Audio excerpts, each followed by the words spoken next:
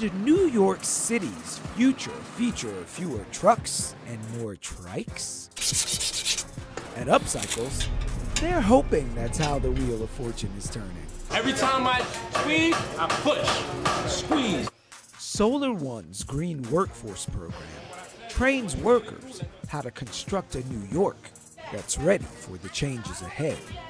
If we could just address the energy that buildings waste, we could cut back so much on carbon emissions.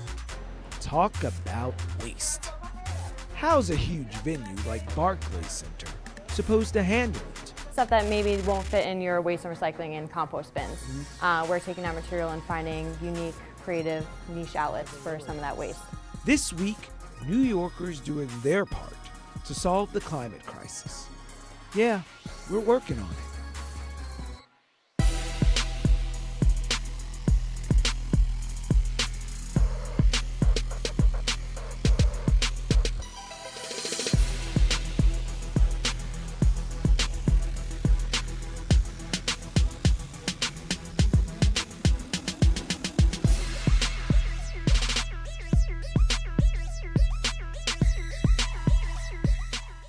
Recycle, reduce, reuse.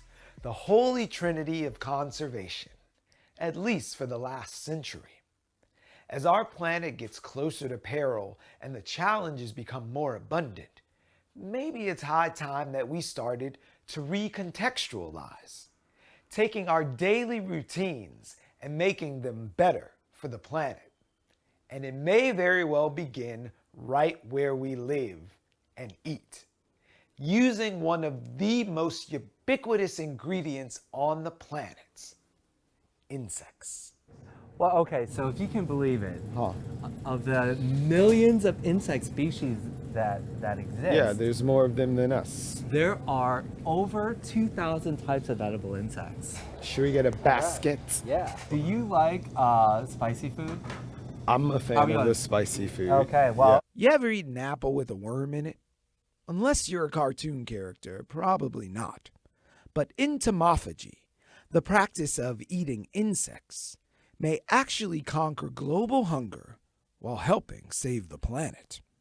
Maybe we could just get some jalapeno. This is an awesome grocery store, but there's no bugs on the shelves. If we want to break down the stigma and open people's minds to it, why aren't they next to the seitan or the basil or any other food item? I think that it's coming. Yeah. I think essentially what's happening is that it is still sensationalized and stigmatized a little bit. And so right now there are supermarkets that are carrying them, but it's just not prevalent in any grocery store you go to. Okay. But there are specialty stores that are carrying insect protein now. We've got more entomophagy in a bit, but what about sustainable building?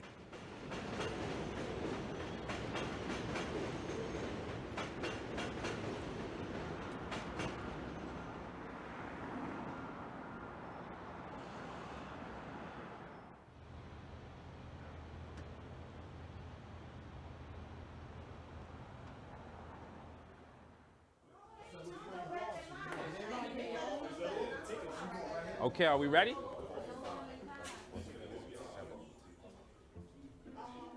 My name is Gary Smith. I am one of 3 instructors at Solar One. So Solar One is a green energy education program. We provide education to individuals as well as organizations and companies around the city. And the education centers on sustainability and energy efficiency. The Green Workforce Program is a segment of Solar One. Test, nerve test. Oh my God, you're gonna be fine.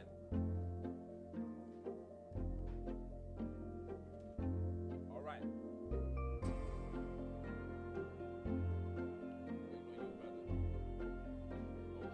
Okay. So, welcome to electrical now. We focus on everything from environmental literacy and climate change to solar and renewable energy. First off, what is electricity? Movement of electrons. We introduced the participants to the problems that we're facing with respect to climate change. So how do we spin something is the question. Well, for years we figured that we would burn fossil fuel. And you see? Can you charge my phone? We teach them how buildings are considered the low-hanging fruit. Lights up. If we could just address the energy that buildings waste, we could cut back so much on carbon emissions.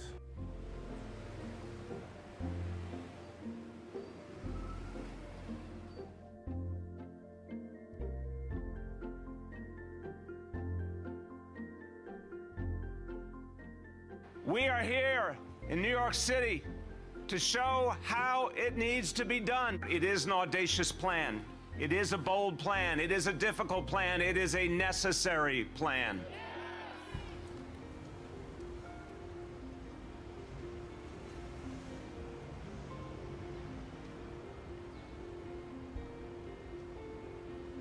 When we talk about sustainability or green energy, we're talking about a multifaceted approach that involves not only improving the way we produce electricity, but also limiting waste. And look how much What we've realized is we can install the most efficient equipment into buildings that we want.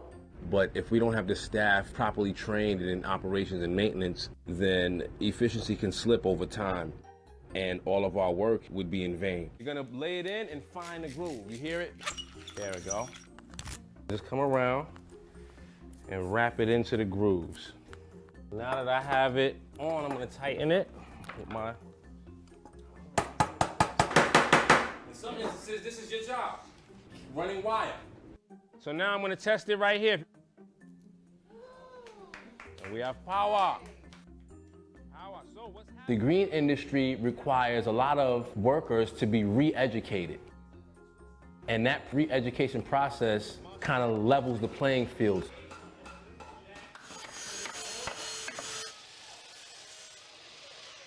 We also provide training to individuals who were formerly incarcerated or people who are in shelters and overcoming substance abuse problems.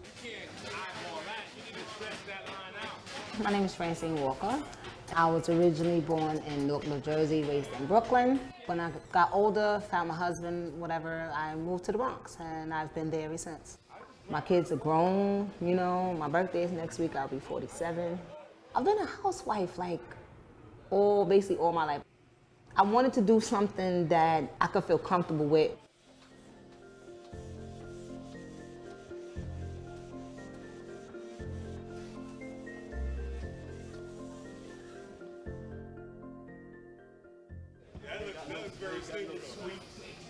My name is Terence Hubbard. I'm from the Bronx. I've been in the medical field for some years, but I'm a certified dialysis technician. As far as I can go is to further my career, I'm at the top. When I was younger, I lived in New Jersey and I was building homes. So I said, let me go back to construction. But now I'm living in New York, and with New York, you need certain certifications. I'm currently unemployed. While we're here working to get the certifications, there's somebody at St. Nick's that I gave them my resume, and they're refining my resume. All of those things just seem right in line with helping you get a job.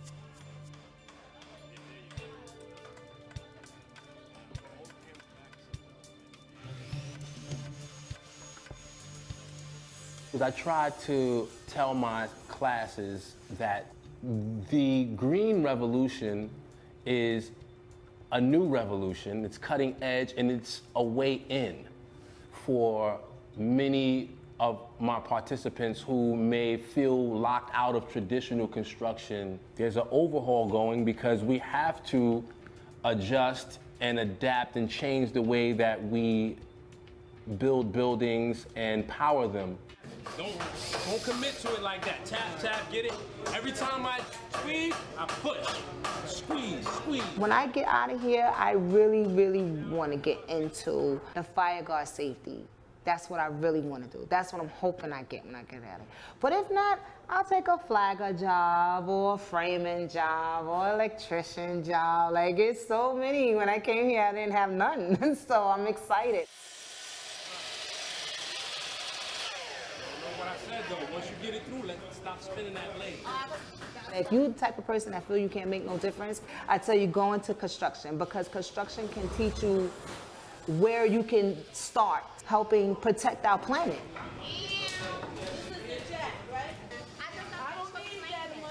What do I think the future of green workforce is? Necessary, to say one. It is necessary because without it, we don't train the necessary workforce to be able to implement the steps necessary to combat climate change. And I believe that ultimately we will be forced to action when we do fully transition and make the commitment to a sustainable society. My participants will be ready.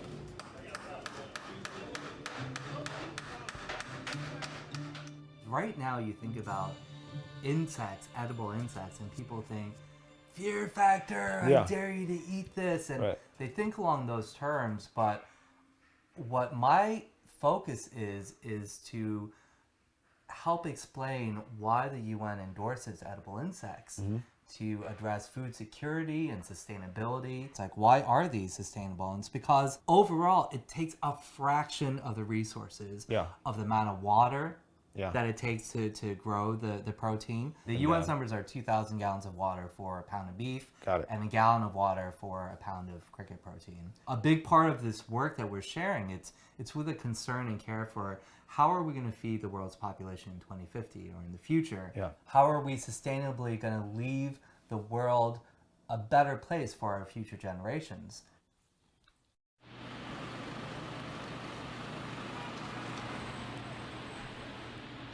Delivering goods in New York City is a mess right now. There's a lot of stuff moving around the roads, and to now that's meant a lot of trucks. And that's noise, it's pollution, danger to pedestrians. So enter the smaller human-powered and electric assist delivery vehicle in New York City. Our goal is to get trucks off the road. We really believe that a human-powered electric assist cargo bike is just the right tool for the job in a city as dense as New York. The roads just get smacked on by these 24-foot trucks all day long. I mean, it's crazy here. It's hectic here. It's like there's a lot of people and there's a lot of places that all need stuff and they need it yesterday.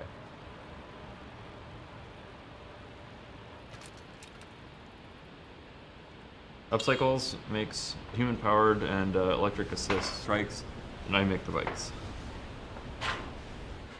Measure once, cut twice. Measure twice, cut once. Measure never, cut forever. That's what they really say. This is like the first step of this, so we'll turn this into like the front end of a bike pretty soon here.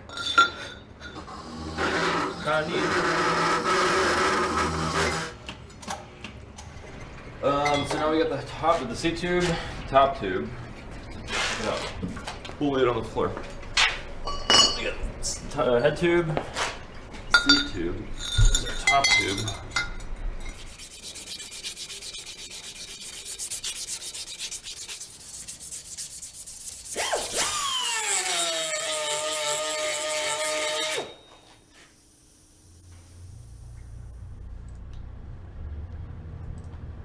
So in terms of the actual geometry, we have sort of a rear frame and a sort of rear wheel geometry that we like to keep consistent. You know, the question from that point is figuring out mounting hardware and where the light's going to do and those sorts of aspects. But just to get a bare frame, welded together, designed, and built up with all the bike components it needs to be functional, 2 weeks. We can make it happen pretty quick. It's a beautiful thing. Start her up. Fellas. Wrong way. Always the wrong way.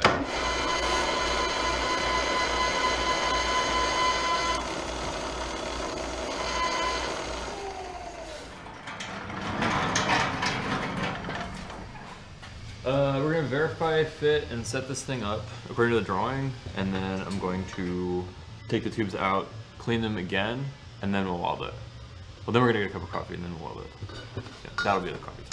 So I don't like to have like to weld without a cup of coffee. You know, like I think that's reasonable. That's gotta come way down. If you're being sloppy, you're gonna get sloppy results. So right now, you see how we got this huge gap? Like, that's not gonna work. I mean, it's not like an enormous gap by building a building standards, but like for this sort of thing, it's really gotta line up to about like 3 or so thousandths of an inch.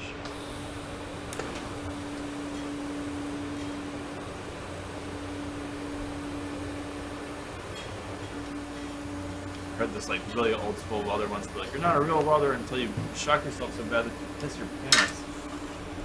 I don't want to be a welder. That sucks.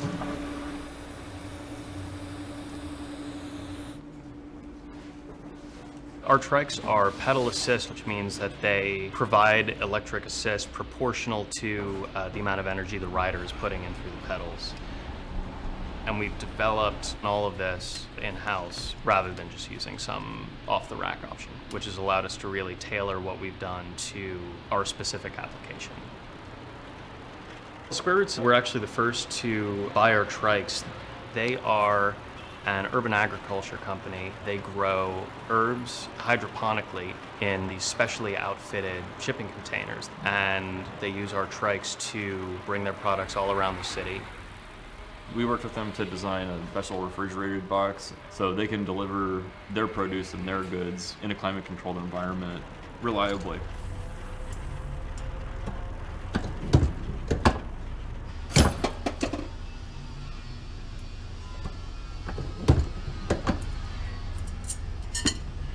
On a two-wheel bicycle, most of the loads that are transmitted to the wheel are in the vertical axis of the wheel itself, without a lot of side load.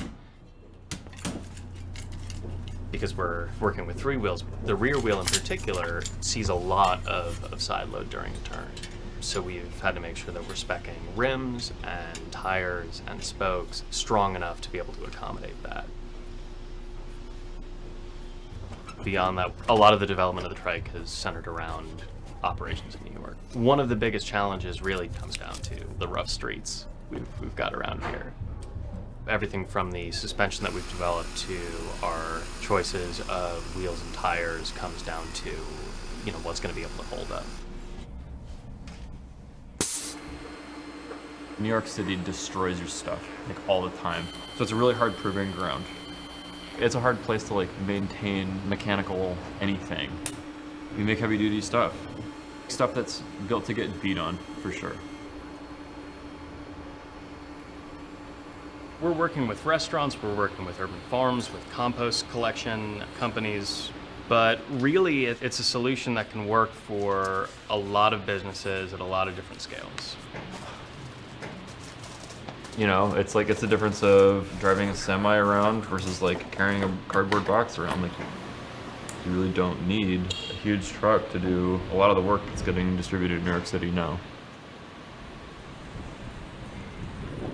There are other companies making other cargo bikes. It's an emerging market, one that's a little bit more mature in Europe, but even within Europe, companies operate in these local and semi-local spheres. And I think a big reason for that is that these vehicles need to be tailored to the specific cities and environments they're riding in to make sense right now. They're vehicles that are built in Brooklyn and New York for Brooklyn and New York, and we wouldn't be able to do that anyplace else.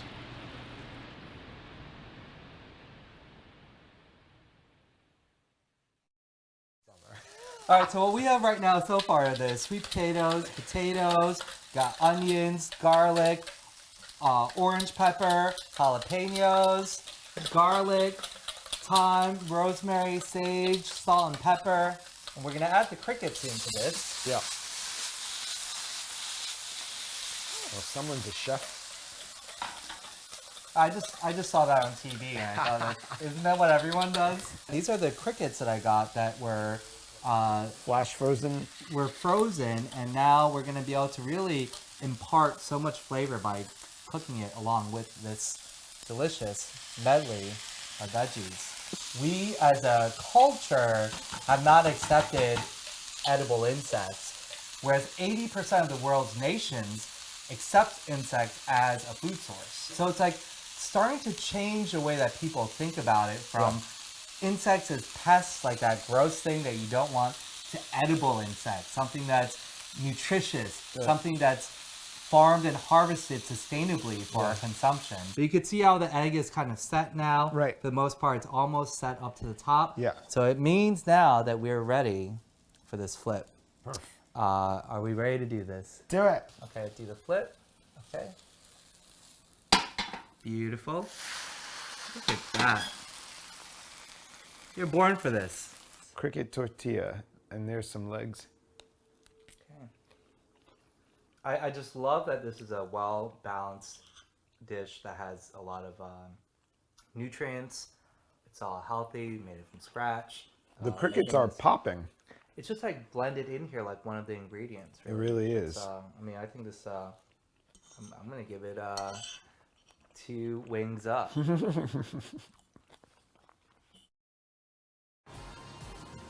Flatbush and Atlantic. Since 2012, home to the home of the Brooklyn Nets, New York Islanders, and occasionally an ice skating mouse. 19,000 seats, 101 luxury suites, bars, lounges, and every food option from Weight Watchers to boneless buffalo wings. But beyond the cold beer, bright lights, and sellout crowds, the Barclays Center is a major operation.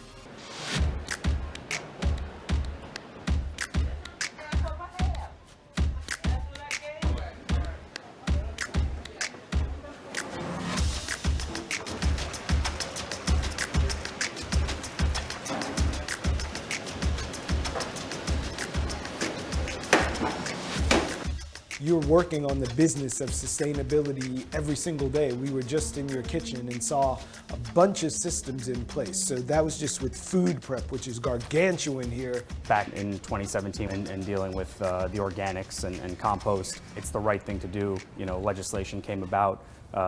We had to find a hauler that would work with us, and we could work with them.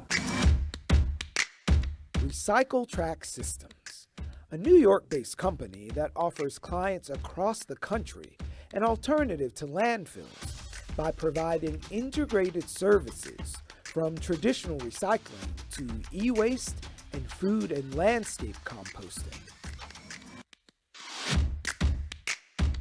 I've heard it said that you and your company are the Uber of waste management. How do the people at the home office think of that?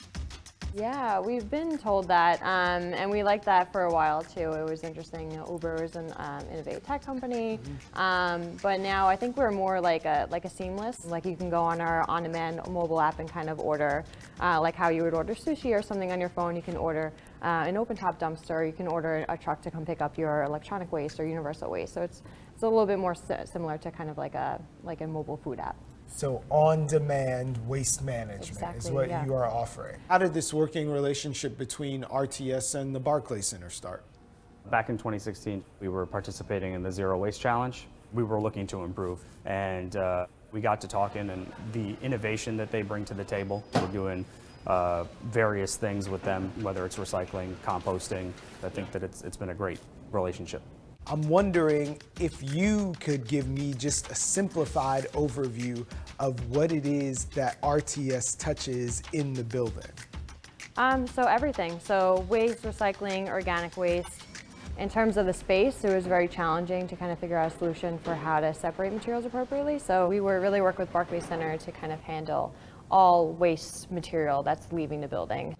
To implement 2 split compactors, one for trash and organics and then one for recycling and cardboard.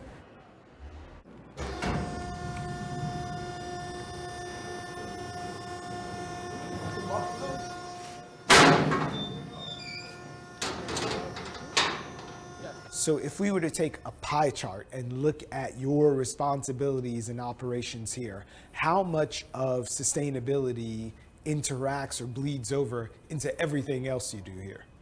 I think there's a big crossover. We have brand new carpet, you know, just renovated this past summer for the new upcoming season. Over 10,000 pounds of the old carpet collected, donated, recycled. So And it's not like when your mom calls Empire and you get new carpet. No. That's a lot of carpet that you guys really kept out of the landfill. 10 pallets left the building. I don't think that's something everybody would think of when they saw the new carpet. Yeah, just standing on these little tiles, you don't think that there's 10,000 of his friends for every little square foot that I'm standing on. We're really big on donations with Barclay Centers. Barclay Center will reach out to us and they have some, some chairs and tables and, confiscated lighters that they don't know what to do with. Right. So that's we just kind not of in event-based stuff. Exactly. It's keeping this whole ship afloat. We were talking earlier with some colleagues about lighters that we had confiscated at the building and collected, and then they were donated to an artist that turned them into an art installation. All of those lighters that people just absentmindedly bring in, they found a home. We did a lot of renovation this past summer. So one of our premium spaces downstairs, we gutted the entire thing and did a full construction project over the course of 6 to 8 weeks. We had ottomans, we had couches, we had coffee tables, end tables. So stuff that maybe won't fit in your waste and recycling and compost bins. We're taking that material and finding unique, creative, niche outlets for some of that waste. So we were able to donate a bunch of couches and ottomans and side tables recently to local reuse organizations that give it to local schools and local charities that maybe don't have the resources to go out and buy it new. We're kind of taking something that would have been wasted at Barclay Center and giving it back to the community. You guys are working with properties all across the country. How is New York compared to other municipalities and what we're doing with our goals and execution? New York City has a lot of legislation that they've been rolling out throughout the past few years. So in 2016, they required all businesses to separate their recyclable material in every commercial business. That's really helped kind of get businesses to think about the environment and waste and recycling separation and do a better job. What could we be doing better?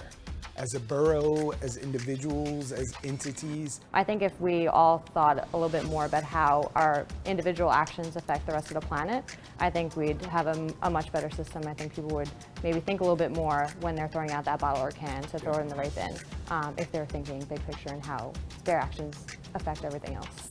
And just don't be a jerk. Yeah. Don't be a jerk.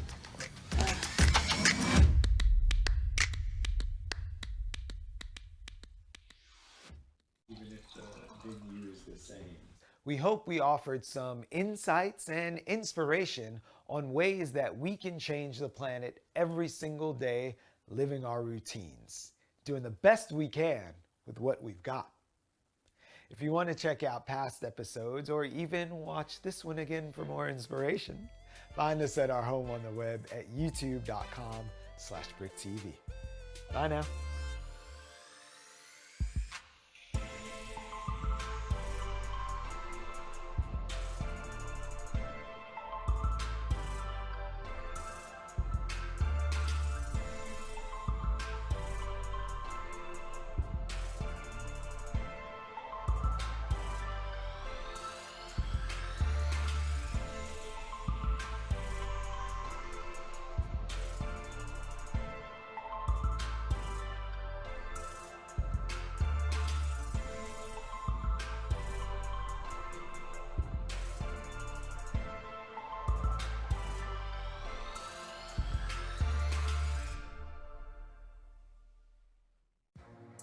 You walk into your bodega, put your money down, and pray that someday your number comes up.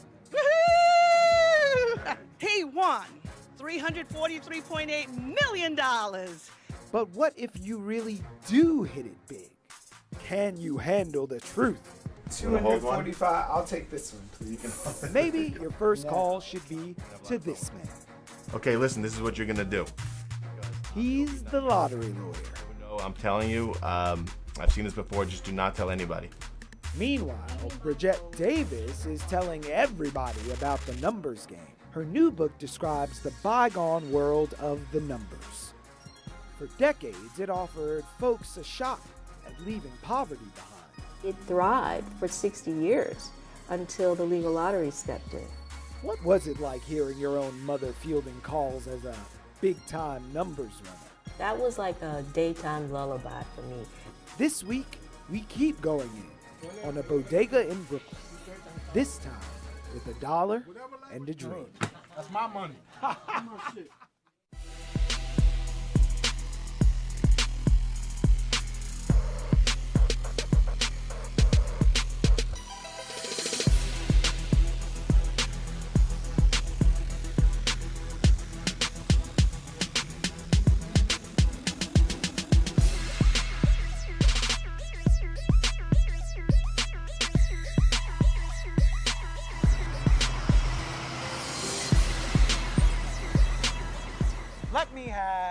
$3.69, $1 straight, $1 box for the midday.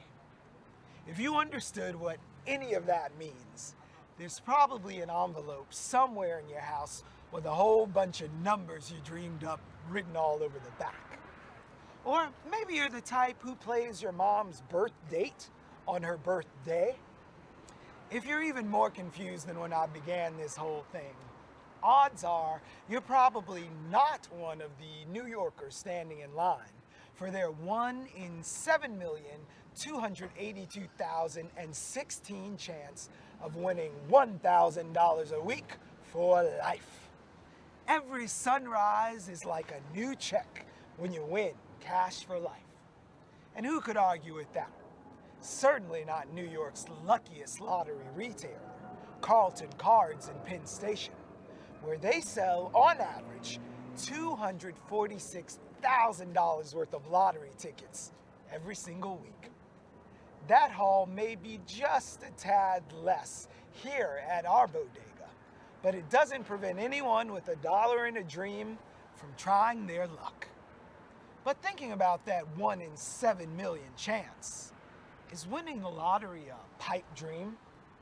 Some critics go as far to say that it's a tax on the poor that preys on those who can least afford it. Nationwide, people with incomes under $10,000 a year spend about $600 annually on lottery tickets, and that's nearly 6% of their income. One national research study concluded that lotteries set off a vicious cycle that not only exploit low-income individuals' desires to escape poverty, but also directly prevent them from improving upon their financial situations. But it ain't all bad. Since 1967, $64 billion, that's all the profits from the sale of New York State lottery tickets, has gone to K-12 public education. So whether you're in it to win it, or you don't want to waste your money, have some fun already as we go in on the lottery. All you need is $1 and a dream. But where does that dollar end up? And if you do happen to be the 1 in 302.6 million, how much money do you actually get? Let's start at the beginning. Government-authorized lotteries in America started in the mid-1700s. Columbia University was even largely funded by multiple lotteries. By the 1790s, the average resident of New York and Philly spent the modern equivalent of $1,400 a year on lottery tickets. In the 1830s, things shifted when operators started pocketing the cash, and religious institutions started saying the game was a sin. Lotteries went underground for another century, but stayed popular in urban areas. And in 1963, New Hampshire passed a bill permitting a state lottery dedicated to funding education. And New York followed shortly after. But just exactly how much money goes to education? Well, from 2017 through 2018, the New York State Lottery brought in just shy of $10 billion.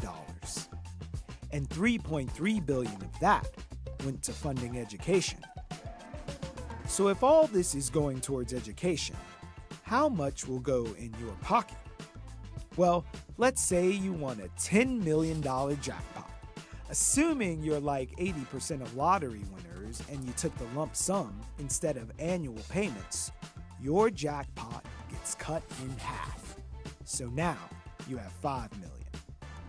The federal government takes around 24% of the winnings for taxes, and then state and local taxes come after that. So, of the initial $10 million jackpot, you're now left with around $2.5 million. But what about scratch-offs? Usually lower stakes, but depending on the game, they can offer up to $3 million in prize money, or the classic win for life. Your odds of winning a couple of bucks are around 1 in 3. Scratch-offs are by far the biggest money makers for the New York Lottery. bringing in over $4 billion in the 2017-18 fiscal year. So who's playing? Well, according to a Gallup poll, 50% of Americans, more specifically in Brooklyn, East New York, East Flatbush, and downtown Brooklyn are the biggest scratch-off buyers. Given that if Brooklyn were to secede from New York City, it would be the country's fourth largest city. That's a lot of people, and a lot of lotto tickets. But is it worth it for our bodega owners? The lottery pay you 6%. So it's for a lot of every work. dollar, so if I buy my $2 $144 million ticket, you get 12 cents. 12 cents. The 12 cents they charge me tax. Yeah, oh my goodness. $2 goes to them, 12 cents goes to you on this side, and then on this side, the tax guy is saying. Yeah. So at the end of the day, how much of that 12 cents is yours? I don't have it like that because it's Yeah. too much work. Yeah, to even look at it. Yeah, just run the computer, how much you will sell, like Yeah. that. So you need to sell a lot more dollar ice cups to make it worth it yeah. to come out and work in the morning. Yeah. I'm feeling a 7. I'm feeling 4. A 7, a 4, and I want to say 6, but it might be 3. A 7, a 4, and a 3. A 2. 7, 4, 2. Uh-huh. I'm the lottery whisperer. I'm gonna put it his way. called donation, 742, donation. Dollar straight, 50-cent combo. My number now. So explain to me the whole box versus the straight combination, whatever. Like, this is straight. 808. 808 is straight. So if it came out 088. That's called a box. So what's the most that you've ever hit playing Me? the number? That I've ever hit? That you personally Me? walked away with from G Money. From G Money? Yeah. What was it, G? 330 a few times? The 200s? No, the 600s. Let me get 310. Yo, nice meeting you guys. 50-50. That's a good number, 310. That's my birthday. I hope 310 don't come out today, maybe tomorrow, because I need that Come on, 889. Mr. Miranda. I need it. That's my dude. Nah, that's my buddy. He's all right. I'm You'll hating. give it to me I'm today. hating because he's a You'll new give guy. it He's to going me to win. today. He's going to win. I just bought my first lottery ticket with you. So what do you think my odds are? Just don't get your hopes up. That's it. Oh, man. He won from the October 27, 2018 Powerball drawing, $343.8 million. He hails from Manhattan. Please help me welcome and congratulate Robert Bailey. Woo-hoo! What you do between buying that winning ticket and having Yolanda Vega counting your money can mean the difference between being a lottery success or a cautionary tale. So, who you gonna call? Hello, this is Jason.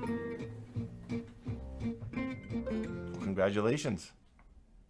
What state did you win in? Wonderful, wonderful. Sure, we'll travel anywhere. Yep, we go to California all the time. The initial conversation will kind of address your goals. I'll explain to you my experience. I've seen things go well. I've seen things go bad. We're going to have a lot of fun with this. Okay, listen, this is what you're going to do. First, because you're in California, you need to sign the back of the ticket. All right, we can't make you anonymous, so sign the ticket. It'll make it safe. Next thing you need to do is make a copy of the ticket and put it in a very safe place. If you can get it to a safe deposit box, that would be perfect. And now listen to me. What I'm going to tell you is very important. Do not tell anybody that you won. Yeah, you could tell your wife, you could tell your kids, but make sure they don't tell anybody because it'll be a nightmare. For the more people who know, I'm telling you, I've seen this before, just do not tell anybody. It's going to be hard not to, but do it. That was free advice for someone who just got a seat on the gravy train. But for all the aspiring power ballers, going in travel to Rivkin Radler Attorneys at Law in Uniondale, Long Island, for an audience with Jason Kurland, the lottery lawyer. That nickname is well earned. That checks. Yep.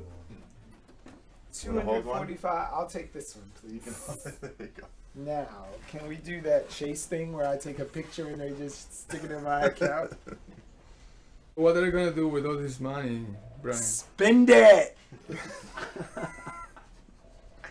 right. I couldn't imagine. I could not imagine. Jason, you know more millionaires than Yolanda Vega did. A lot of my clients are regular players, so they do play every week.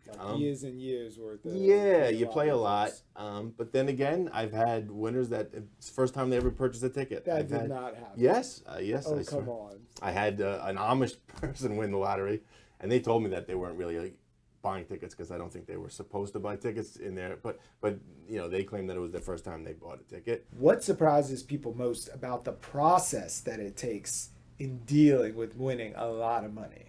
The immediate reaction is jumping up and down, screaming that you're the winner. And then 5 minutes later, it's complete freak out. Yeah. Right? They're so nervous. Their lives are changing. Look at it again. Yeah, making sure that they, you know, that it is the right ticket. Right. And then there's so much responsibility that comes with it. You know, and you're afraid if you have young children, you're afraid for their safety. If you have a big family who, you know, you don't trust them with money, how are you going to deal with them? They don't sleep. I'm telling you, from the time I get the call to the time that, you know, we claim, there's not much sleeping. So, Really?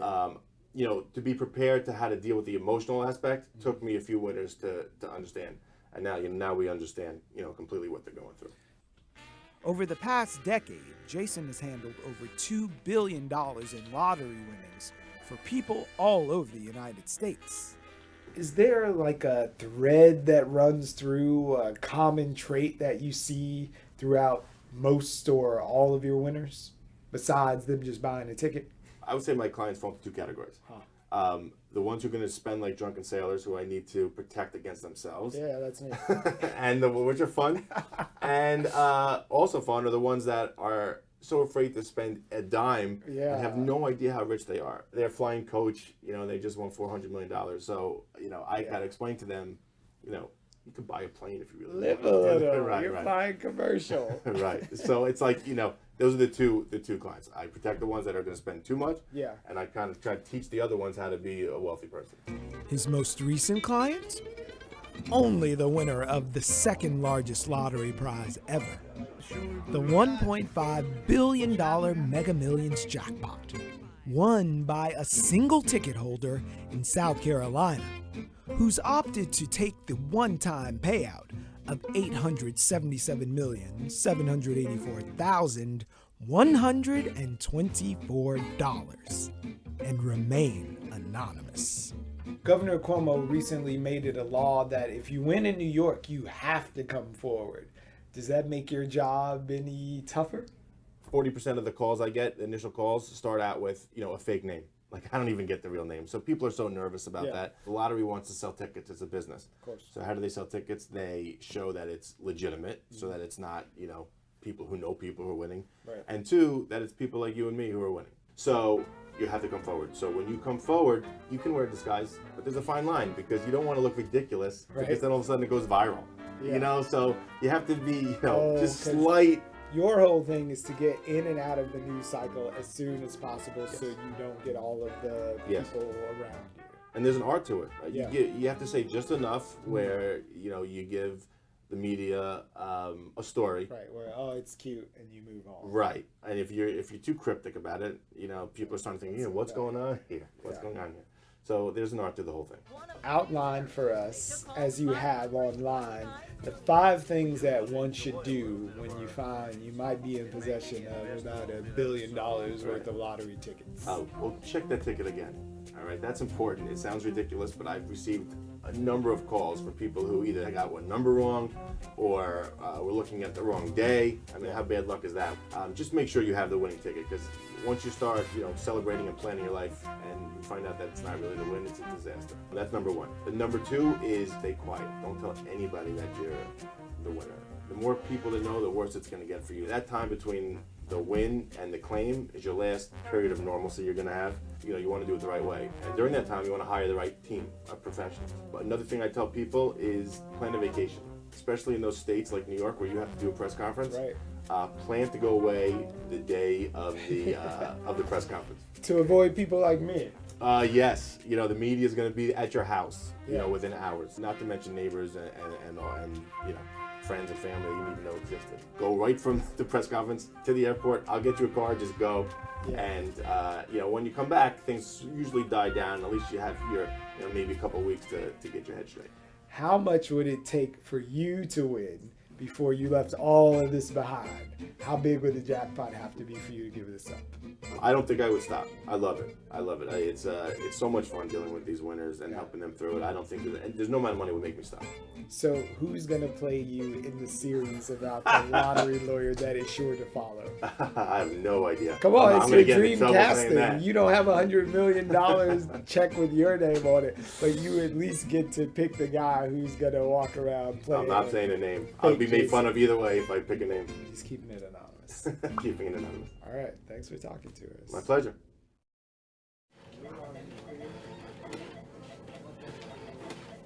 I got $1 in a dream. May I have a take 5, please?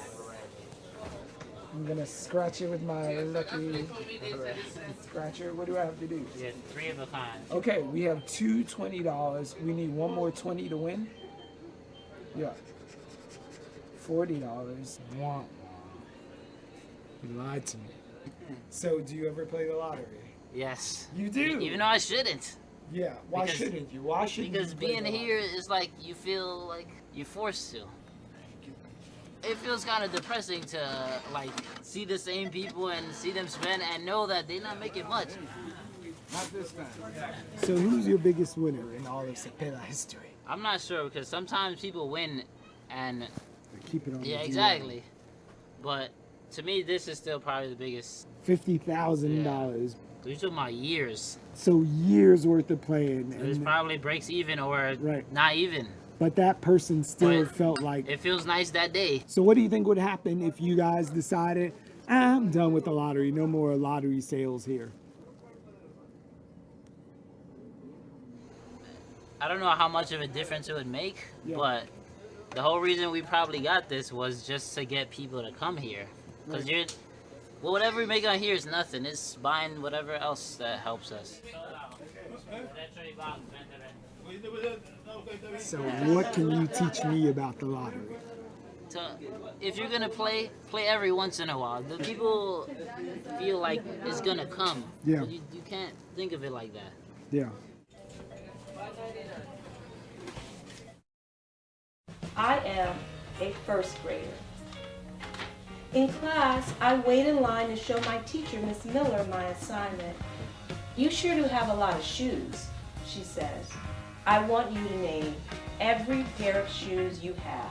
I managed to recall 10 pairs, the black and white polka dotted ones with a bow tie, the buckled ruby red ones, the salmon pink lace-ups. 10 pairs is an awful lot. The next day in class, Miss Miller calls me back to her desk.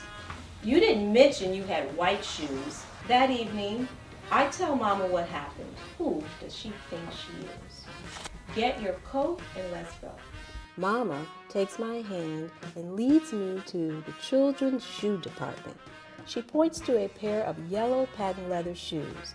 Those are pretty. Nonchalantly, Mama opens her wallet, pulls out a $100 bill, and pays for the shoes, while the saleswoman looks at her the way Miss Miller looked at me. You're going to wear these to school tomorrow, and you better tell that damn teacher of yours that you actually have a dozen pair of shoes. The next day, I wear my brand new shoes with a matching yellow knit dress. Nervous as I walk up to my teacher's desk, I announce, Miss Miller, I have 12 pairs of shoes. She looks down at my feet and then levels those blue eyes at my face. Sit down. The children's shoe department at Saks Fifth Avenue, Detroit, is a world away from the Jim Crow Tennessee of the 1950s. In that decade alone, more than 1.1 million Black Americans made their way up north to cities like New York, Chicago, and Detroit, with dreams of civil liberty and economic prosperity. The reality that awaited them was a harsh wake-up call. My mom, her family had been in Nashville for generations. Her grandfather was born into slavery there. So they had deep roots in Nashville. My mom didn't understand struggle at all at that point. So why would she leave Nashville, she and my dad? and my 3 older siblings because they wanted some liberties. Even though Nashville was comfortable, my mom couldn't vote there. Her daughters couldn't go to a decent school. And then they got to Michigan, and lo and behold, they were not prepared. For the first time in their lives, they were in poverty. It was debilitating, and my mother thought, oh no. No, that's not what I'm made of. I have to make a way out of no way. That way turned out to be an operation that made Fannie Davis a one-of-a-kind businesswoman, sole proprietor of an enterprise that would sustain the mother of 4 and her family over the next 40 years, and aroused the suspicion of a nosy first-grade teacher. I could just feel it. This is not a good situation because I have a big secret, and this feels as though she's getting close to something I'm not supposed to tell. Not supposed to tell about her mother's numbers running operation. Well, my mom was really smart and a quick study, and she had a motivation. She needed to figure something out. She saw her neighbors playing the numbers, and she thought they could turn those numbers into me. She was the only woman. The numbers are this ubiquitous experience in Black culture. The numbers started in Harlem in the 1920s by one man who came up with this elegant system. It's simple. You just take 3 digits and you decide to play them in a particular combination and you hope they come out. When you played $1, you could win 500. Yeah. You know, this game helped people in Harlem during the Depression. Fast forward, it's been throughout all of these communities in Black culture. While business was good, it also kept her mom on the wrong side of the law. My mother made it clear to all of us in her words and in her actions that this business was legitimate. It just happened to be illegal. Explain the numbers business to me as you saw it manifest in your life. It started with hearing my mother on the phone and watching her take her customers' bets. 442 for a quarter, 693 straight for 50 cents. Is this both races, Miss Queenie? Hearing that rhythmic sort of like way that she would repeat each number, that was like a daytime lullaby for me. It was a way of knowing everything was right in the world because she was running her business. I was wondering if you've ever heard a criticism of the numbers that actually gave you pause. The criticism that would get to my mom a lot would be that it's exploitative, that people like her were preying on folks who had problems with gambling. She didn't see that happen because Detroit had a bunch of Black folks working for the auto industry and they were doing pretty well. They were solidly working and middle-class folks who were using their extra money to do what they wanted to do for pleasure. And for a lot of them, it was playing numbers. Yeah. So this idea that if you play, you somehow are spending money you shouldn't spend is a way, I think, that some people like to legislate Black pleasure. Revenue from the numbers fueled an entire parallel economy, where Black dollars were redistributed to business, cultural, and social causes that benefited communities of color. The NAACP and the National Urban League were fledgling. Numbers men in all the major cities fueled those like institutions and gave them the resources so that they could survive. You know, the numbers were brought to Detroit by a man named John Roxborough. He also was Joe Lewis's manager. He took all that money he made in the numbers and he invested in Joe Louis, who became the heavyweight champion of the world. And Joe Louis is a hometown hero, but he's an American hero. And I'm telling you, I don't think he would exist without that numbers money. What scale of money? Millions and millions. Literally millions. And this is in the 50s and 60s. Yes. Yeah, all millions the way of dollars. Through the 70s as well. In the Black community. Yes. And it was a true underground economy. Just imagine those dollars circulating over and over and over in the Black community. 10 square blocks. Yes. Yeah. So what does that do? It helps small businesses. When you have thriving businesses, then you have folks who feel good about living in that community. They stay put. They take care of their homes. They want their children in good schools. They can advocate for that because they're living in the community and they care about it. It spreads out and provides a kind of stability that we don't really see today. The money was rolling in, and the powers that be took notice and eventually took action. It thrived for 60 years until the legal lottery stepped in to replicate the same game. What's fascinating is in New York, activists and local politicians and even Congress members fought back. They were like, this is our economy. Even though it's illegal, don't take it from us. But it didn't work. Ultimately, the state was able to take it over because voters decided they would legalize it. In what ways are you your mother's child? I understand what it means to be a gambler. And my mother was fundamentally a gambler, not in the way you might think. She wasn't someone who got excited about gambling, but she was a gambler with her life.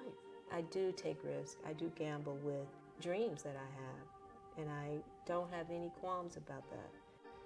As she told me, if it's for something that valuable, then the risk is worth it.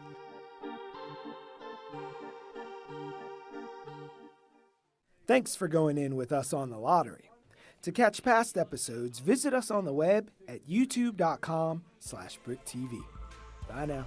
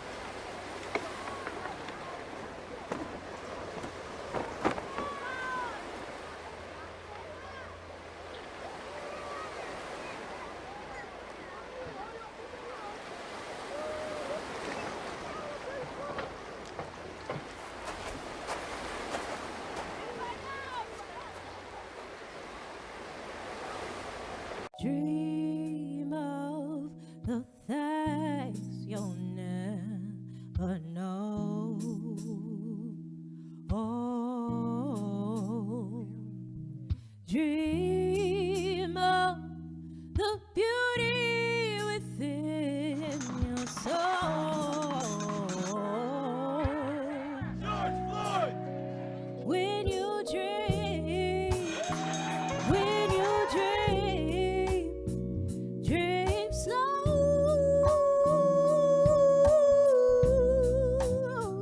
Take the time to let dreams grow.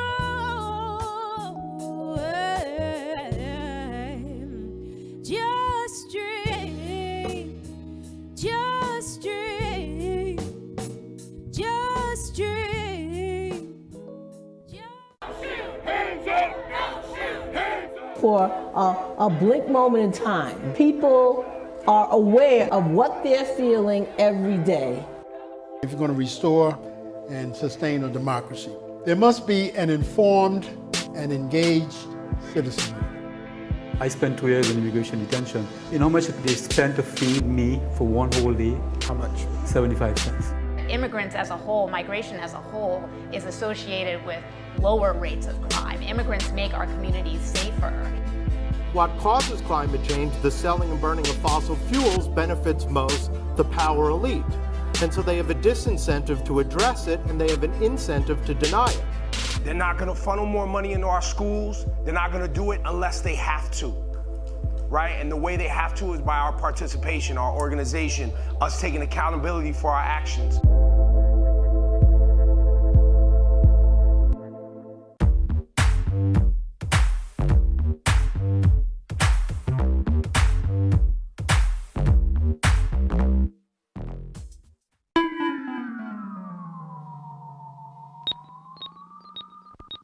From BRIC in downtown Brooklyn, I'm Mackenzie Fagan, and this is Glitter and Doom.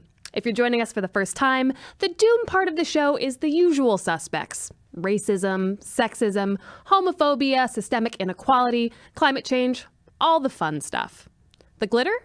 Each week I'll be talking to artists or cultural creators who are fighting back through their work, and we'll be taking a few detours along the way. Late last year, you couldn't turn on the news without hearing about the Caravan, the name the media used to describe the roughly 4,000 men, women, and children moving in groups big and small from Central America across Mexico to the U.S. border. Caravan. While a traditional reading of the word might evoke caftaned merchants traveling together on camelback through hostile deserts, a more contemporary usage brings to mind a joyous carnival or a lovable but unwashed group of friends heading to the Glastonbury Festival. In either case, the word describes a mass, a collective noun, a hashtag squad. Calling these roughly 4,000 people simply the Caravan made it harder for us to view them as individual humans with individual human reasons for undertaking a dangerous journey. Which is why the film Midnight Traveler is so urgent. It follows a family of refugees, not from Central America, but from Afghanistan, as they make the harrowing trek to the EU, seeking asylum. What sets this documentary apart is that the director of the film is also its protagonist.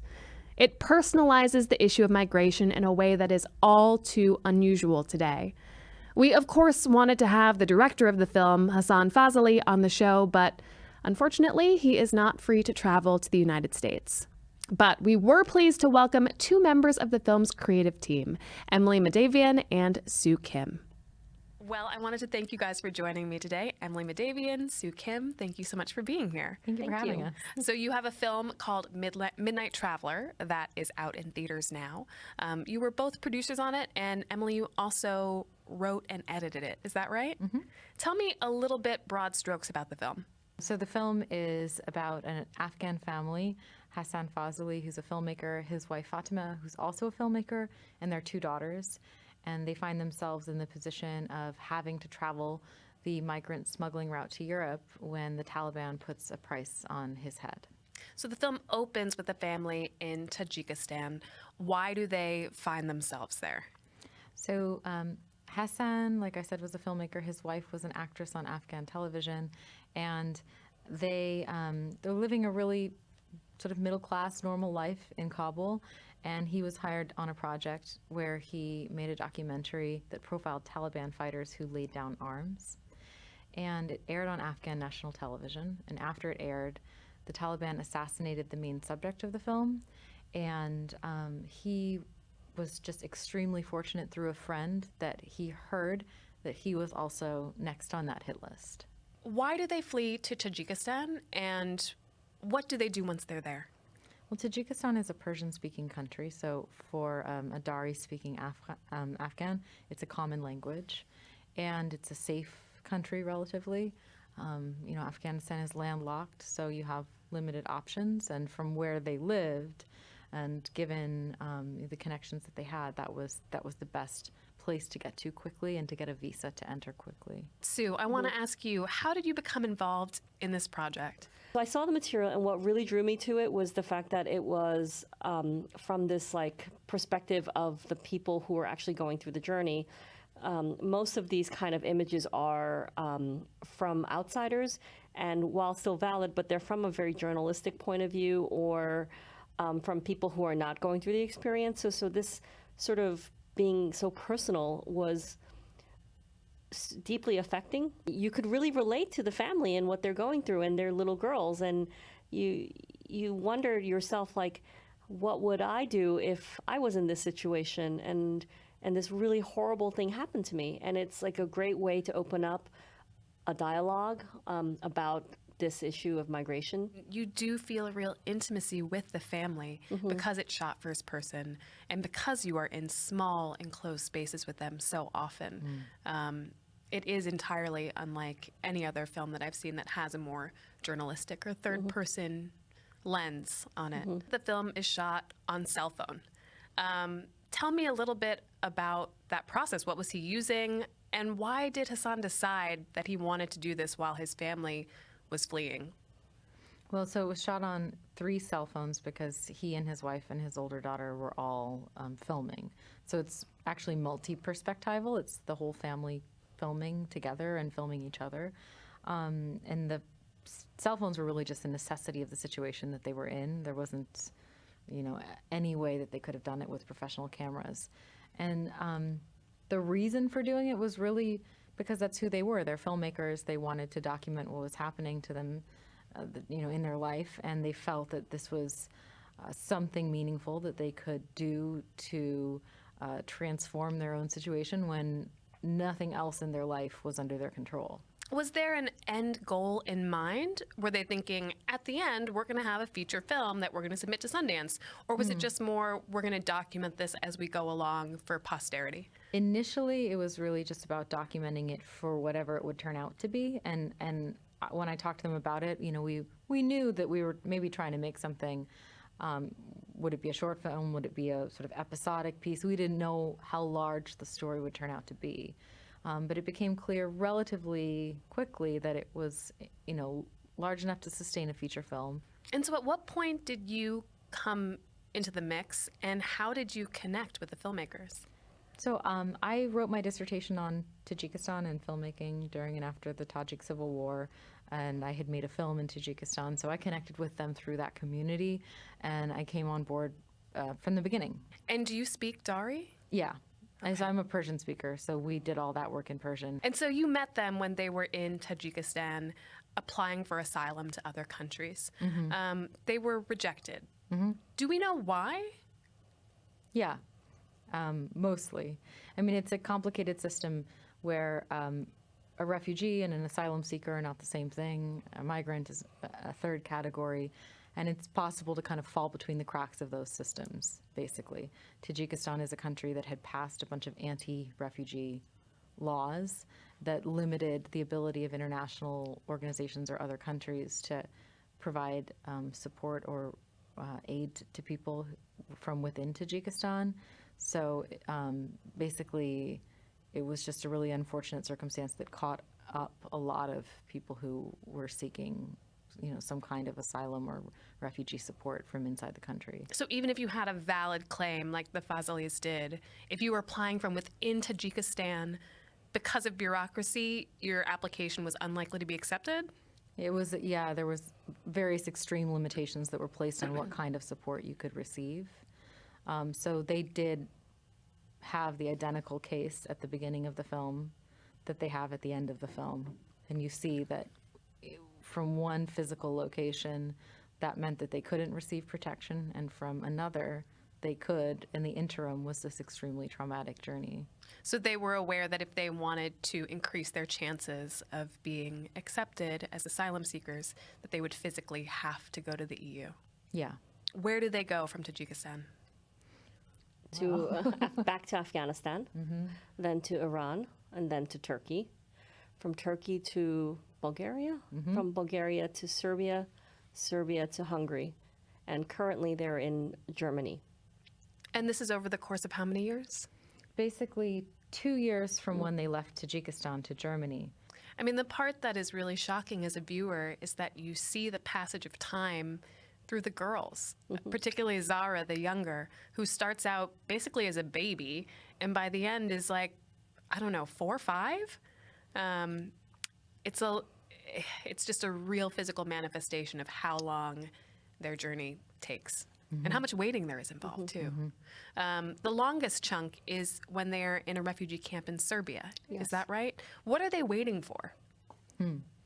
So in Serbia, they were waiting for their names to come up on a list that would allow them to go to Hungary and put in an application to the Hungarian government. And there's a lot of people on that list, and some of the people end up leaving the list and trying smuggling routes through other countries. But the legal route is to wait for your name to come up. And in that case, it was 14 months. And why was Hungary the end goal in that case? Well, Hungary is the edge of the Schengen zone of the EU. So in Serbia, they're not inside the EU, and in Hungary, they are. So you knew of Hassan's idea about making a film from this voyage before he set off. Mm-hmm. How did you guys work together? How did you stay in touch while he was sleeping in the forests of Turkey trying to cross the border? And how did he get footage to you? Mobile phones are remarkable. They have reception all over, so we were in touch through the mobile phones. The footage, I just arranged people to meet them and copy the footage off of their media cards onto hard drives and mail the hard drives to me so that I could keep the footage safe while they were traveling. It's so confounding to me that you're able to move the information, the actual footage, the cuts back and forth so freely that you were able to have people meet him in countries and bring the footage or upload the footage. And meanwhile, you're watching this incredibly arduous physical journey that people are making and these borders that are not porous. Knowing the process behind that is actually, it's just in such stark contrast, I think, to the film that you see. Right. That the footage is able to go places that they're not, right? Right, right. Sue, how did you have a sense of how you would know when you were done? I mean, this took 3 years, right, from the beginning of the story. And it ends, we should say, with their asylum claim being accepted. But were there points along the way where you're like, this could go on forever, we should just end the story now? There was some degree of urgency in getting the story completed and having the film released as soon as possible. And when the funding was in, that was possible. So we had there was a lot of time in Serbia. And so I think that kind of we were getting to a place where, well, we'll see where we are at the end of the editing process. And I guess it takes you don't know what's going to happen, but towards the end of our edit, they were in Hungary. When we saw that footage, it was like, this is Europe, this is the ending of the film. It felt like a very clear stopping place. Because of course, the refugee story, or the asylum seeker story, or the migrant story goes on for years. You could, if you wanted to follow something to its conclusion, you could still be filming this story. Sure. Because these are stories that have long, long end lives. The film premiered at Sundance. Was the family able to come to the premiere? No, they were not able to come to the premiere. At that time, they still don't have passports, so travel is difficult. And I think, with the pending, case, with an open case, it's really difficult to travel. With the fact that Hassan and his family can't travel, weren't able to be at Sundance, how do you guys think about being the spokespeople for this film? Do you feel certain responsibilities knowing that you have to speak for him in many cases? Well, that's awkward, I think, because part of what the film is trying to do is allow the family to speak for themselves. So part of what we have to do is try to let the film do its own work and then frame what the film does for people, or answer their questions about how it was done. And but we don't want to be speaking for the families, so it's a little bit strange because it puts us in a position that is exactly what the film itself is trying to avoid doing. What do you hope that American audiences take away from watching this film?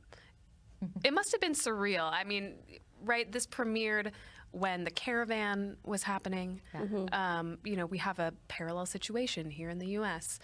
What do you hope that Americans are thinking about when they watch Midnight Traveler?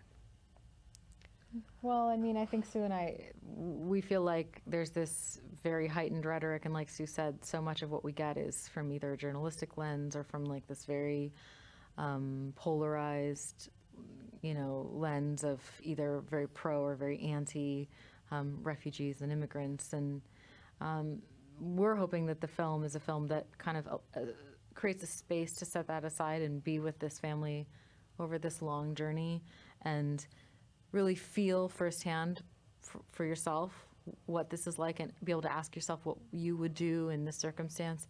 And then maybe afterwards, there's a conversation that you can have with your family or within your community about these wider issues that the film is framed within, but that for that 87 minutes, you're with this one family on their journey. I mean, I think that's the goal, is that the film can really open up a way to talk about these issues. And one of the, I think, things is that in America, it's not taking place in America. So it gives it sort of this like way of someone being outside it to look at it. I'm curious about if it has changed the way you think about borders at all, working on this film. I think it's a yes and no question. It's really, I don't think you can just like flat out say like, okay, you know what, I'm gonna like move to New York City. I'm from wherever you may be from. I think there needs to be some way of regulating something, but I do think that what the real issue is that I think there's no protection for people who are in these very difficult situations, and that's really the issue. Yeah, I mean, in their case, what we see is, I think a lot of the conversation is around, should there be borders or should there not be borders? And when I'm talking about like creating space for another conversation, it's in part to get around that, because here you have a family that gets a visa to legally go to Tajikistan and then does everything they can, puts in 50 applications to all these different places with a totally valid asylum claim saying, please someone help us, and finds themselves forced onto a migrant route. Forced to put their kids through this terrible trauma, in the hands of smugglers who are pretty unscrupulous, and some pretty terrible things happen to them. I think we see how broken that bureaucratic system is, and how much trauma the system itself is inflicting on people who were trying to use the system in a legal way. So aside from borders or not borders, I mean, we see that at some kind of human level, the system is just really damaging the people that are trying to access basic safety. You see the family in some of these incredibly vulnerable positions, and I'm thinking of the scene where a smuggler comes and says that unless they give him more money, he's going to kidnap their daughters. Or even when they reach, relative safety in Bulgaria, and there are nationalist gangs and they are subjected to violence, and one of the girls almost gets hit. Those moments are contrasted with clips that feel like home videos. How did you, as an editor, how did you strike that balance between those moments of levity and actually needing to show the actual seriousness on the ground? Well, that was really about looking at what the footage was and trying to work with what the footage was, and recognizing that what the family was documenting was a harrowing journey, but it was also their story, and part of their story was that their kids were growing up, and they are people who have a sense of humor, and they are people who wanted to still have joy in their lives. And so it wouldn't have been true to their story to create a film about people who were just constant victims for 3 years. It was much more true to who they were and to what the story was, to include this lightness and to show that they were doing everything they could to maintain a sense of agency, to maintain a sense of humanity and normalcy in the midst of that awful, system that they were caught in. What was really beautiful was to see these two little girls growing up, in this like very terrible situation. And I think Nagis is a very special young lady. And I just loved the way she played. And one of the times when we're first introduced to her, she's in Turkey and the water is coming up and she says the water is angry. And she's just so delighted by the fact that, this water is like hitting her feet. And I feel like in an essence, like this is what this film is about, is like seeing that and like seeing, how she's growing up. It's such a beautiful scene and so poignant too, because if you took that scene out of context, that would just be another home video, somebody's post on Instagram, an 8-year-old child visiting the sea for the first time, perhaps. But viewed within the context of the rest of the film, it's so heartbreaking. Tell me about the sound design and the score of the film. It was a challenging thing to do because cell phone sound sounds like cell phone sound. And it's really hard to work with. And so that's where like the music, the composition came in really to kind of heighten that sense of like place and also of experience. And our composer Gretchen Jude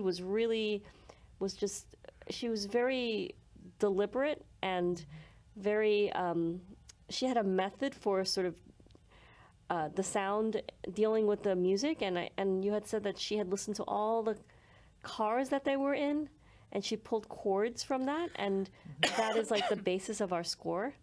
Yeah. And that pulled goes chords from the cars, the sounds of the cars, Yes. or music Yeah. that's on in the cars. No, the sound. Engine, she pitched the engines of each of the cars that they rode in, and she used those pitches to build a chord that's at the basis of the film score. Emily, do you have a favorite scene?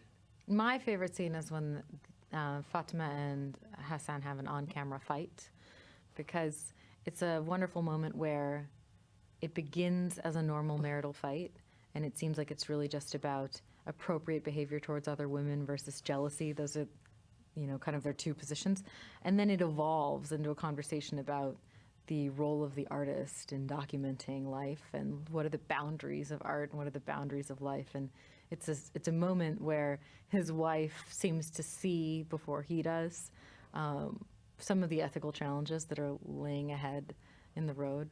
And I also happen to know that's her favorite scene in the film. That's what she's told me. I love that scene too, because he compliments a woman's appearance, a young woman's appearance.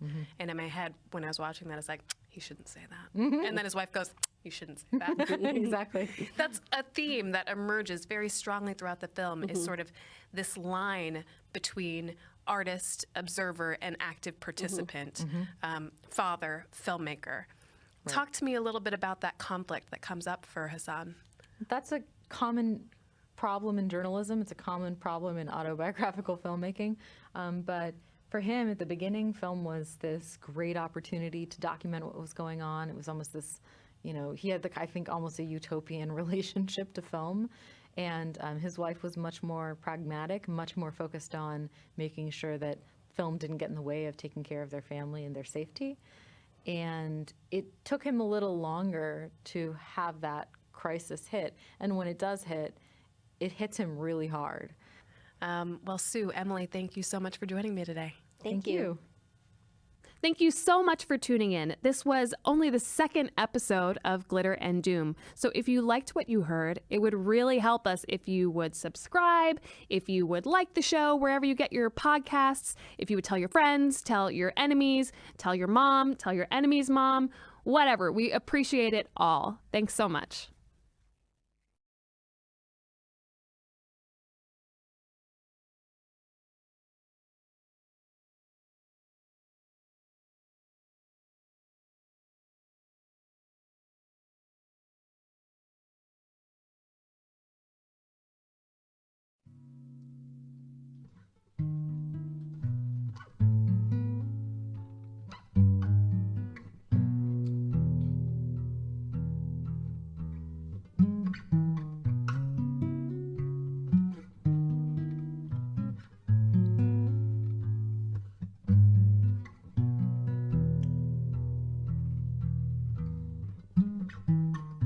In the day, she dresses in her sea blues and chain smokes. When it's late, she throw on a more dark hue. It started in gold. With her smile, she'll frustrate your precepts. She is a fighter. These days, she smokes even with the fever. She don't mind the fire. She don't carry her weight no more. Does anyone have a lighter? Yes, yes.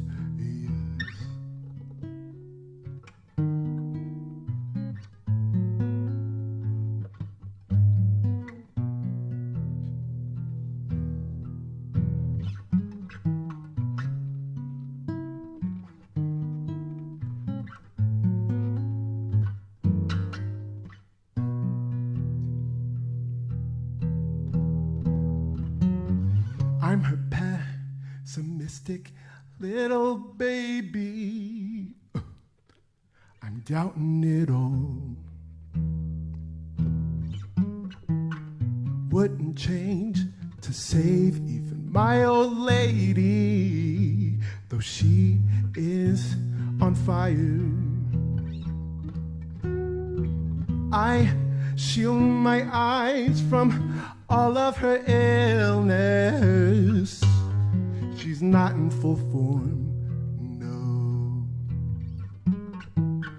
But at night she dresses in her finest. She needs fashion dire, dire.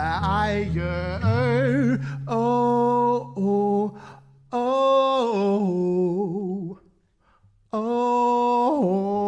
oh, oh,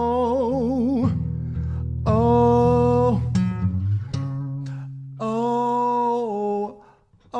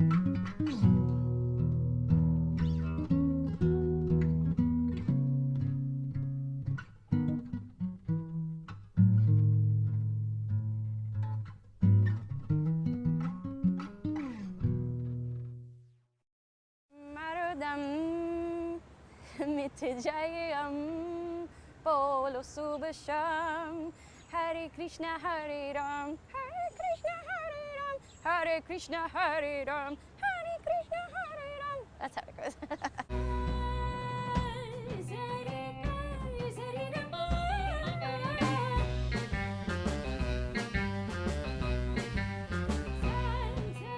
My first memory of hearing Bollywood music was a movie called Grandmother Always Knows Best, which is a Telugu movie that I have not been able to find. And there's a flying car in it, and there's this song about the supercar that I remember. It's like supercar, supercar, supercar. So that was the first Bollywood movie I remember.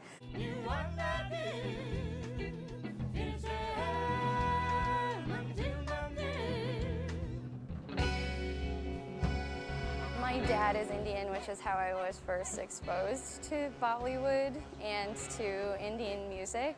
I asked him what some of his favorite Bollywood songs were, and he pointed me more towards the 60s, 70s, Asha Bhosle and Lata Mangeshkar, and that's the stuff that I find that I actually gravitate towards more. I definitely have a preference for the older Bollywood movies and songs.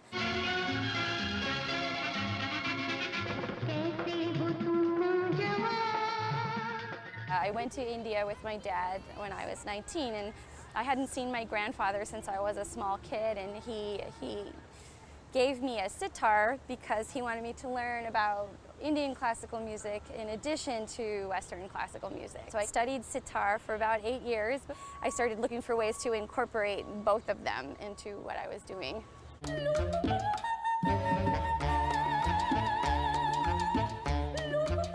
I performed with Philip Glass at Carnegie Hall. I did Einstein on the Beach there. I toured with the Worcester Group doing a Baroque opera on and off for a few years. I've done the last 2 Anthony Braxton operas. So I fell into opera, but I still was interested in the Bollywood connection. So this is sort of bringing them all together.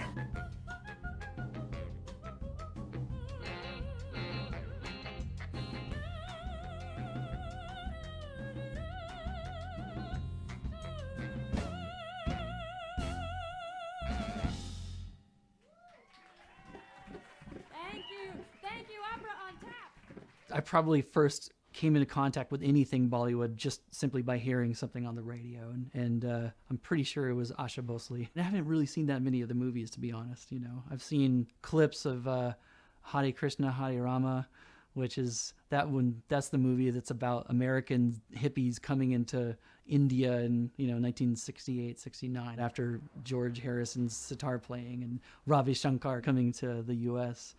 So they were just looking for pot, essentially. I didn't really sing any Bollywood songs until Bombay Ricky because I didn't study classical Indian singing. I studied sitar, which is very, very different.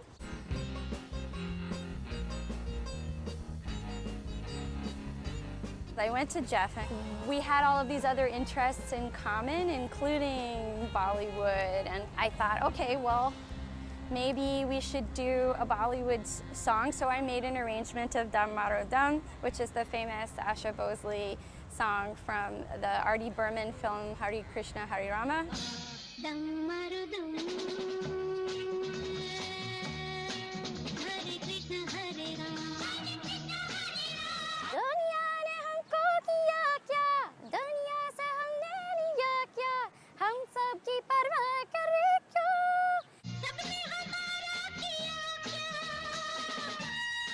I love the traditional songwriting in Bollywood films. I think they're just absolutely astounding in terms of form, in terms of just instrumentation and orchestration. And some of the movies are pretty good too.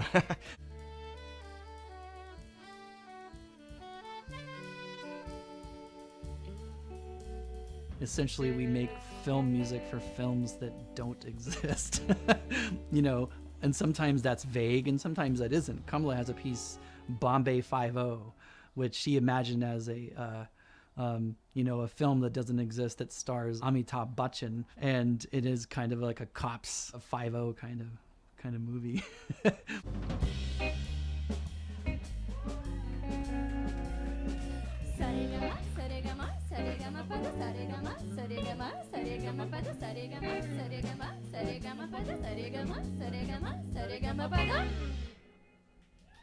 From the beginning, we knew that we wanted to write our own songs, even though the original idea was this cover project. The inspiration of Bollywood is that R.D. Burman, for example, is trying to modernize the way that Bollywood sounded by borrowing from Latin jazz.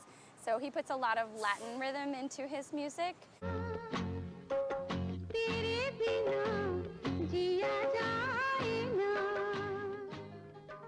We were looking to do something similar, which was to sort of take this music that had been created as a response to Western culture, but then what would it look like if people who were raised in Western culture made music that was inspired by that music? So it becomes this sort of a multi-layered thing. I have a piece called Pondicherry Surf Goddess.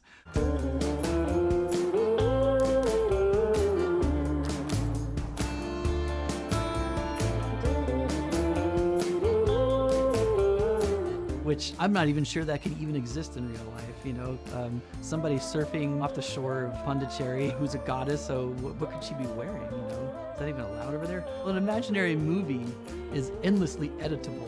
So yeah, if you need to change direction, no problem. It's not going to cost you any more money, or, people are not going to get mad at you, It's a good way to start a piece of music, actually. Bombay Ricky is really centered around this idea of the globalism of the 60s and 70s. Bollywood was early world music. Bombay Ricky is a band that I think one of the things that we're after is playing music that is very full of life. And I think that's pretty important today, for sure. Today meaning these days,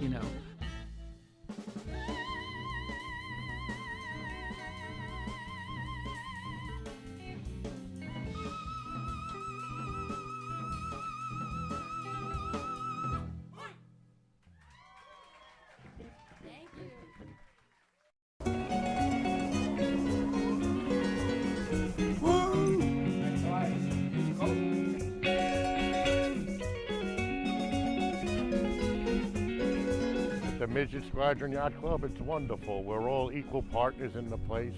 The name of it is Midget Squadron because most of the boats that were here were little small boats. The creek across the street, they were always a wealthier type club. These were working people that were here, and they only had their little boats. So they put a name on it, Midget Squadron, and it stuck.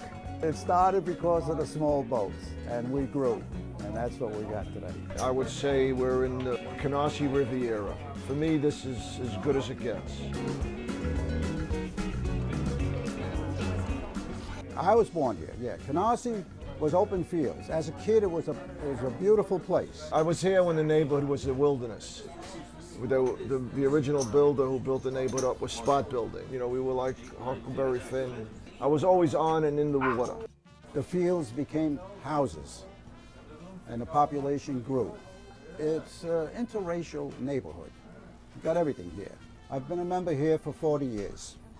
The club is in existence for approximately 110 years. It's a great club because we allow everybody. There's no point where you can't come into this club. There's no restrictions. Not only that, we have boating members. We have what's called social members. In other words, if you don't have a boat, you can still belong to this club. We come barbecue, we have access to the place 24/7. And anytime you want to have a party, we have the catering hall. We do a lot of fishing, a lot of partying, a lot of barbecuing. It's all good. It's different than a marina. Here you can socialize. You got your boat out there, you got all the members, you got your friends. You're allowed to bring your friends as guests to the club and enjoy the place. We don't have to go anywhere. We have everything here. The little kept secret in Brooklyn. The favorite part about Midget Squadron is the camaraderie. You get to meet people, you make new friends. Very nice people. It's more like family oriented. They want you to bring your family, not just you. Bring your family too. There's 100 of us here. You get to know 100 people. It's like a family. You know, get some good ones, you get some bad ones. Good brothers, bad brothers. But in all, it's 100%. It's good. It's a lot of people in one place. Of course, there's differences of opinions. At the end of the day, I consider everybody, even if I argue with them, I consider them my family. It's more family oriented. It's mostly on integrity and honesty. You know, everybody has to help each other. You take an oath to help your boatmate. Any organization has to have good leadership, and they got to get along with all the members. You know, there's characters in any organization. The membership has the opportunity to elect a new Commodore. I'm the current Commodore of the club, and to draw a parallel for anybody who doesn't understand, it's like being the president of the corporation. It's a hard job. You're dealing with a lot of personalities, and you do a lot of work. This is a democracy. Actually, the forefathers who wrote our Constitution, we have a Constitution to the club. The forefathers who wrote this Constitution were, in my opinion, very sharp. And when I read it for the first time, I had a similar feeling as when I first read the Constitution of the United States. It was well thought out, well planned, and it made common sense from different directions at the same time. It's fun when it's good, and it's horrible when it's not. No one person can do anything. It takes a team. Anything that happens here happens because there's a team of people doing it.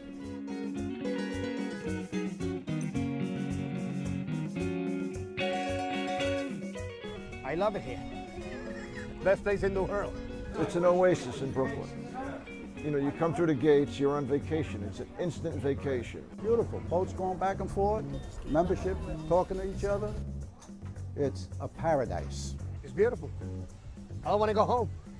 And call me, I want to stay here all day. I'm here all the time. It's just nice. We're a great mosaic of people at their best when they're having leisure time. Once you open that gate and you come through the gate, it's a different world. It's beautiful. I've been here for 40 years, and I hope I can stay here a little longer.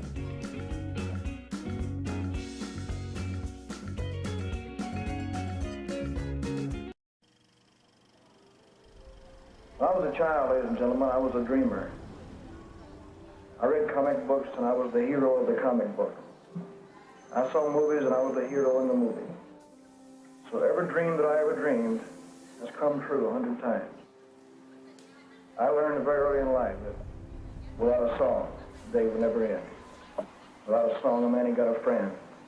Without a song, the road would never bend. Without a song. So I'll keep singing a song. Come at a good time. Am I ready to sing? You got me in the mood for talking. You want to sing or talk? I was born in Brooklyn. I spent my entire life here in Brooklyn, and I can tell you now I will die in Brooklyn. My name is Steve Campanella, and I own this house. It's called Steve's Playland in the heart of Bensonhurst. People come by all the time. It brings back memories for them. If they have little kids, they like the kids to look at the statues. Everybody seems to be pleased with it. I've had no bad reviews as far as I'm concerned. Originally, I didn't set out to do this. This is something that happened. It just blossomed. I started getting into these statues of Hollywood personalities. I started with one, and I put it outside, and then I decided I need another. And then once I got that one, I decided I need another one. Altogether, if you go throughout the house, up and down, there's 32 statues in this house, all of which I grew up with as a kid. We got Betty Boop over here, Marilyn Monroe with her dress going up. We have Elvis, of course. You gotta have Elvis. My few pets that I have here, in case I have intruders. And of course, Humphrey Bogart, James Dean, the guy who works at the local gas station. His name is Hans. Why Hans? Well, he just looks like a German guy, doesn't he? Look at the guy. Looks angry. Yeah, exactly. In 1978, I bought my first Corvette, and before you knew it, I got a second Corvette because my first Corvette was in the shop being worked on, and then eventually that one went into the shop, and then I started collecting 50s and 60s cars. So altogether, I had about 12 cars at one point in time. It was insanity. I would have a garage in Sunset Park. I would have a garage in Sheepshead Bay. I would have a garage in Bay Ridge. It's ridiculous to keep paying that amount of money. So I started looking for a place to keep all my stuff in one spot. Here's some of the toys that are in the garage. This is a Prowler. That's a pink 59 Caddy. But I forget it's there sometimes. He scares me sometimes. I'm sorry. I'm actually like terrified of spiders. That was good. That was worth the whole thing today, as far as I'm concerned. If you look behind you, to your left, to your right, whether you go up or whether you go down, it doesn't matter. There's stuff all over the place. You behaving yourself over here? Huh? You awake?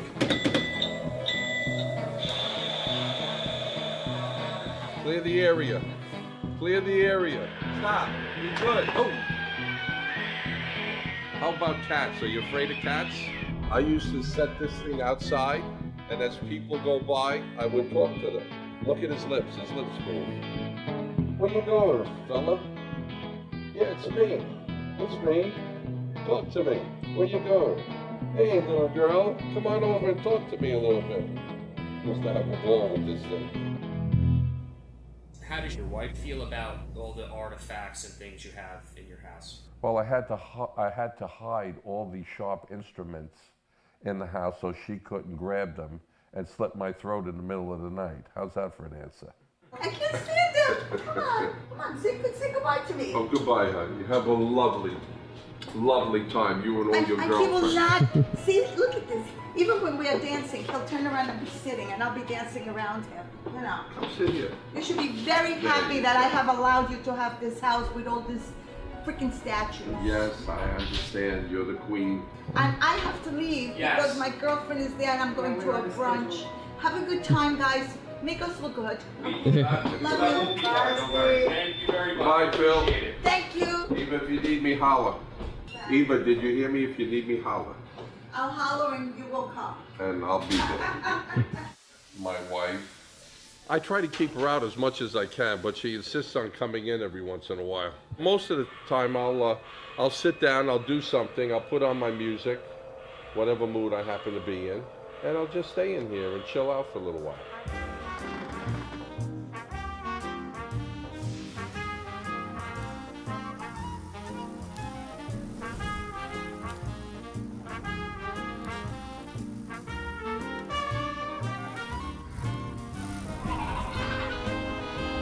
Testing 1, 2, 1, 2. Hello, hello. These are some of my uniforms. Utility uniform, dress uniform, and winter uniform. I managed to hold on to them all these years. And why do you think it's important to collect these things, or why do you like it so much? I'm not saying it's important. It's just something that I enjoy. I grew up during the 50s and the 60s and the 70s, and I have fond memories. I can walk into my garage now, go back in time, and look at one particular thing, and that one item will immediately bring up memories in my mind as to where I was and what was I doing. I try to be as social with total strangers who come to the house. They look in the garage, they see their past the same as I did. Young kids today who come in, they'll ask me questions like, what was that? Why did you collect that? What do you do with that? What is that thing? I've never seen anything like that before. It brings me closer to some of the people that come by here and look at the house and look at the garage. And it makes me feel good in a way.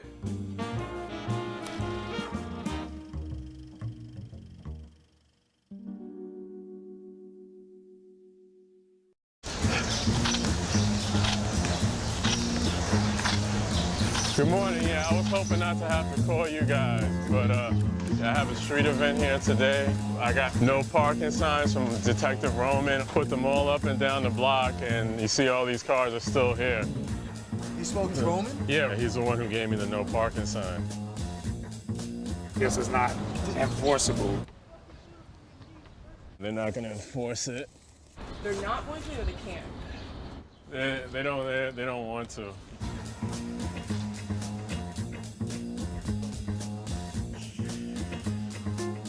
It's sci-fi, DC Comics. With sci-fi goes Ninja Turtles, Transformers, Star Wars, and Star Trek. Anything with those. That's a lot, all first? Yeah, that's the first hour. 3 to 4, you do the DC Comics, so that's Batman and Wonder Woman. Crayons? There's crayons. I do have crayons. Who is Wonder Woman? What is that, Marvel or DC? That's DC. And Batman is? DC. What about the Justice League? Oh, Justice League, that's DC too. I'm the only one of us three that's getting in costume. This is the stuff for the mask making. We need the volunteers to get here. The tables ain't gonna get here. The tables that are going in the street, they're not gonna get here till 11:30. You here to volunteer? You're not averse to wearing costumes, right? Hopefully our generator will show up and we can get the popcorn machine ready and the lemonade making, and as more volunteers come in, we'll be able to assign them to certain duties. Thanks. Yeah, you're here to volunteer? Yeah, you guys, yeah, let's work a little faster. Let's get all of those put up on this garden. Right now, you guys can share that tape. Excuse me, are you here to volunteer? What's your name? Raymond? All right, would you be averse to being in costume? Wonder Woman or Catwoman? Go. You here to volunteer? Where you put the bouncy castle? The cars, exactly. We're way over budget by now. You don't have no problem getting in costume, right? Costume? We're gonna set these tables up in it's gonna be funny. In front of all of these cars on this side of the street. Now they stuck in here with us. I want to at least have the popcorn machine up by 1 o'clock. Say that again? I want to have the popcorn machine up and running by 1 o'clock to get warm. Oh, this is actually bad. We have to actually unhook this. Yeah, sorry about that. Okay, great. Oh, now cars want to move. Let him maneuver. Let him figure it out. All right, 12:19. Great. Shown outside everything. It's not that mighty, so I'm thinking maybe just plug up the popcorn machine, get it warm, make it some popcorn, unplug it. We're gonna use these to hold doing the tent. Who's doing face painting? Hey, would you like to do face painting? Sure. You don't need to know anything. They got stencils. Let's go. Just going to do capes at the superhero table first, lightsabers at the sci-fi. It's not popping, and it's taking too long, so the decision has to be made. Should we cut the bouncy house for a little bit? and chill like for a couple minutes and get the popcorn going. Give it a shot.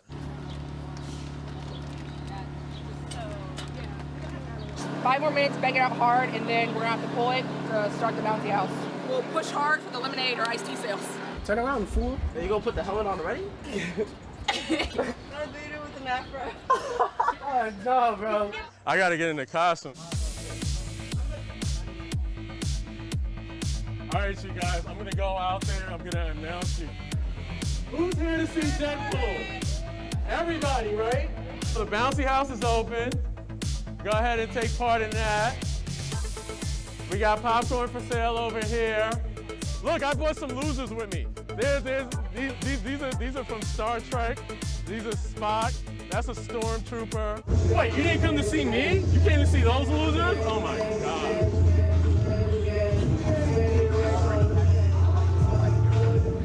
Do you have batteries over here?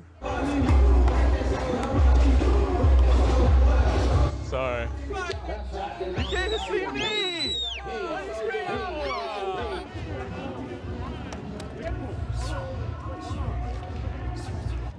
Go! Yeah, use the force! Use the force! Optimus Prime won! Yeah! What a bunch of losers!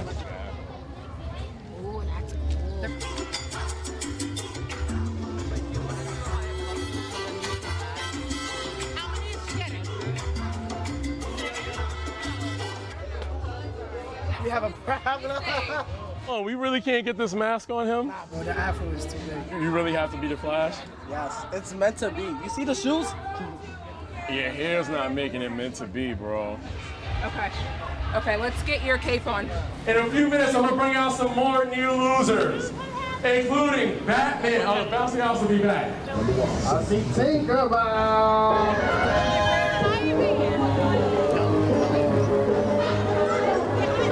That's right.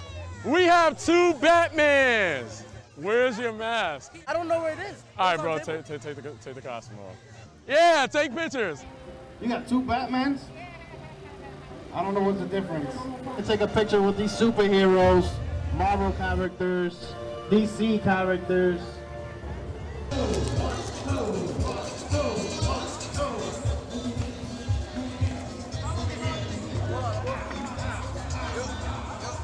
I'll get one of them lightsabers. You just have to go and line up, yeah. Go ahead. Yeah.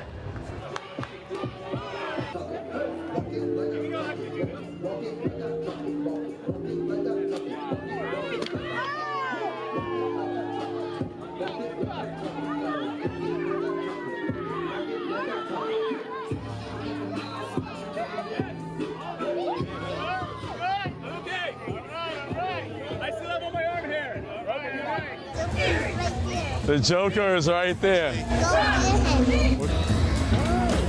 We got that one on. All right, we good?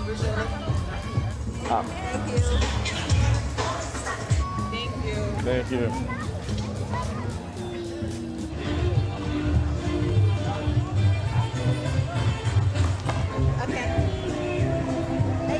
Thanks.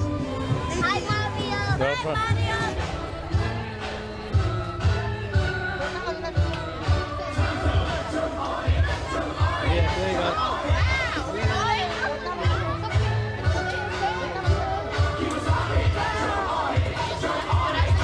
I need adults who want to win baseball tickets to line up right here. I need the playground clear. Just yeah. First person to get to this stupid looking duck wins. On your mark. Hold on. Time out. Bro. Back up, please. Thank you. I don't want them getting hurt. Go!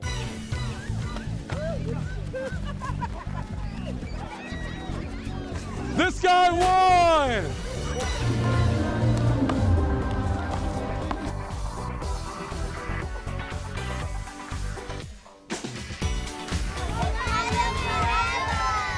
All right, that really looks, all right. One hop this time. 1. Right foot, 2 stumps. 1. Left foot, 2 stumps. 1. Slide to the left. Hey, do your dance, hey. Go crazy, hey. Get free, hey. Let's go. Let's get it, let's get it, let's get it, let's get it.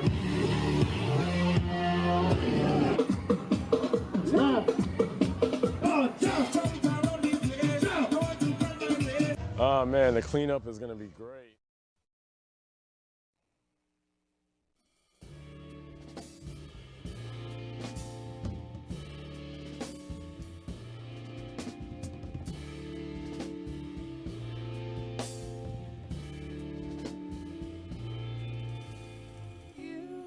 Say you got it, spinning around here. How ironic, don't you know you bring the nighttime and I bring the day. This is the way that we see ya. Truth brings you power, then it's ours. Think about it, don't you know that there's no you without me, without you, without me. Come on, you can't be my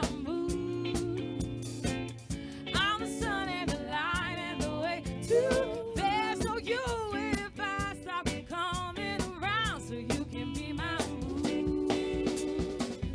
You can be my mood. I'm the sun and the light and the way too. There's no you if I stop coming around, so you can be my mood. Phase into my life, it's a cycle we've been waiting for, and now it's our time. I'm seeing color differently, imperfection, honestly. The moon reflects the sunlight shine. That's why it's perfect. That's your mind. Take the light. We can shine. It's our time. Let's go. You can be my mood.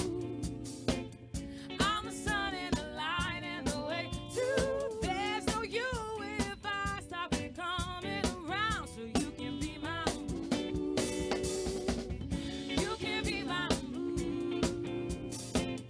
I'm the sun and the light and the way too. There's no you if I stop coming around, so you can be my mood.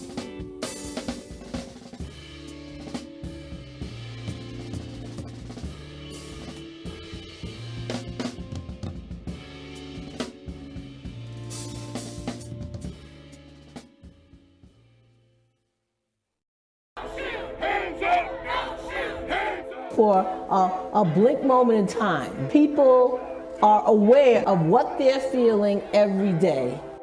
If you're going to restore and sustain a democracy, there must be an informed and engaged citizen. I spent 2 years in immigration detention. You know how much they spent to feed me for one whole day? How much? 75 cents. Immigrants as a whole, migration as a whole, is associated with lower rates of crime. Immigrants make our communities safer. What causes climate change, the selling and burning of fossil fuels, benefits most the power elite. And so they have a disincentive to address it, and they have an incentive to deny it. They're not going to funnel more money into our schools. They're not going to do it unless they have to, right? And the way they have to is by our participation, our organization, us taking accountability for our actions.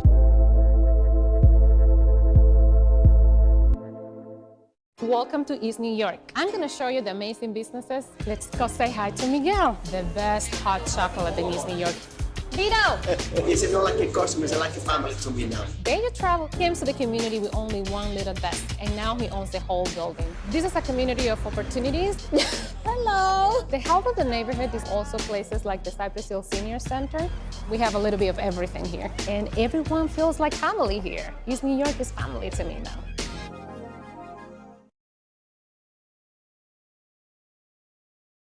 As per U.S. law, any child bought or sold into the sex trade is a victim of human trafficking. Why is the first time I'm hearing about this? On the same websites where you sell a couch, there are sections to buy people. Really? And up to half of these victims are boys.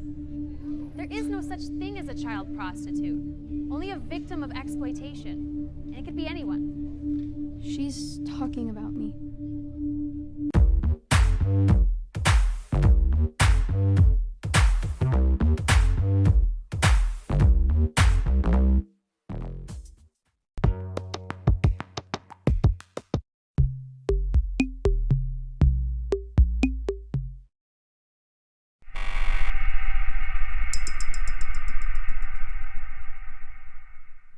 this is my life work.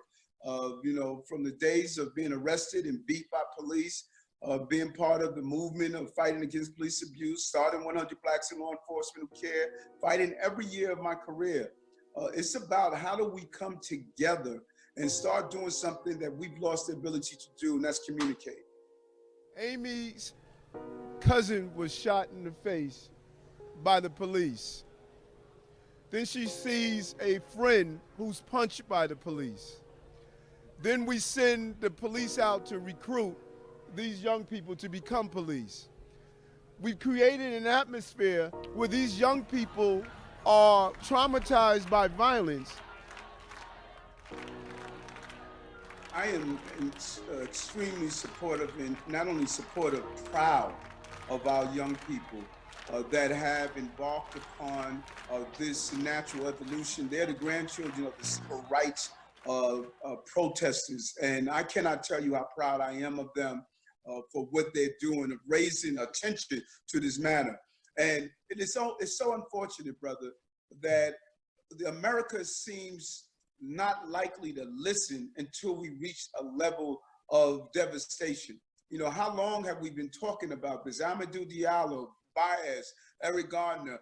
Why couldn't we come to a conclusion and change the system long before this officer had his knee on the neck of Brother Floyd? I wanted to ask you on the issue of defunding the police, which has become something that a lot of folks in our city council, as well as outside people, are advocating for. Daniel Drum, who's the chair of the Finance Committee and oversees budget, says it's time to defund the NYPD. I wonder, budgets show your true priorities. If you were mayor right now, would you be on the side of people calling for that defunding? Well, and we need a definition, because some people are hearing defunding and they're thinking about disbanding. You know, there's a body of people out there that's saying we don't need police in our societies. Let's disband the police department. Let's do it away. I don't subscribe to that. In fact, I think that's foolish because the prerequisite to prosperity is public safety. If we're talking defunding about looking at their budget and taking away some of the dollars that we give there, I'm all for that. We don't need all of the toys that police are buying and purchasing. I think we need to put in place a special group of city council personnel who receive top secret clearance from the FBI and from our federal government, so that they can bring the police behind closed doors as an intelligence committee, so they can look at what they're purchasing, find out what the needs are, and what methods they're using to conduct investigations. When it comes to that reallocation, I had the opportunity maybe about 2 years ago to speak with then Deputy Commissioner for Training, Tracy Kazee. I went to the police academy and she spoke to me about the trainings and de-escalating, and particularly with people who were emotionally disturbed. And they walked me through a scenario of de-escalation. I had on the full kit with the firearm, a body camera, some pepper spray, all of these tools. And I asked which was the most important in de-escalating a situation. And I was told none of these. The most important thing was your voice. Is that the same when you're dealing in these one-to-one actions on the street, or is it a completely different animal than dealing with an EDP? That's a great question. And let me tell you where we made the mistake. When we have these encounters, they call what's called mobilizations, level 1, level 2, level 3. And that depends on the body count, the number of people who are being deployed. You know at the start of your tour that if there's a level 1 mobilization call, you have to respond to whatever the crisis is. We don't take into account the ability of the officers who are being deployed to these mobilizations. We just look at the entire pool of police officers and we just send them there. Right. Brother, everyone is not meant for every assignment in a career. And so we have to stop saying, hey, you're an anti-crime officer that spent your entire career going after bad guys. Now we're gonna take you, put you on the front line of someone yelling at you, spitting at you, screaming at you, and expect for you to have the mental capacity to say, I'm here to de-escalate the situation. That's not a reality. We need to have those well-trained conflict resolutions, people who have the demeanor to carry out those type of skills, and we're not doing that. We're saying if you are a police officer, you could do any assignment in the police department. That's wrong. No other career will allow that to happen. We have to stop allowing that to happen in policing. I was out Sunday afternoon in Flatbush, right behind the Sears, and I could see some of those officers were afraid. It was clear that there was fear there, and they were professional, and it was a temperature change. I wonder how you see that fear turning into violence and a way to switch that pattern, because they were afraid. And it's real fear, you know, and I know it firsthand. Being afraid really could cloud your decision. And the best way to dissipate that fear is your knowledge of the community and the people in the community. We cannot continue to have people come from all over the city and attempt to de-escalate situations in communities they know nothing about. And then we have to teach police how to de-escalate themselves, how to say that I must be here to bring down your temperature when you're overreacting. Because the goal of policing is not to punish, it is to correct the condition. And you look at some of the videos, you see police not subduing people and putting them in custody, but they're actually carrying out the action of punishment. And that happens when you're afraid, when you don't know your community that you're policing, you're over anxious, and you're dealing with your own PTSD and stress that's associated with the job. I wondered, as Brooklyn Station, do you have a message that you want to deliver specifically to us, from us, in a way that Brooklyn people will receive it like no others on the national stage will? Yes, no, it's so true, and that's powerful, because you know, I remember, brother, September 11, 2001, and watching the Trade Center collapse and going there that night and seeing the ashes and people filled with soot and the ground was smoldering. I never experienced anything like that before. And I said to myself, I don't know if we're gonna make it through this. But 9/12, something happened. Brooklyn got up. Teachers taught, retailers opened their stores, builders built, and America looked at us, and we were the epicenter of the attacks. And just as now, we're the epicenter of the virus with a number of deaths. People are watching us. And at the heart of this country is New York. And at the heart of New York is Brooklyn. How we lead through these crises will determine how America is going to lead through these crises. We did it before, we're gonna do it again. We're going to be fine because we're made up of the best stuff on earth, and that's Brooklynites.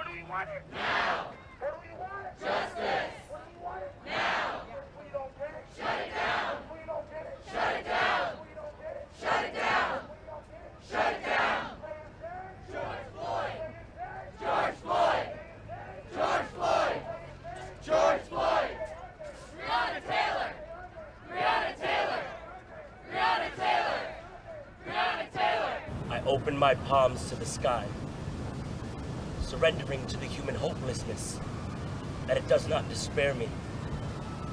For life needs no more despair, I pray, to turn a situation as bad as mine into an opportunity to be of some benefit, to transcend my present circumstances, to transform everything around me into something almost radiant.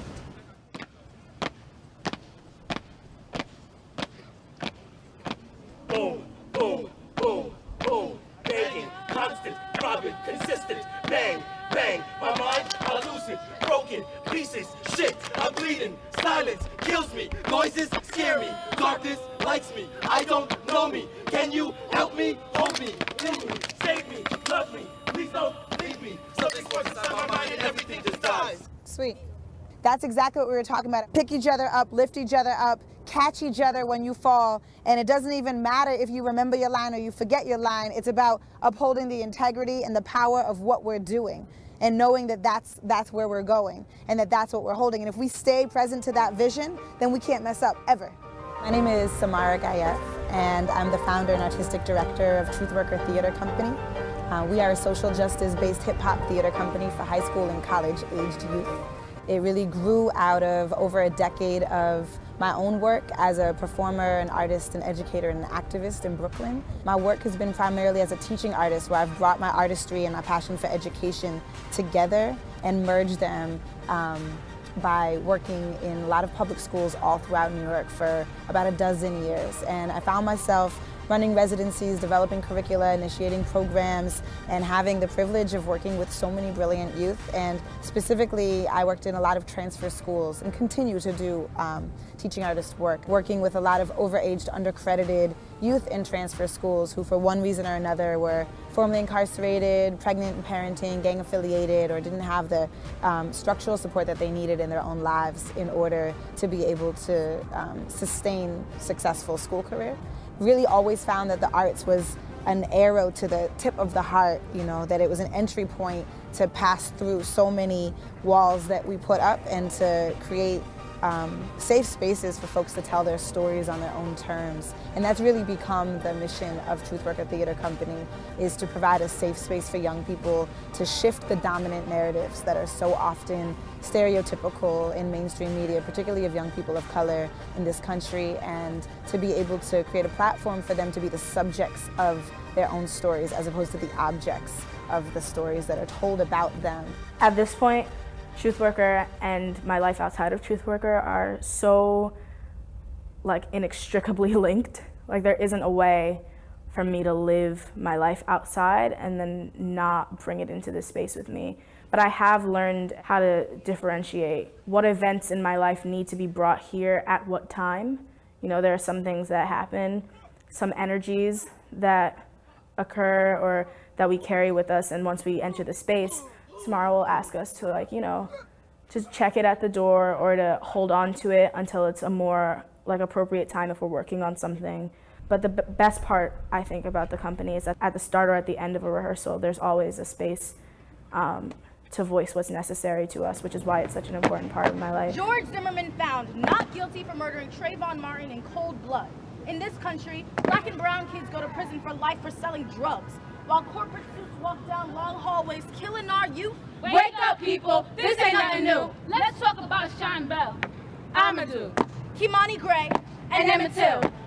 2013, with the generosity of Jack, I was able to call together 16 youth and bring them together for a summer intensive. We met 3 days a week, 3 hours a day. And in the course of just about 5 weeks, created a full multimedia hip-hop theater production called Barcode, a performative analysis of the school-to-prison pipeline.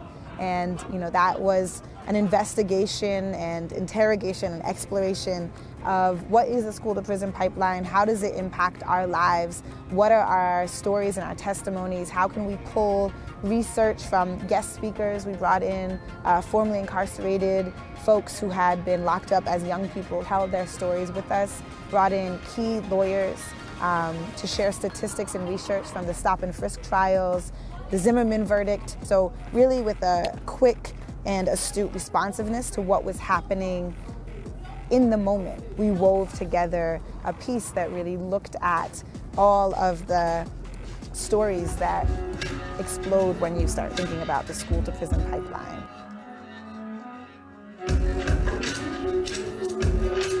The school-to-prison pipeline? Before Truthworker, I had no knowledge. I didn't pay attention to it. I was surrounded by it, but it was just something that I was accustomed to. It was just okay, something's happening, let me mind my business. And then I joined Truthworker, and Samara taught myself and others more about it than we knew. It changed me, honestly, from 2 years ago. Looking back at who I was 2 years ago and now, it's two completely different people. In coming into Truthworker Theater Company, it's really helped me because you tend to realize that it is that feeling within you of being fearful of the police officers, which gives them their power, and not knowing what your rights are, it's kind of hindering you from your power. Barcode, we were able to find out information that we had no clue about before, which empowers us within itself.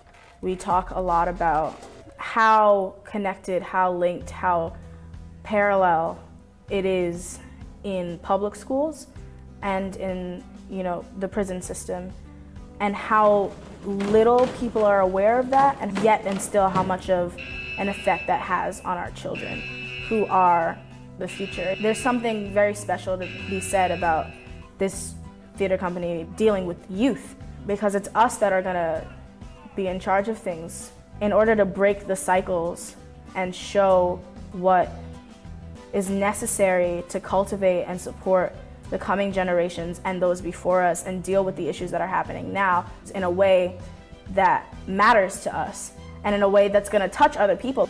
Between textbook and central booking, there is a pipeline. We're not trying to make pretty art.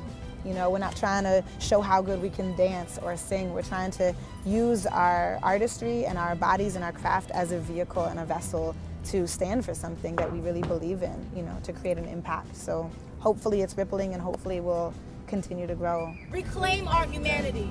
Rewrite history's pages. Reclaim our humanity and transform what enrages.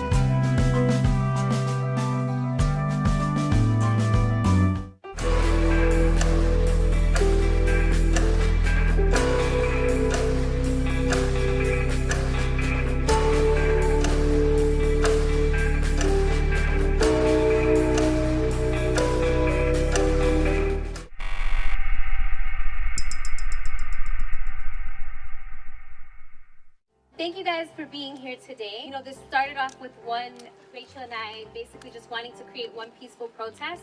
And look, here we are at our second one. I think this is amazing. We have so many ideas going around. We really want to keep this movement going. And I think that it's just so important as parents to show our kids that this matters to us too.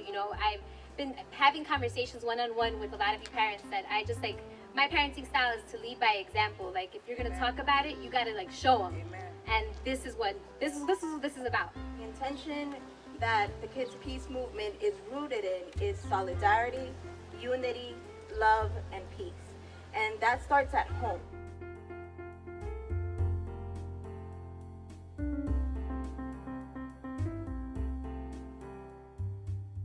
The Kids Peace Movement is a platform for children and youth of our community to be able to amplify their voices when it comes to positive and progressive change. So it's their platform, they get to voice their opinion, ask the questions, be educated on different issues going around within the community, outside of the community, globally, and really making them center stage. It was week one of protest. We didn't feel like the protests were a safe place to take our children. So that's when we created our own movement. We're all right, let's create something that we would feel comfortable bringing our children to. And again, one peaceful protest, but then it was just the community support was incredible. So Rachel and I know each other because our daughters go to school together in Queens. And our daughters, they met in pre-K when they were about 4 years old. Bella now is 9 and Kelly's 10. I learned about the Black Lives Matter movement sort of on the internet, but then on the streets I started to see it a little more, and then I started asking my mom about it, and she told me a little more what was going on. So I thought to myself, whoa, they're trying to make a change for a difference. And I thought that was so powerful, so we can have equality for everyone. We are the future! We are the future! Black Lives Matter! Black Lives Matter! Love is power! Love is power! Yes, we can! A couple of days after George Floyd was murdered, my daughter came across the video on TikTok. And she actually came up to me and she was like, look, Mom, look at this. I'm really sensitive. And I was like, I don't want to see that. I didn't want to see it because it's enough for me to know what occurred, but she saw it. And that was kind of earth-shattering. It was mind-blowing. And then the week after that, Blackout Tuesday, she posted her black box, and I realized it was like, you just have to have the conversation. Black Lives Matter is an organized movement advocating for nonviolent civil disobedience in protest against incidents of police brutality against African American people. First and foremost, I would tell every mother that this conversation is crucial and it has to happen, that you can no longer put it off. The main component, no matter what your race is, the main component of the conversation should be equality, and that to teach your children that no matter what, to speak up when they see injustice, to not say, oh, that's just that person or that person deserves it. I overprotected until I realized that I may be doing my Black son a disservice, taking him out of our own communities and not being able to see excellence in his own face. So he's been around loving people of all races. But it wasn't until recently that I realized that I have to teach my son, if he's approached, that he can't act like his white friends, or if he is stopped by the cops, or if he's in a situation that he has to carry himself differently just because he is a Black boy. If he's invited to a sleepover, that he is not to go anywhere but in the room that they're sleeping, because if anything comes up missing, because you're the only Black boy, you'll probably be accused of it. You know, I made my son learn about Tamir Rice because they were the exact same age. Scary. It's scary across the board. I was at that first rally. I was standing on like a boulder with a bunch of cops behind me. But how did you feel? How did you feel when you were there and you saw those people and what they were talking about? I wasn't scared, but I wasn't not scared. I was more nervous. This means if you see someone being racially profiled because of the color of their skin, or you may see someone not given the same opportunity to excel as other people, speak up and say something. Don't just look at it and be a bystander. Do something. Even though we're kids and we're young, we know what we're saying, and we know that all lives matter. We know that Black lives matter. It is about breaking the cycle. So to see them doing things that we never did, I feel like we're on the right path with the Kids Peace movement. BLM is short for Black Lives Matter, and it's a true statement because people are being treated differently, and all lives don't matter until Black lives matter.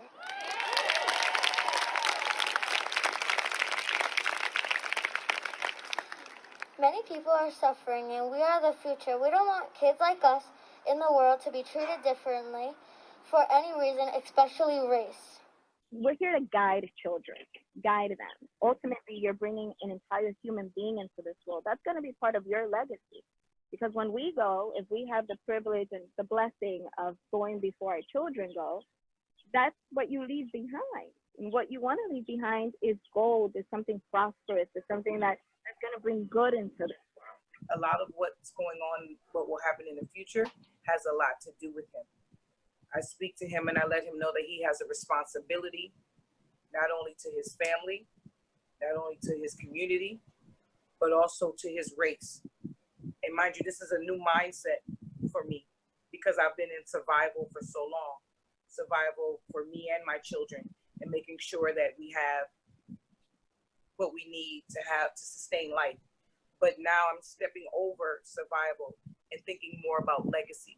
Activism to us, well, I don't know about us, but yeah, me, us, is doing maybe like a change or doing something different.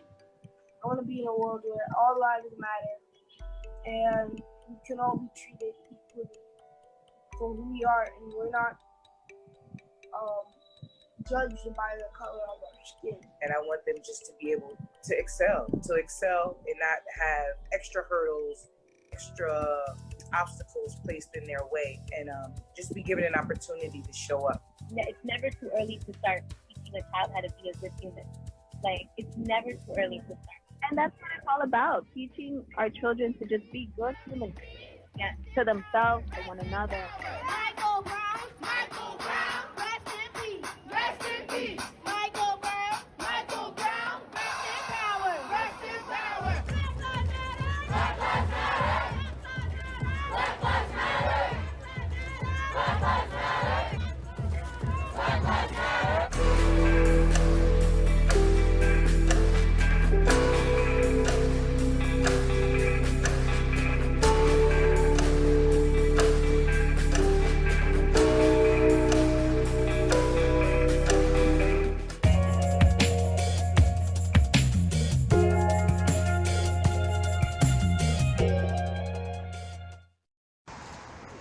happened on November 22nd, 8:30, 9 o'clock in the morning.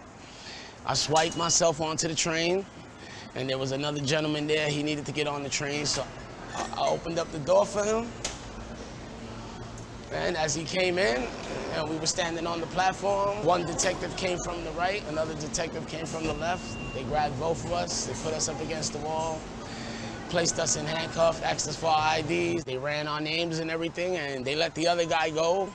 And they kept me because they said I was a recidivist, that I had a criminal record. So I went through the system, and before I went out to see the judge, my lawyer came to the back to speak to me, and I was quick to ask her, so can I get community service or a fine? And she was like, no, they want to offer you time. When I got out in front of the judge said, 10 days, Mr. Garcia, take it or leave it.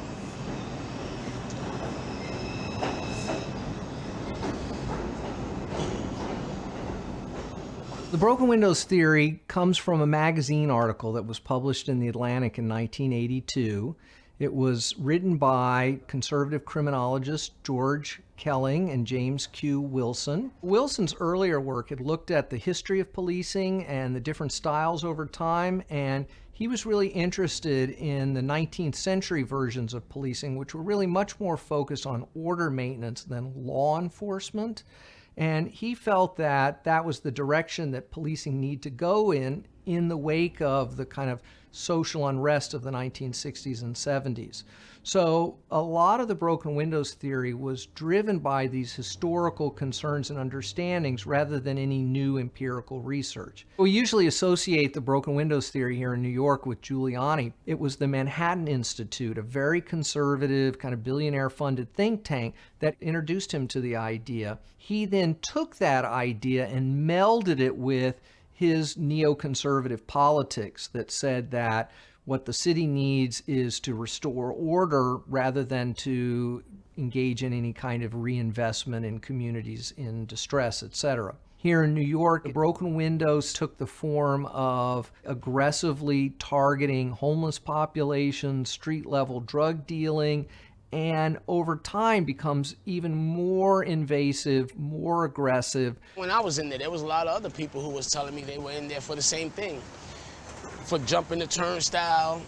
And actually there was some people in there who had gotten 20 days. So I started saying like, well, damn, 10 days, I kind of lucked out then in a way. They figure if they continue to, harass people for minor offenses, their offenses won't get worse. But I think that's crap because they continue to arrest the same people over and over. I know guys who came out who got arrested for sleeping on the streets, and a couple of days later they keep arresting them. So I really don't see that as working, because none of these guys that they're arresting, they are the guys that are just sleeping on the streets or people that jump turnstiles. I don't see how that's gonna stop people from doing worse crimes. One of the questions about the broken windows theory is whether or not there really is a clear causal relationship between order and serious crime. It's clear that through concerted action, the police can do something about public disorder. The question is whether or not that has anything to do with the homicide rate or the amount of armed robberies. The correlation is not super strong, and the actual mechanisms of causation are not very clear. There have been a number of studies done in the US and in Europe, and the results are very mixed. There are places that show some connection between broken windows and serious crime, but many serious studies in the US show no connection. One example would be that the efforts to get rid of squeegee men and aggressive panhandlers in parts of Midtown Manhattan certainly improved the orderliness of those neighborhoods, but didn't have any effect on serious crime because there wasn't any serious crime in those areas. So here I am walking down the steps towards the scene of the crime. Can I add a trip on this? If you don't have money, these things here, the turnstiles, they're a barrier for anybody trying to get to work, a doctor's appointment. You might have to go get food. You might have to go see your mother. You might have to go pick up a kid, a family member, something. If you ain't got no money, these things are a barrier.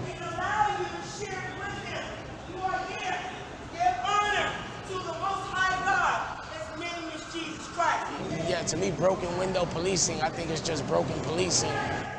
The main concern that I have about broken windows policing, which I discuss in my new book, The End of Policing, is that policing comes with a lot of really negative collateral consequences.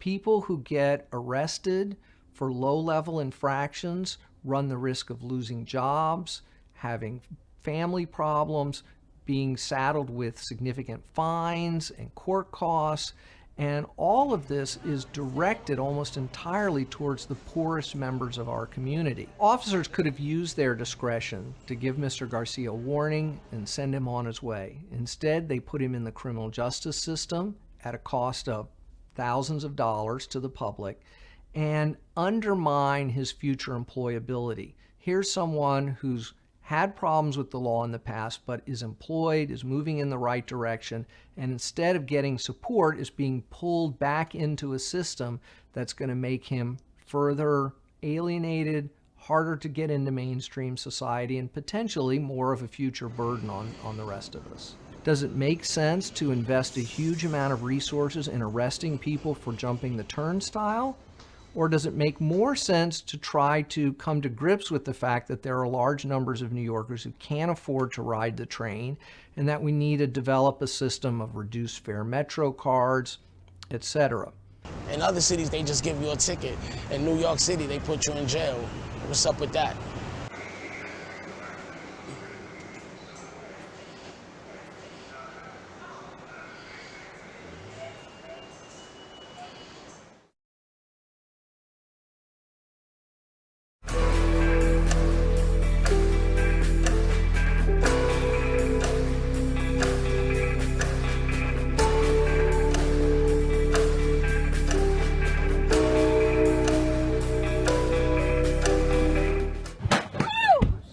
Oh shit!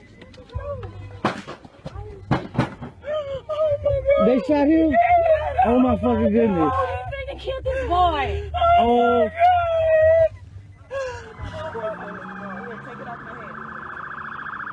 Please don't tell me he's gone. Please, Jesus, no! Please, no! Black lives matter! Black lives matter! Black lives matter! Black lives matter! America's a country that is founded on slavery and genocide, and it's based on exploitation and oppression. As long as you have that, and as long as you have the police actually enforcing relations of exploitation and oppression, people are actually, unfortunately, going to have to be out fighting in the street for justice. There are more people that are killed by the police than are killed by lynching at the height of lynching each year. Last year, there were over 1,300 people killed by the police. You were 9 times as likely to get killed by the police if you're black than if you're white. Rallies matter because if people don't fight back in a range of different ways, including at rallies, then they get ground down and can't resist at all. And the other thing that matters is today's empire is tomorrow's ashes. We need revolution, and they don't come out of nowhere. My hope is that actually people can build a movement for revolution and get rid of this monster. Whose streets? Our streets! Shut it down! Shut it down! I'm originally from Iran. Shut it down! Shut down! It's a lot easier for Americans, it seems, because of the media and the media coverage, to grieve people that are dying under the hands of quote-unquote authoritarian regimes. But if people are dying under the hands of a quote-unquote democratic regime, we almost automatically trust that this is something okay, or it's just, or that the police had good reasons for it, but they don't. These are just innocent people dying for their own existence. When I first heard about the shooting with Philandro, I wanted to cry. I read it on the train this morning and I wanted to cry. Like, I felt like I lost somebody and I don't even know him. Like, that hurts.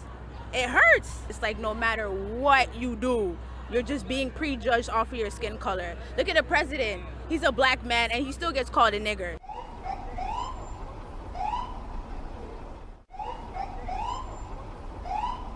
Black man getting shot should not be like the weather. It should not be happening almost every other week. I just thought about all the other people who got shot, Trayvon Martin, Mike Brown, all these other kids. And when Trayvon Martin got shot and when that was all happening, I was actually the same age, because it's like, so that just made me think, that could be me. And I don't want that to be me. I think it's important as a white person to utilize my privilege to speak up for the black members of my society, of the society that I share with them.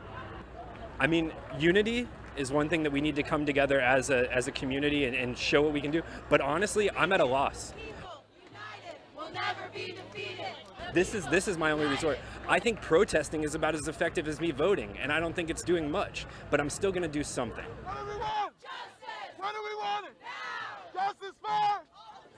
Justice for. Justice for. Justice for. As a mother, I have Jonah holding the sign because we want to reinforce the idea, and we want to say it loudly and proudly, that Black lives do matter. Doctors estimate that Jonah will be about 6'5". So at what point will he become a threat just in his body, just in the space? And so we will stand in protest of all police brutality and all brutality against African Americans, male and female.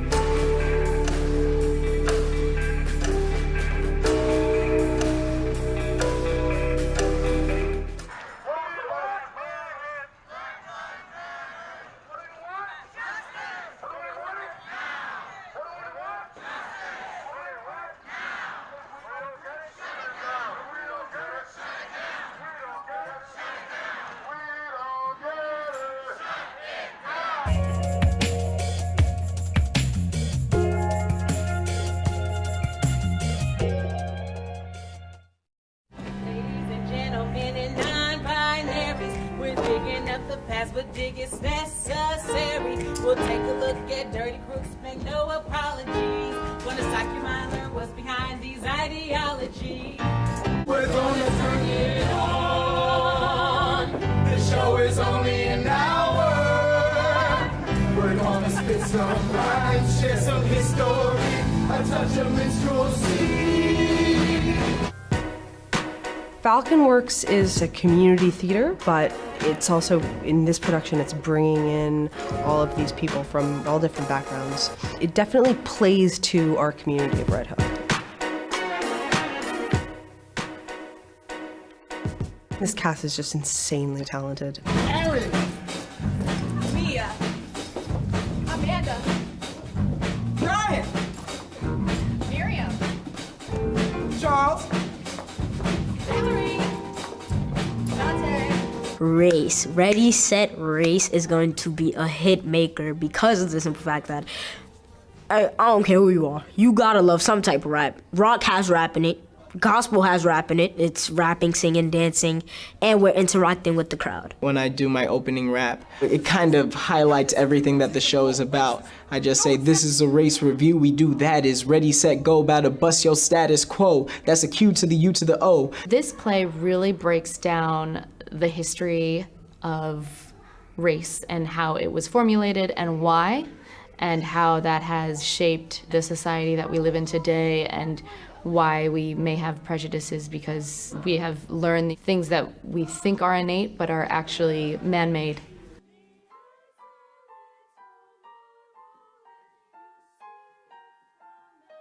The work that we have produced has always been an attempt to get people to think about the world that they live in and how they might want to change that, and then to, even while they're in the theater, start to strategize together about ways to start implementing some kinds of changes, or to think about things that they could start to implement in their own lives.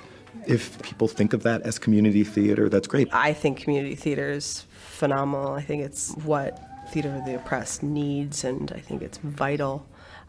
I wish all communities were, that were actually looking at stories that meant something to the community as opposed to producing Neil Simon plays.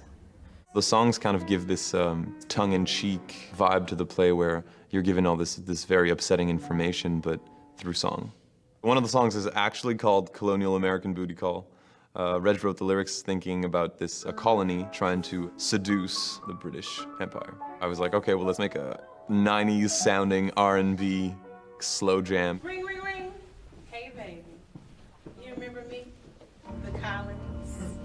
I'll get off the edge of Purple Mountains. And your fruity plains.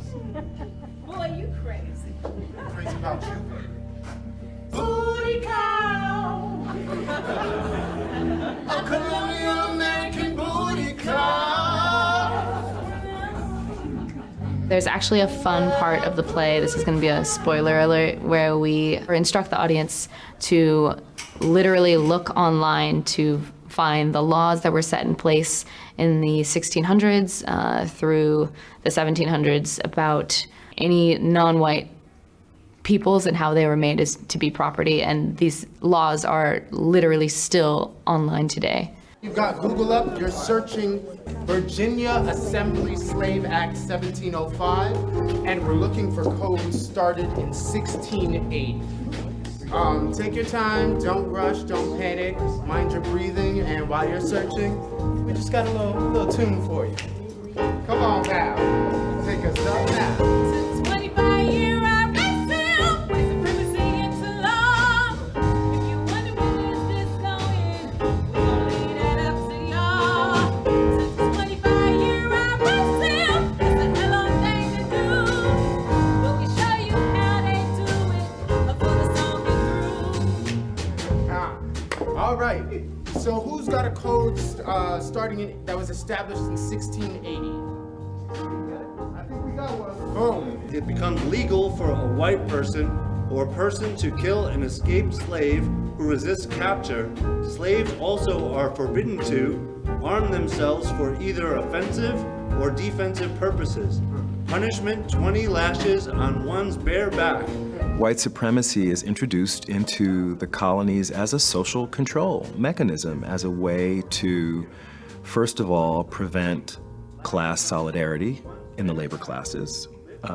And that class was made up of Africans, Englishmen, Scotsmen. Suddenly, that class was divided into whites and blacks. In fact, the idea of white as a racial classification doesn't happen until the 1680s as part of miscegenation laws. This was the invention of the white race. That's the greatest feat of magic ever realized. Invented for the express purpose of driving a wedge between the European and African labor. The white race! Dividing a community who had shared common cause for 50 years. The white race! Invented by a clever ruling class to protect the capital interests and the interests of the crowd. The white race! And some still embrace the notion of white supremacy to this day. The white race! One more time, y'all. What it is? White race!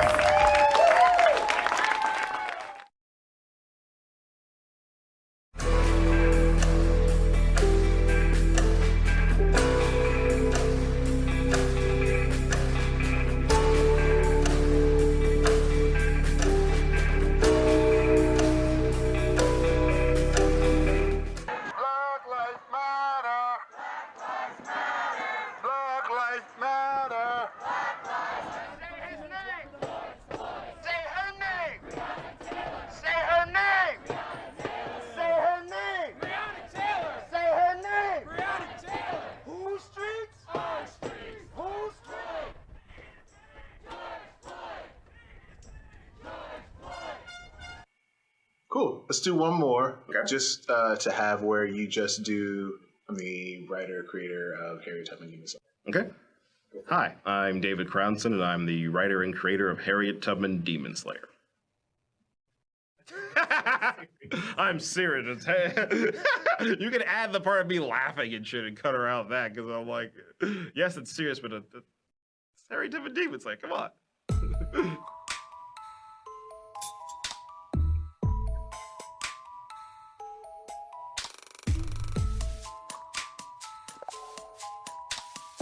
what this comic book is about is Harriet Tubman, who we all know and love from history, except I've imagined her with martial arts skills, and katanas and vampires and werewolves exist. We don't really go deep into it, but they just exist, and Harriet Tubman is the chosen one to lead slaves to freedom and slay demons.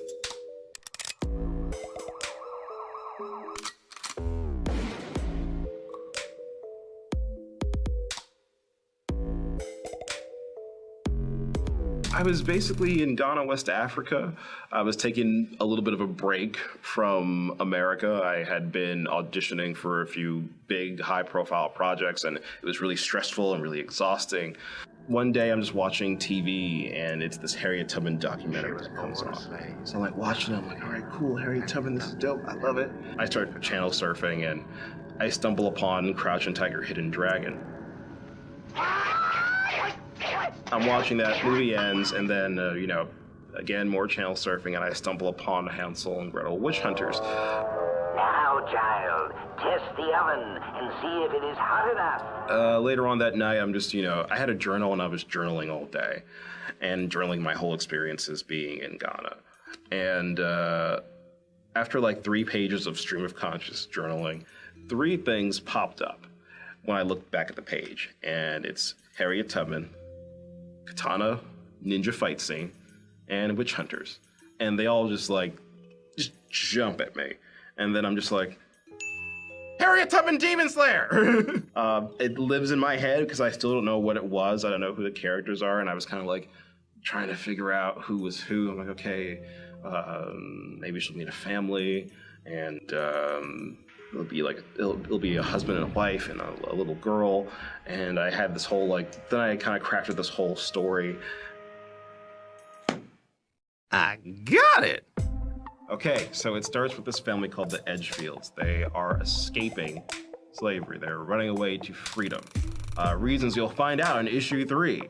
But they've decided that they're leaving, give me liberty or give me death. And they get caught by these white men who are patrolling the night, and it turns out these guys are vampires. And the Edges are like, what are vampires? We've never heard of that before. So they're about to get killed, then all of a sudden you hear, excuse me, hi! And it's this petite little woman. And they're just like, what the fuck? I'm like, who are you? And it's Harriet Tubman. And she's just chill and calm and relaxed. I knew I wanted to show Harriet being a badass, but how are you a badass without doing something physical? And I think being a badass is when someone comes like a snarling, scary person, you're just chill and calm and relaxed, and you clap back at it too. And I knew I wanted that scene, that moment to happen, but I don't know why, I had a lot of trouble writing it. I don't know any damn Mr. Bridgewater. Well, then you must not be educated. Ugh, your breath smells like the devil's ass. Would you kindly take a step back out of my face? There was a version that I did it where, the dialogue was kind of it came off a little bit too modern, and my illustrator, Cortland, was like, hey man, Harriet's kind of coming off a girl on the C train who's getting into a fight. And I'm like, oh, yeah. Who the hell do you think you're talking to, gal? A jackass who's in need of a Bentley. No, I ain't gonna say it again. Nope, it's not. It's not landing. It's not. Sorry. It's just too modern. Yeah, I think you need to switch up the words a little bit. It just. Do they really have Bentleys? Do they even know about that? I don't even. I'll just switch it up. Switch it up a little bit. What would Tarantino say? Or any of those guys? What would Scorsese say? He's a mean guy.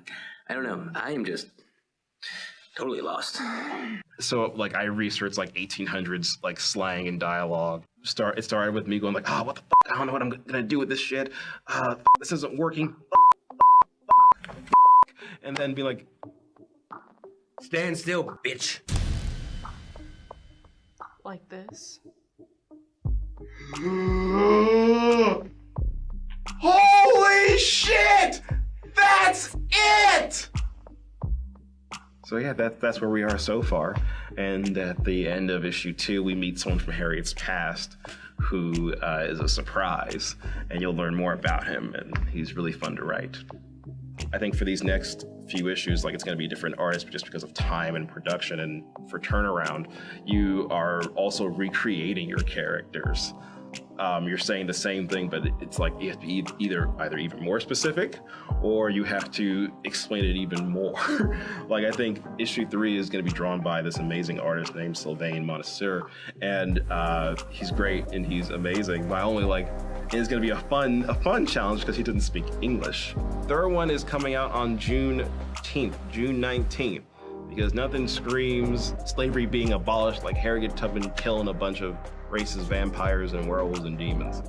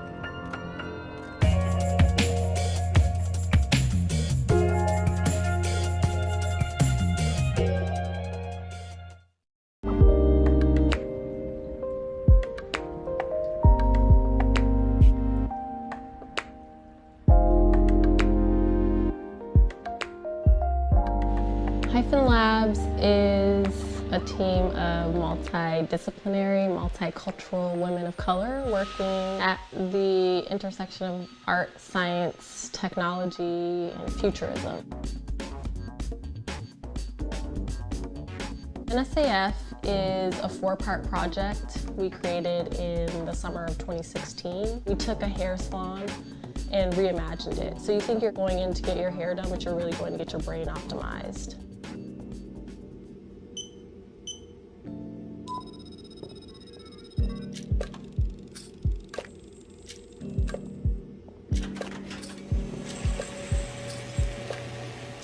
It debuted at Sundance in 2017 at New Frontier. And it's a project that is looking at the roles and contributions of Black women in art, science, technology, and futurism, while specifically looking at neuroscience and questioning, where are all the Black women in neuroscience?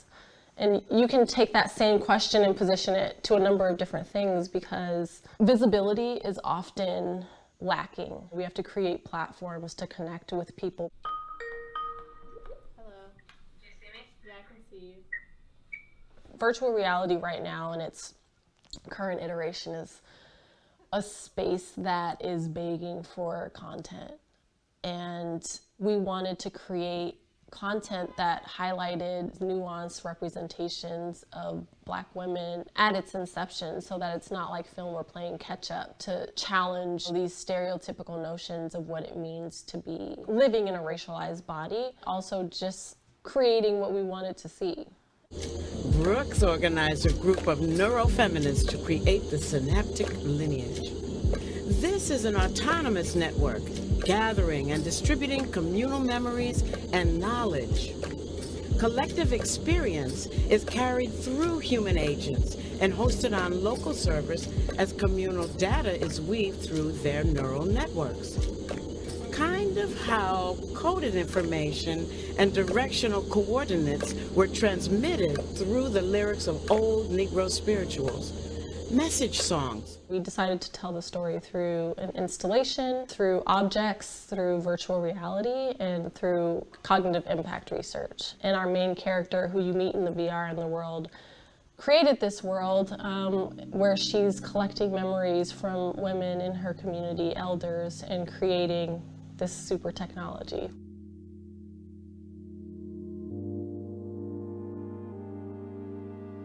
As you experience the VR piece, you start in the seated position and you're embodied inside of our avatar. Her name is Fatima.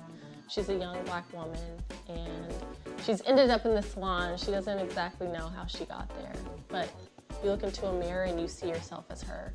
And our main character, Brooks, comes up behind you. Brooks does this session on you and then you go through the mirror and you lose your body. And there's this fly-through scene where you're flying through all of these relics and old representations of Black women that are kind of falling into the lava. And at the end, you get to this podium where you meet 3 new representations of women, and they have a message for you. And then after that, you kind of come out of it and you're back into the salon. You leave feeling a little bit lighter. You leave hopefully feeling empowered. You know, that was our intention of helping you to understand that we're showing you something and you're in the experience to be mindful of it.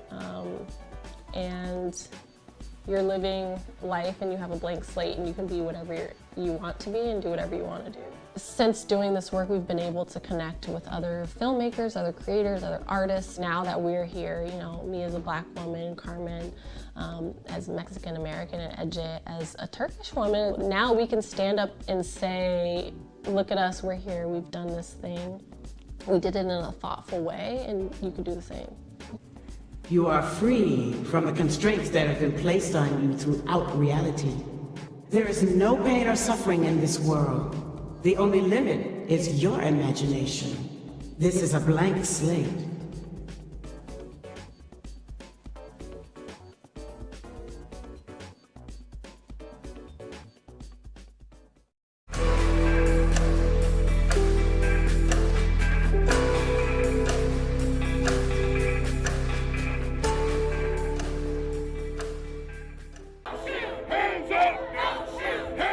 For a blink moment in time, people are aware of what they're feeling every day. If you're going to restore and sustain a democracy, there must be an informed and engaged citizenry. I spent 2 years in immigration detention. You know how much they spent to feed me for one whole day? How much? 75 cents. Immigrants as a whole, migration as a whole, is associated with lower rates of crime. Immigrants make our communities safer. What causes climate change, the selling and burning of fossil fuels, benefits most the power elite. And so they have a disincentive to address it, and they have an incentive to deny it. They're not going to funnel more money into our schools. They're not going to do it unless they have to, right? And the way they have to is by our participation, our organization, us taking accountability for our actions. Dream of the things you'll never know. Oh, dream of the beauty within your soul. George Floyd! When you dream, when you dream, dream slow.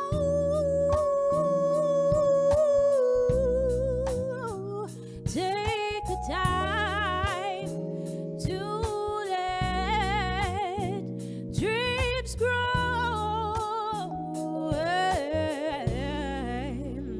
Just dream, just dream, just dream.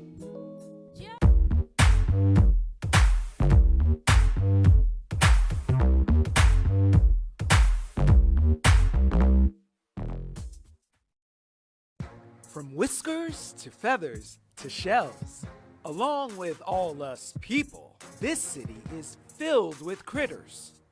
Some tend to cause a commotion and make mayors eager to eradicate them. Who likes rats? But rats do have their supporters. Meet Mother Pigeon. Yeah, they're my rats. And her fellow rat rights activist, Margaret. They think the rest of us have it all wrong when it comes to rodents. Let's lock your refrigerator. let's take your credit card, rip it up, and you go find some food on the street. Exactly. How does a pandemonium of parrots find a home in the burrow of pigeons? There are rumors that the mob was involved, you know, that the Lufthansa crew had a hand in it. And what's all that got to do with a man and his childhood pet? This magnificent African gray parrot, probably my sister and I were like, we gotta get him, we gotta get him. So began a lifelong passion for parrots. My name is Steve Baldwin. This is a wild parrot safari in Brooklyn. Tickle in my hands. Out at Jamaica Bay, a professor shows me why we need to protect the horseshoe crab. Horseshoe crabs are far older than dinosaurs. About 450 million years old. Not gonna squirt ink or anything, is it? But she's not doing all this work just because she respects her elders. The blood of a horseshoe crab saves lives. Just a pint costs about $250,000. This week, join us as we focus on the fauna of New York City, by land, air, and sea.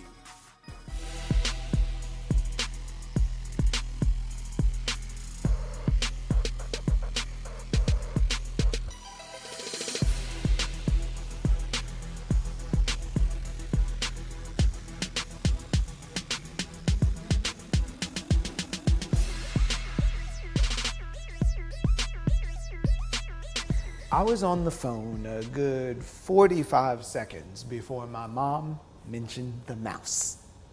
What mouse, you're wondering? Well, the mouse that had run across her kitchen floor the day before, just a few hours after the next door neighbors demolished their back porch, and a few hours before the neighbor down the street's exterminator's son laid out about $50 worth of traps and poison.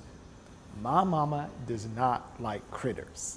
And if you are similarly disinclined to a mouse in the house, and the closest you ever want to get to one is on this side of your screen, you're in luck. We're going in with insightful and, dare I say, inspiring tales of critters. Critters by land, critters by air, and critters by sea. Just to be clear, that means rats, parrots, and a trip to Jamaica Bay. And while we may be novices on the subject, the humans here at the Dodo maintain an inexhaustible online menagerie, from head-scratching animal odd couples to pigs who snuggle their people, and good old kittens playing with string. The Dodo is the daily click-through for all things animal, and they're taking us behind the digital curtain for a look at how the sausage is made. Don't worry. No creatures were hurt during the filming of this episode. Not even the rats. This whole thing began with 2 goldfish that my sister acquired. From time to time, we'd have to go and buy fish supplies. And so we wound up going down to Exotic Aquatics. And then I think we just sort of liked to hang out there because it was a fascinating place. Well, right over the cash register was a hanging cage. In that hanging cage was this somber but somewhat comical presence embodied by this magnificent African gray parrot. Now, of course, an African gray parrot is gray for the most part, with sort of bright yellow eyes with those pupils that show emotion, but then a crimson red tail. Probably my sister and I were like, we gotta get him, we gotta get him. But I actually remember writing a document where I explained all the reasons why we should acquire this animal. And among them, I remember listing, like in a bullet point, this will teach Steve to be more responsible than he is currently. It sold the deal. So we bought the bird home, and the adventure began, and our lives were transformed in some strange way. And I am the man I am today because of it, for better or worse. So that's like a little orange guy, right? Yeah. Orange, yeah. Orange, yeah. Is he from South America? Yeah, by the Amazon. By the Amazon, okay. My name is Steve Baldwin. This is a wild parrot safari in Brooklyn. I will be your tour guide. This is a free tour. There's no obligation. I do this just because I enjoy trying to share the story of the parrots with the general public. They can eat the pine needles, and they can eat leaf buds. And they also, they're smart. In the late 1950s, early 1960s, Argentina from whence they are from. They wanted to get rid of these birds. They were causing problems. They were coming down eating crops. So they said, all right, well, why don't we just kill as many as we can? That wasn't as easy as they thought it would be. So they said, okay, rather than trying to wipe these birds out, why don't we just capture them, as many as we can, and send them to where the buyers are? Because this was at a time when pet bird ownership got popular. So by the mid-1960s, they were sending thousands of these birds through various international airports, including JFK. Something happened at Kennedy Airport. No one knows really what happened. There are rumors that the mob was involved, you know, that the Lufthansa crew had a hand in it. That's probably a lot of hyperbole and myth. But the parrots started escaping from the airport. And a bunch of them showed up in Brooklyn, and they were tracked. A bunch of them showed up in Long Island. They started showing up in New Jersey. And then eventually the USDA and the Department of Environmental Conservation, which was a brand new agency, they found out about it. But their reaction wasn't, oh, this is interesting. We got green birds from Argentina. It's like they got on the phone with their friends down in Argentina. And they said, we got some of your birds here. What do we need to do with them? And they said, kill them before they ruin everything. So they sent up a bunch of snipers. They killed about 300. This is in 1973. They didn't get them all. The birds that we have here now are the survivors of the eradication effort here in the 70s and then the eradication effort in the 60s in Argentina. But they've made it here. They've survived here for 40 plus years. And I say give them some respect and marvel at their endurance and, you know, their street smarts. They're real survivors. They've done very, very well here, almost as if they belonged in Brooklyn.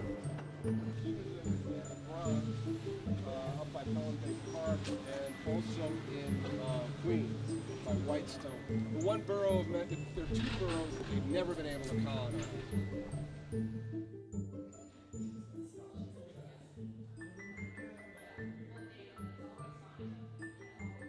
There's a dog to greet you at the door. This is Oliver. He's a very important job here, which is official dog greeter. Oliver. Yeah. I feel very greeted. This is our wall of fame. It's, you know, 1/20th of the animals that we're obsessed with right now. What does it take to get to the Dodo Hall of Fame? I mean, you have to really get into our heart. Like, whose heart is that little bald chicken of a parrot? Oh, that's whose heart is that?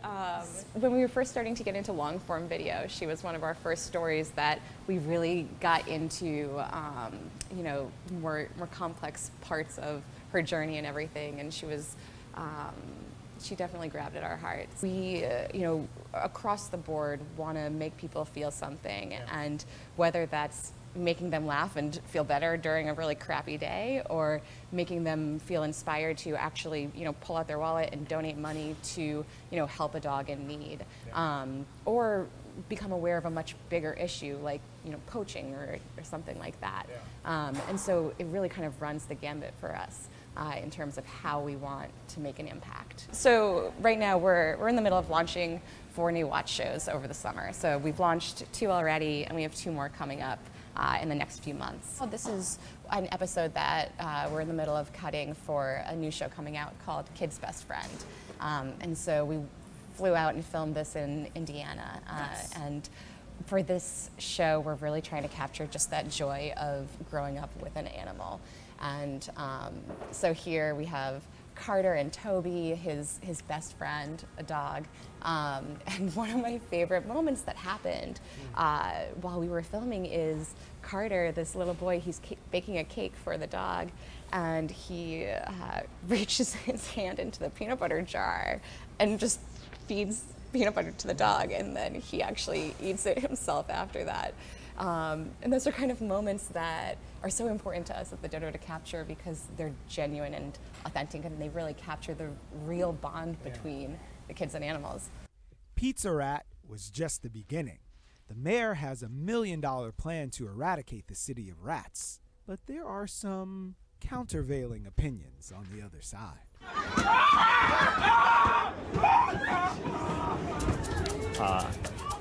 I don't know any New Yorker who likes rats, rats. It doesn't matter what community you're in, everyone wants to get rid of rats. I will admit personally to having a certain admiration for Pizza Rat, but that's the only rat I have ever managed to like. Rats are incredibly upsetting to people in every way. They're dangerous, they're unhealthy. It's not just an aesthetic thing, it's something much deeper. And the problem is that you could be doing everything right, but something around you could be causing the rat population to grow. That's Bonehead? Yeah. Bonehead. Oh my God. Bonehead's hungry. Yeah. And loves you. Hi. Yeah, they're my rats. Thank you. Look at the dogs. The dogs freak out with the rats. My name is Mother Pigeon, and I make rats and pigeons out of felt and wire, and I set them up in parks and street corners.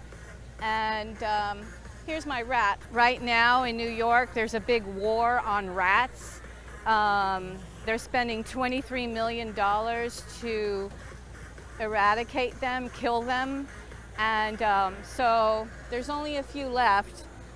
So if you enjoy rats, you're not going to be seeing them as much. And that makes me really sad because, you know, I know you. Let me get you some food.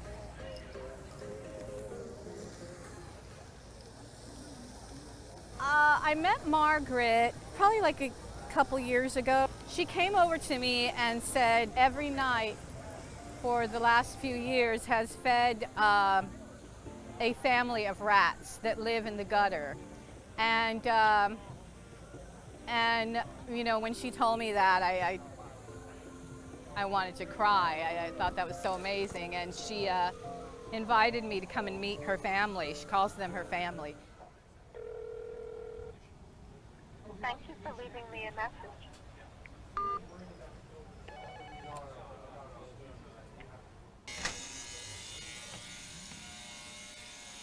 So I want to remind all New Yorkers, we need your help to fight rats. This is not a magic bullet, but it is a very big change of approach. And you know how many animals get fed out of this kitchen? Yes, many animals, lots. Many animals. We don't know exactly how many, Yep. but the rats who are having dinner tonight, who I call, you know, the family. Yep. We think there's about 40, but we don't know exactly. You don't see They all look- 40. They yeah, all come out a yeah, short little bit yeah. of time. So people, if you have a conversation about rats, which is not all the time, but you know, if you do, people will say, "Oh, you know, they survived. That, you know, they find things." Oh, there's plenty of food for them. That really. I can't. I hate that. when people say that. I hate that. Yeah, I yeah. hate that. You know what? Let's lock your refrigerator. Let's take your credit card, rip it up, and you go find some food on the street. Exactly. You know. You know, and here's the magic of the NutriBullet. You just, you know, love it so much. Plus, I didn't want to give that to them all the time. You know, I wanted them to have, you know, something good and substantial and different that they like. So I researched. Well, you know, what do they like? You know, what are their favorite meals? And I discovered things like nut butter, macaroni and cheese, and you know, yeah, nut butter. Now. Oh yeah, that's yeah, nice. This is good. This is good. And do you use like an oil or something to form the balls, or you just do it? I use this. Oh. So that they'll get uniform, so that no one says, "Oh, you got a big one, and I got a small one." No, I mean it's just horrible all round. The way animals are treated in the city. Oh yeah, they're treated like worse than garbage. Yeah. Okay, everyone, see you later. You're in charge. Wow. Yeah, you really do live. Yeah, I mean, you can. They want all of New York to look like a mall. That's nothing to drink. So what got to sterilize Yeah. everything. Yeah.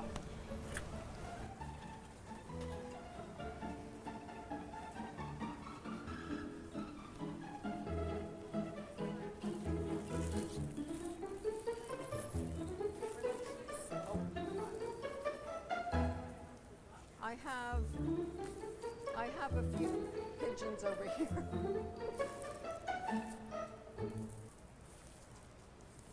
Sad. Okay, we are approaching the family's home. There's no sign of them. Well, as soon No as poison, right? As soon as I start putting this down, you might see a face appear.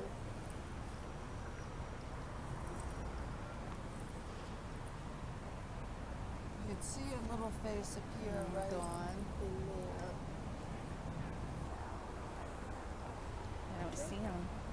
It's fun because last time they ran out to greet you. Well, They're trained better. They're trained better. This is good.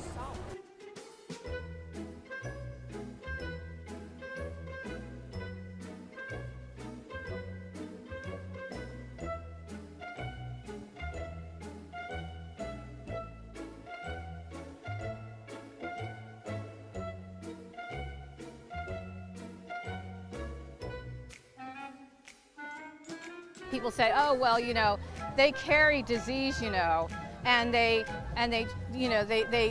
almost wiped out humanity with the plague. And I said, well, the only bad thing about rats is that they didn't wipe out humanity, and that they just kind of fell short of that part, because that would have been an absolute victory if the rat would have done that. So that's what I say to that. Okay, thanks everyone.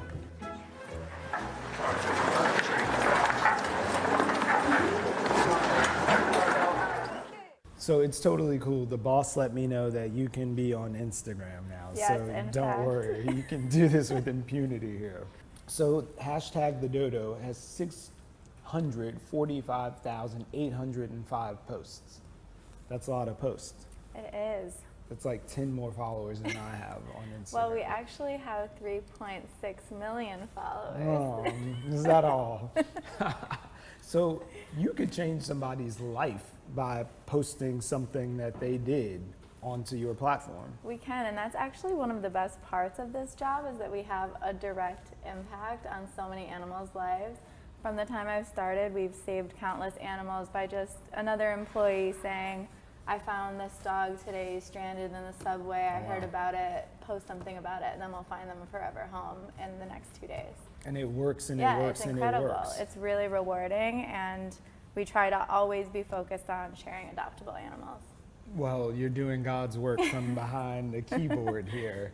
Who are these dogs and cats that I'm looking at? So these are some posts from our hashtag, and we always like to go in and engage with our fans, because they'll use the hashtag to try to, get in front of us and be discovered, basically. Yeah. So I'll go in and take a look. This is Sir Thomas, the cat. Sir Thomas over at Milo's Sanctuary. Yeah. So we'll go adopt the sir. in, we'll engage with this, comment. Oh. And this is kind of how we find stories also. So sometimes I'll go in and see, like Sir Thomas, maybe he needs a forever home and he's been waiting for a long time. Yeah. So I'll flag that to our video team or to our editorial team so they can push that further and create a story from it. Are you tired of looking at fur faces? I could never get tired. Often I can't believe this is my job. Off the Belt Parkway, there's a home to amazing biodiversity with some living fossils that may help save lives. New York City is the concrete jungle where big dreams are made of. But it's also this, a quiet coastal enclave that's the site of the most important event in the life cycle of one of the most important creatures on the planet. I'm with a professor from Kingsborough Community College who's doing some important work saving an animal that might very well have had a role in saving your or someone you love's life. Horseshoe crabs are far older than dinosaurs. They're older than dinosaurs, Yeah, and they managed to stick around this place. They are a living fossil. 450 million years of evolution, and the fossil remains that we found look remarkably similar to the modern day horseshoe crabs. They actually have been able to extract a medical compound from the blood of horseshoe crabs, which is used to detect bacterial contamination in surgical equipment. So if you have ever had any kind of medical intervention, stitches, even a vaccination, the sterility and safety of any surgical equipment, even dental equipment, would have been virtually guaranteed by Limulus amoebocyte lysate, or LAL, which is an extract from horseshoe crab blood. Thank you, miss. All of this habitat is kind of the remnant of what used to be a bigger wetland. Much of it has been filled in and modified. So all of this data feeds into a bigger study, a broader investigation to try to understand the population dynamics of horseshoe crabs. Our ultimate goal is to increase the levels of protection of these animals and the habitats that they rely upon. My name's Adam Paris. I'm the Executive Director of the Science and Resilience Institute at Jamaica Bay. Our vision is to pursue a model of collaboration between scientists, agencies, and community groups to improve the health and resilience of Jamaica Bay and the surrounding waters in New York City. To have clean air, food, water, we have to have healthy habitats. Species use habitat wherever they can find it, and they are more resilient than we give them credit for. There are literally hundreds of species, birds, fish, invertebrates that use Jamaica Bay on an annual basis. Horseshoe crabs frequent Jamaica Bay and use some of the shoreline habitats as spawning grounds and return perennially to Jamaica Bay. Right now we are at Plum Beach. This is one of New York State's most important breeding beaches for horseshoe crabs. Whoa, it's not gonna squirt ink or anything, is it? No, but this is a live male horseshoe crab. And hello, sir. We can tell that he's a male because he has these boxing gloves here, these larger appendages that are designed specifically for grabbing onto a female shell. Hold on to the ladies. Yep. So if you ever see a horseshoe crab that's on its back like this and it's still alive and kicking, should you help it? Do the right thing and flip it over. Because that's what always made me sad when I was a kid in those nature things. They just showed you a thing dying and dying. I'm like, okay, why don't they just flip it over?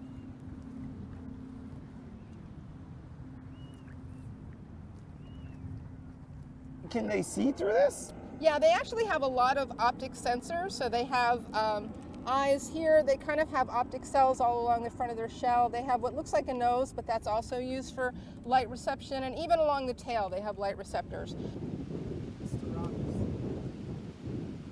Citizen science is the new way. And this is one of the things that I do with my students. They don't have to be professional scientists. The resilience of the Bay for future generations is absolutely critical to our mission. And part of that, actually, and part of our mission is to help educate and train people who live in and around the Bay, the students who become the resilience leaders of tomorrow. I was pretty terrified the first time I saw one, but I realized that they're really super harmless and more beneficial than anything than harmless to us. Yeah. So we're really trying to preserve them and ensuring that, you know, based on anything that they're going to try and do on this beach, anybody's fishing, we want to make sure that they understand these crabs are beneficial and we kind of need them to survive. After 450 million years, we can't let these guys go on our watch. They're too precious to us. Their blood is too much of a benefit to us. Just a pint costs about $250,000. Wow. And you can imagine for every time you weren't infected, you didn't get a cough, you didn't get a cold, you didn't get sick, it was thanks to him. If you just scoop right down under him, you'll be able to get him out of the sand, and we'll take a closer look. My first crab, where did you go? Give him a little bath so we can get a really good look at this one. Interesting that that telson is short, so Kay, make a note of that. Short telson and asymmetrical opistoma. Asymmetrical opistoma, I can only... Yeah, so that back, it's alive and very cute. It's tickling my hands. And is it soft? You've worked and studied in Belize, in Costa Rica. You did your Fulbright in Borneo. Wow. How does the biodiversity of all those places most of us couldn't find on a map compare to where we are a few stops away from the F train here? Well, I got to tell you, it's surprising to the average person to see how much biodiversity there is in New York City. And then if you go offshore, the unseen biodiversity just below the water surface is vast. So while you may not have held a crab in the palm of your hand, donned a pair of sea socks, or joined the ranks of the citizen scientist, Let's see, that was 1, 2, 3, 4. a species hundreds of millions of years in the making may depend on you for its very survival. And this critter is right in Brooklyn's own watery backyard. All right, so personally, I'm gonna ask you, cats versus dogs. I'm a dog person. Okay, score 1. How many people are you guys interacting with on the daily? I mean, it changes month to month, and our audience keeps on growing. But I think we're about like over 2 billion views per month. When your own video, when you're starting out and you make your first video and it gets millions of views, it just feels very surreal to see that somebody's like that many people have seen your work. But yeah, it's just very exciting because we're all about the mission too. So it's not just rewarding from the ego perspective, but you are also feeling like you're making a difference, you're spreading a message, and people are getting it. Tell me about the larger mission of what you people do here at the Dodo that's more than just cute animal videos. There's a larger thing at play.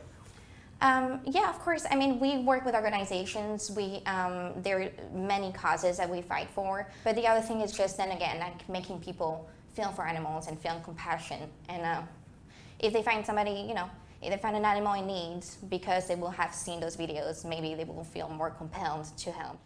Thanks for going in with us on Critters. For other stories of people, puppies, and everything in between, go to our YouTube channel at youtube.com/BRIC TV. Bye now.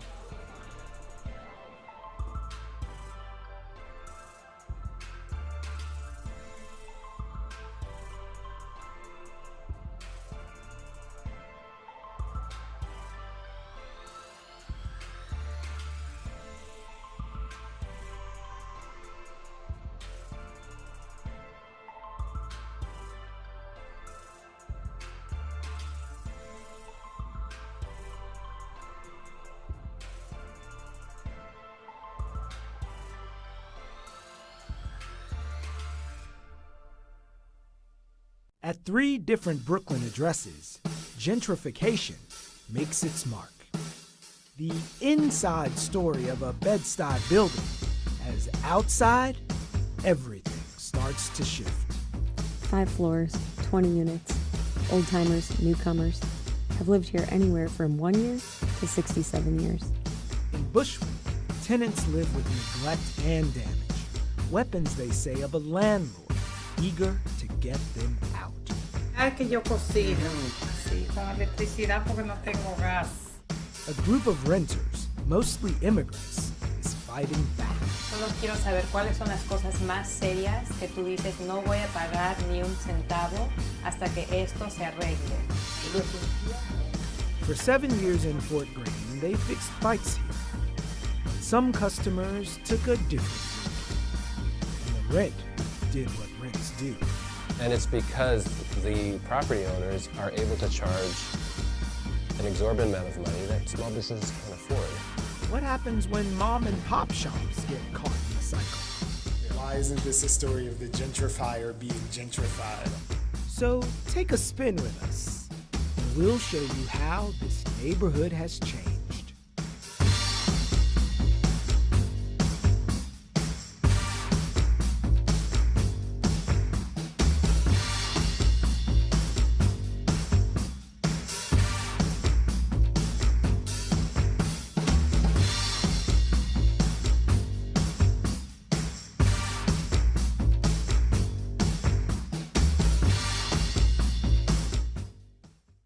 The Apple Store has landed, and it occupies the same building as a Whole Foods. What else is there to say about gentrification in Brooklyn? A few years ago, this space was a parking lot. Now, in addition to housing those retail giants, 300 Ashland is home to 379 residential rentals. 76 of those are affordable housing. From a lot to a lot, including affordable housing. If this is the upside of gentrification, this has to be the downside. A 30,000 square foot former stable that opened as a roller rink in 1935 and eventually became the birthplace of roller disco, AKA the Empire Roller Skating Center. Empire was a first date spot meets a community center and family fun zone all in one until the last skate in 2007, when the skating business was kicked out. They paved paradise and put in a storage facility, something U.S. Congressman Hakeem Jeffries labeled cultural gentrification at a rally to save Empire a decade ago. Where there was once community is now a resting spot for so many sofas and side tables exiled from Manhattan. The second most popular definition of gentrification on UrbanDictionary.com is when a bunch of white people move to the ghetto and open up a bunch of cupcake shops. And even for them, the rent was too damn high. For years, it seemed like every day I was receiving mail addressed to former tenants. I couldn't help wonder about the people that lived here before me. I've only lived here for 7 years, but this building is over 100 years old. I found it on Craigslist, moved in with a random roommate. He moved out a year later. I moved from a few blocks away, so I've been in Bed-Stuy for over 10 years. 5 floors, 20 units, old-timers, newcomers, have lived here anywhere from 1 year to 67 years. Several adults living here have actually grown up in the building. Rent stabilized, not much turnover lately. 1 apartment, 1 building, 1 very dynamic Bedford-Stuyvesant.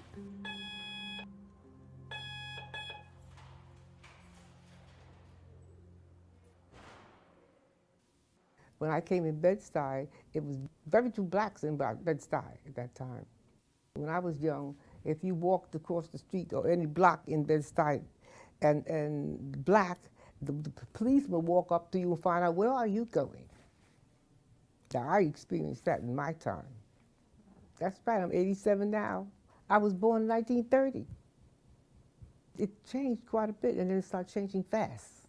As black starts moving in, white start shifting out.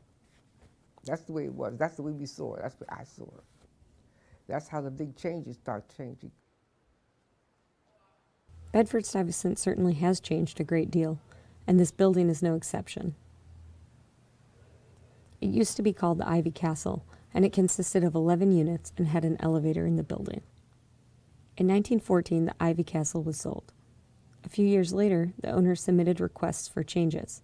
That's when it was converted from 11 units to 21 units, and the elevator was removed. I found an old ad from 1935 looking for specifically white domestic help. Then I came across another classified ad from 1941 saying open to colored. I didn't intend to live in Bed-Stuy when I moved here over a decade ago. I was kind of scared of the neighborhood, mostly knowing its reputation from watching Do the Right Thing in high school. This was just the neighborhood where my friends found a great duplex that we could all afford right after college. But then I started interacting with my neighbors, store owners, started filming for a local business, and I became attached. I like pictures of other people, but not taking of me. Catherine didn't want to appear on camera, but she has a lifetime of Bed-Stuy stories to tell. I've lived here 58 years as of today. I moved in here December 6, 1959. I grew up in Brooklyn, so I came right from around the corner. I'm a Bed-Stuy person. When I moved in here, it was black. I don't think there was any white in here at all when I moved in. And it was a black landlord. It still is. Oh, I thought it was the most wonderful building. The bricks were still nice, not all chipped up and all the way it is now. You come into the lobby, that was another door, not that stuff they have down there now. It was a door. I don't know what he put that thing up there for. It doesn't do anything. And then on the wall, both sides was a mirror. And it had the chandeliers with the teardrop chandeliers. In the 70s, I lived in this community before. And in the mid-90s, I returned. Actually, when I moved here, there was a lot of elderly people living in here who reside in here like for most of their lives. I saw a lot of people leave out of here in body bags too.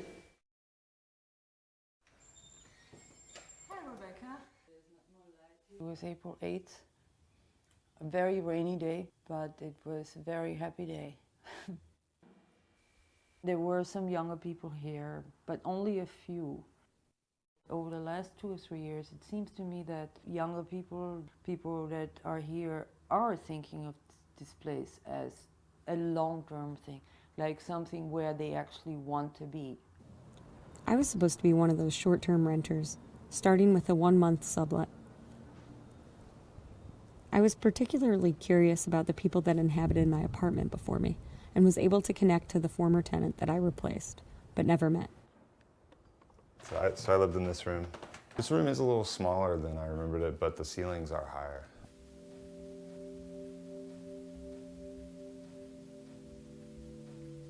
They were like, "We're sorry, but we did a lot of work on the place. Sorry, it has to go up to 1280. I was just like, what was it before? I guess you know. It was 201 in 1984.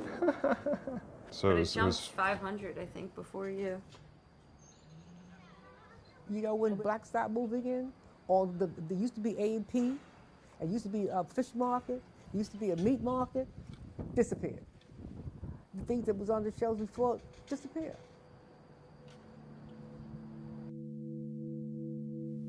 Sometimes I'm amazed by how stereotypical gentrification is. Years back, I remember seeing vegan pastries at a store, and my thought was, too soon. Yet somehow, they're still around.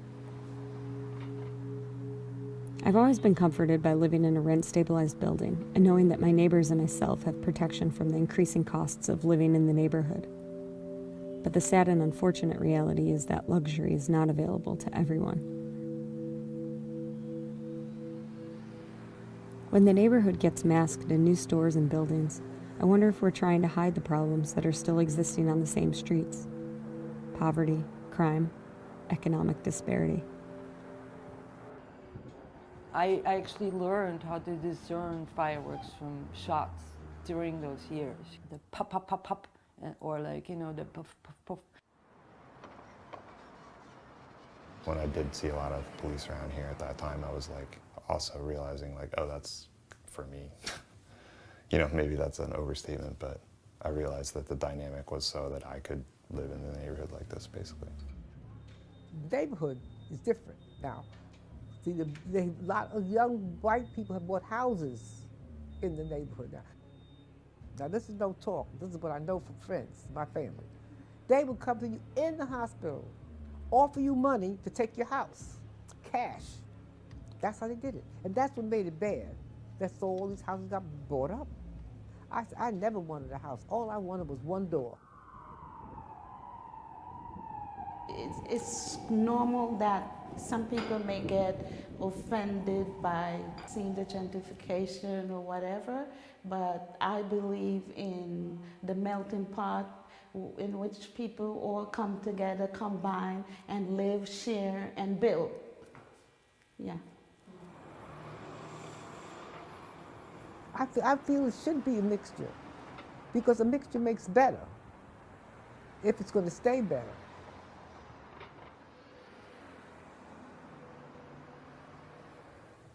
And so it goes. Our building, like so many others in the trajectory of gentrification, has been sold. You have no obligation to talk to them. We don't know all the details yet, but some apartments have been offered buyouts. After learning about the offers, we decided to meet regularly as a group to share status updates and learn our rights. Fortunately, as a rent-stabilized building, we have legal protections to keep us at home, here. We formed a tenant association and are going through it together as one beautiful, complicated community. By the end of 10 years, the mayor aims to create or preserve 200,000 affordable housing units citywide. While a new lease in this building runs from $900 to $1,500 a month, longtime residents fear their days may be numbered if a city-sanctioned redevelopment makes the neighborhood more desirable to those who fancy themselves urban pioneers. But what happens to the existing residents when a hood gets hot and the landlord favors new money over old tenants? Things could get ugly, and in Bushwick they did. Then the tenants got organized.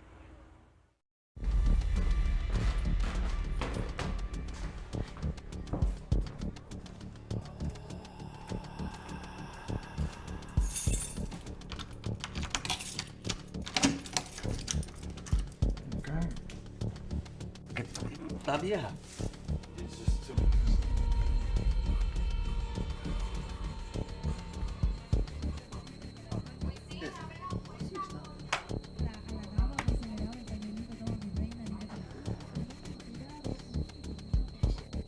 Rellenando el hueco.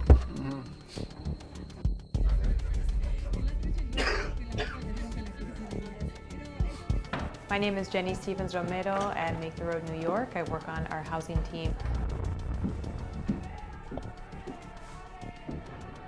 We first found out about the building from one of our members. She was already a member of Make the Road New York. She knew that the organization existed and that we helped tenants. The building is located at 175 Wyckoff Avenue in Bushwick. The landlord hadn't touched the building in probably more than 10 years, so it was in a really bad state of disrepair. Some of the tenants had big holes in their ceilings. There hadn't been hot water for a few months when we first went into the building, and a lot of other pretty serious problems. We started working there initially in April 2017, and we filed our case in July 2017.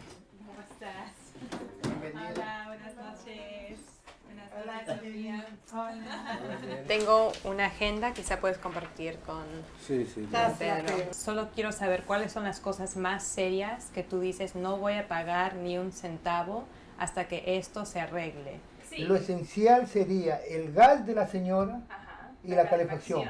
Las dos cosas en el edificio. Porque yo pago, son $2,000. No tengo en cuenta cuántos meses que más o menos nosotros... Sí. Ella tiene que arreglar todo. Mira la puerta, mira el pie arriba mismo. Eso. Gas, techos de Rosario y ventanas de Luis. Okay. Las dos de frente. Adentro los cables también están sueltos. Cables de luz.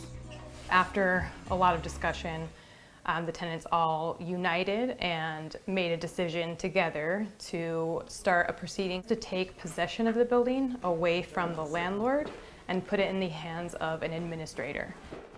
Iríamos a la corte, pero ella se pondría de acuerdo con una orden diciendo se tienen que arreglar estas cosas para tal fecha. Teníamos que ponernos fuertes nosotros, porque si no nos ponemos fuertes, ella siempre va a estarse burlando de nosotros.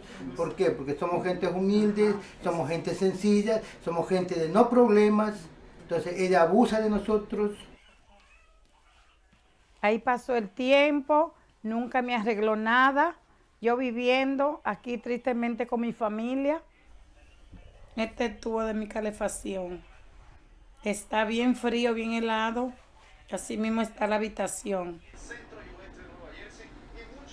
Sin tener gas ni una estufa. Mi situación en verdad ha sido una situación bien crítica. Yo no tenía gas, no tenía mi estufa. No tenía agua caliente. Que yo cocino, sí, con electricidad porque no tengo gas. Lo único que ella se ha preocupado es por cobrar su dinero. El resto, que vivan como ratas. The other big thing is that the landlord had been harassing the tenants.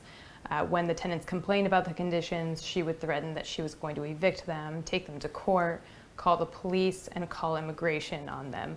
All of the tenants are immigrants, so those threats were pretty serious and pretty scary to them. Le voy a llamar a migra, le voy a llamar a la policía. Cuando nos decían así, me daba miedo porque yo no sabía en verdad si era cierto que nos iban a echar para afuera.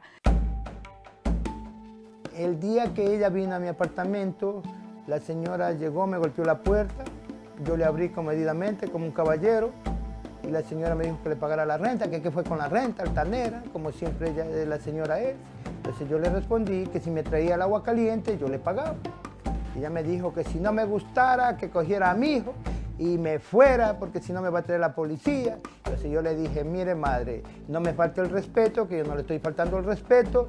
Si usted quiere traer la policía, tráigale la policía, pero conmigo hasta luego, buenas noches y nos vemos en la corte, le dije. Sí, les interesa. We had lengthy discussions where we told them what their rights were in this building and that they had the power to do something about the conditions they were living in. Vamos a luchar este caso y ella no puede seguir con esas reparaciones que no son buenas, que realmente no son reparaciones. Podemos poner el dinero de la renta en una cuenta y que ella nos mandaría las cuentas o las facturas de los que están trabajando en el edificio y de la cuenta donde ustedes tienen la renta se pagarían esas facturas. Cuando aquí esté frío, el apartamento, yo no puedo estar, tengo que salir, porque no puedo resistir el frío. Bushwick is one of the places where I think gentrification is happening the fastest in maybe the whole country, so it really feels like this is an important place to be doing this kind of work. Un 80% ha cambiado el barrio, antes esto era territorio de puro mexicano, ecuatoriano. Hoy en el día, este territorio es de blanquitos, que viene otra gente de otro lado y les pagan $3,000, $2,500, hasta $4,000 por un apartamento. Entonces ellos se ven, lo único que ellos quieren es sacarnos para meter a la otra gente. A lo menos en Nueva York, gracias a Dios, tenemos leyes para todo. El que no tiene papeles, el que tiene papeles, para indocumentados, documentados, para todo el mundo. Quiero que esté claro que si entramos a un acuerdo, no es que ya terminó y ustedes ya no pueden hacer nada. Todavía se puede regresar a la corte si ella no cumple con el acuerdo. Buenas noches. Hola, Ángel. Buenas noches. Sí, los inquilinos.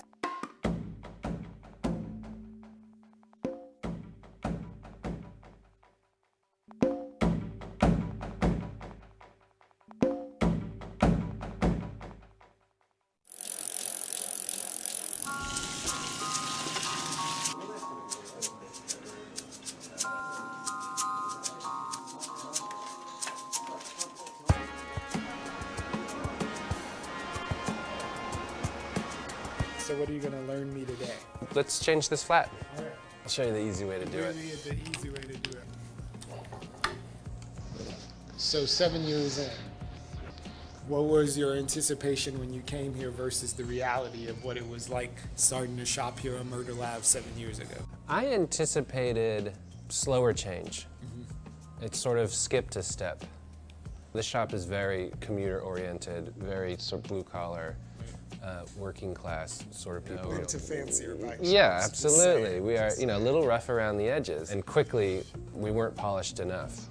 Single-family brownstones that changed the neighborhood. So that's one thing I didn't foresee. So, like hyper, skip the step, So. Yeah. Why isn't this a story of the gentrifier being gentrified? And I'm not sure if I'm being gentrified.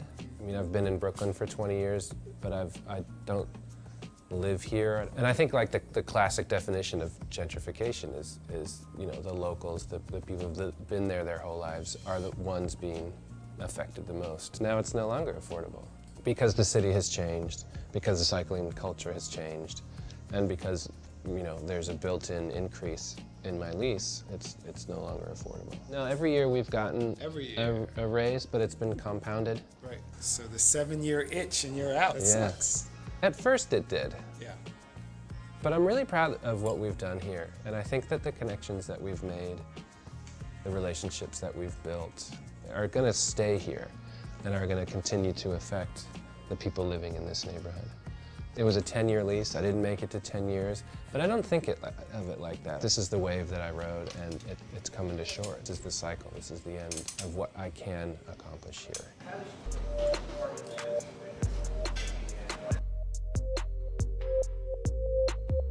I moved to Brooklyn, New York, Fort Greene, a little under 5 years ago. Just like any other immigrant, I kind of wanted to find a space where I could feel comfortable and where the hospitality flowed. Red Lantern Bicycles and Cafe became that.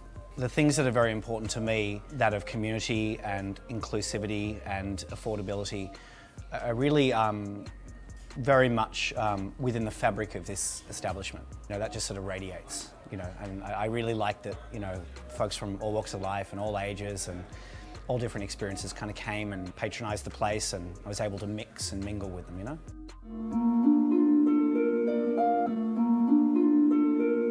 So if you're blessed with that kind of perspective to see your 7-year arc, what could have kept you to 10 to fulfill that lease? Rent increase had definitely something to do with it. But there were a lot of factors that I couldn't control.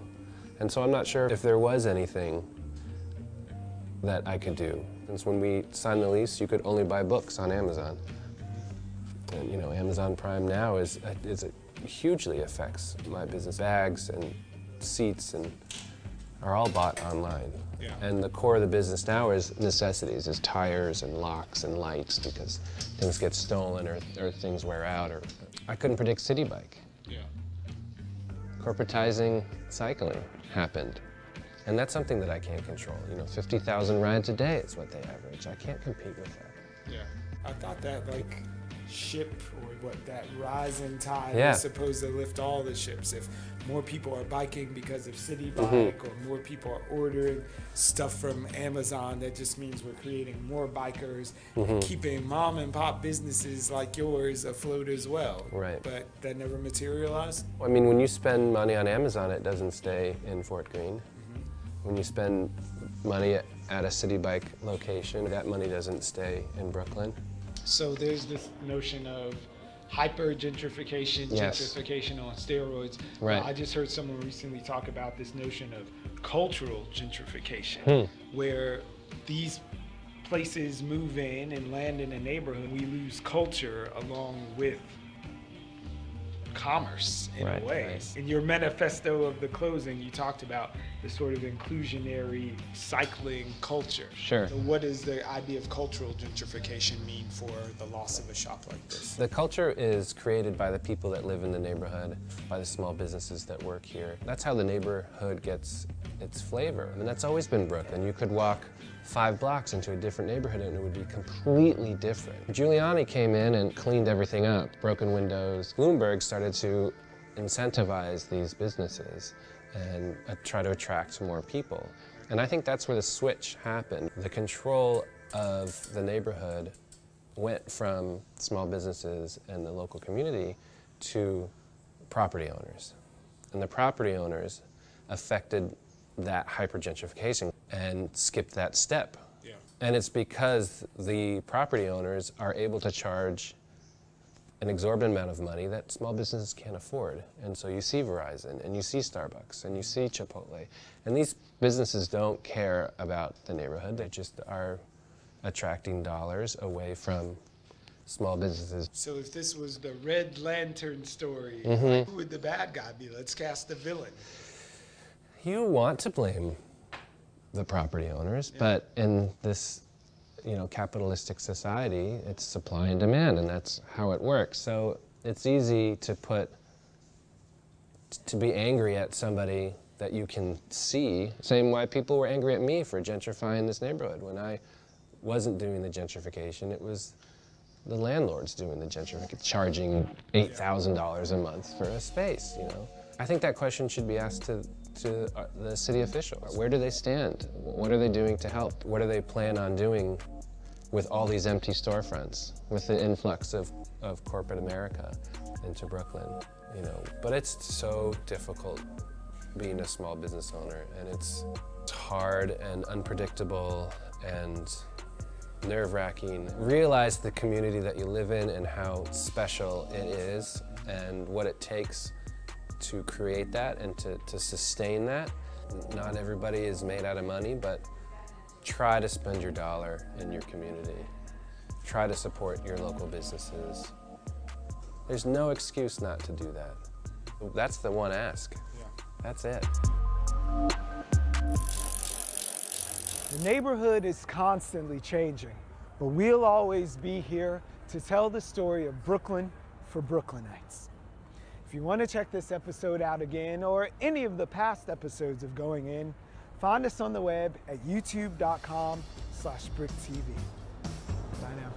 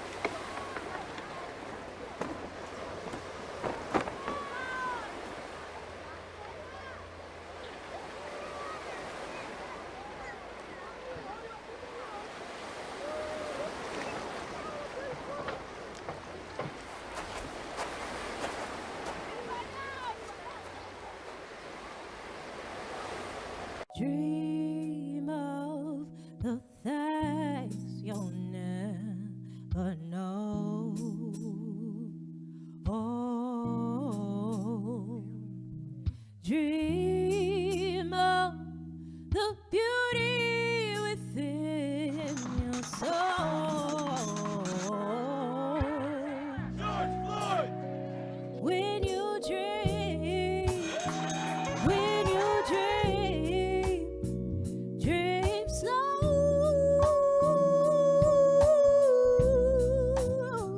Take the time to let dreams grow.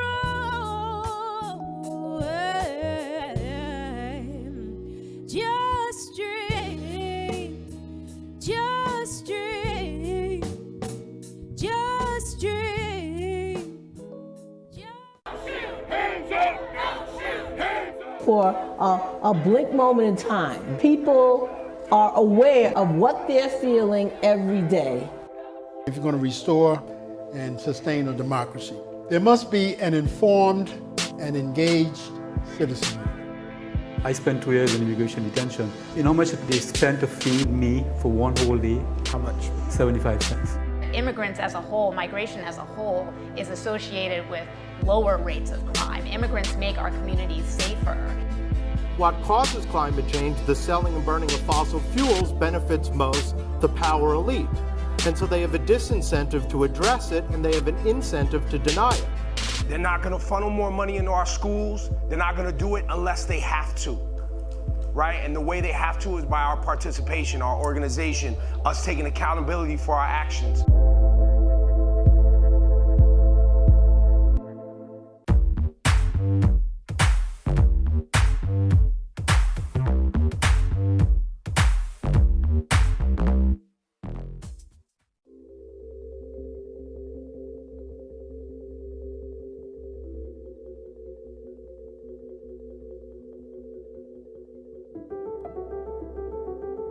Hello, and thank you for joining us. We have the pleasure today to be talking about one of Brooklyn's most dynamic communities in one of the most dynamic years on human history.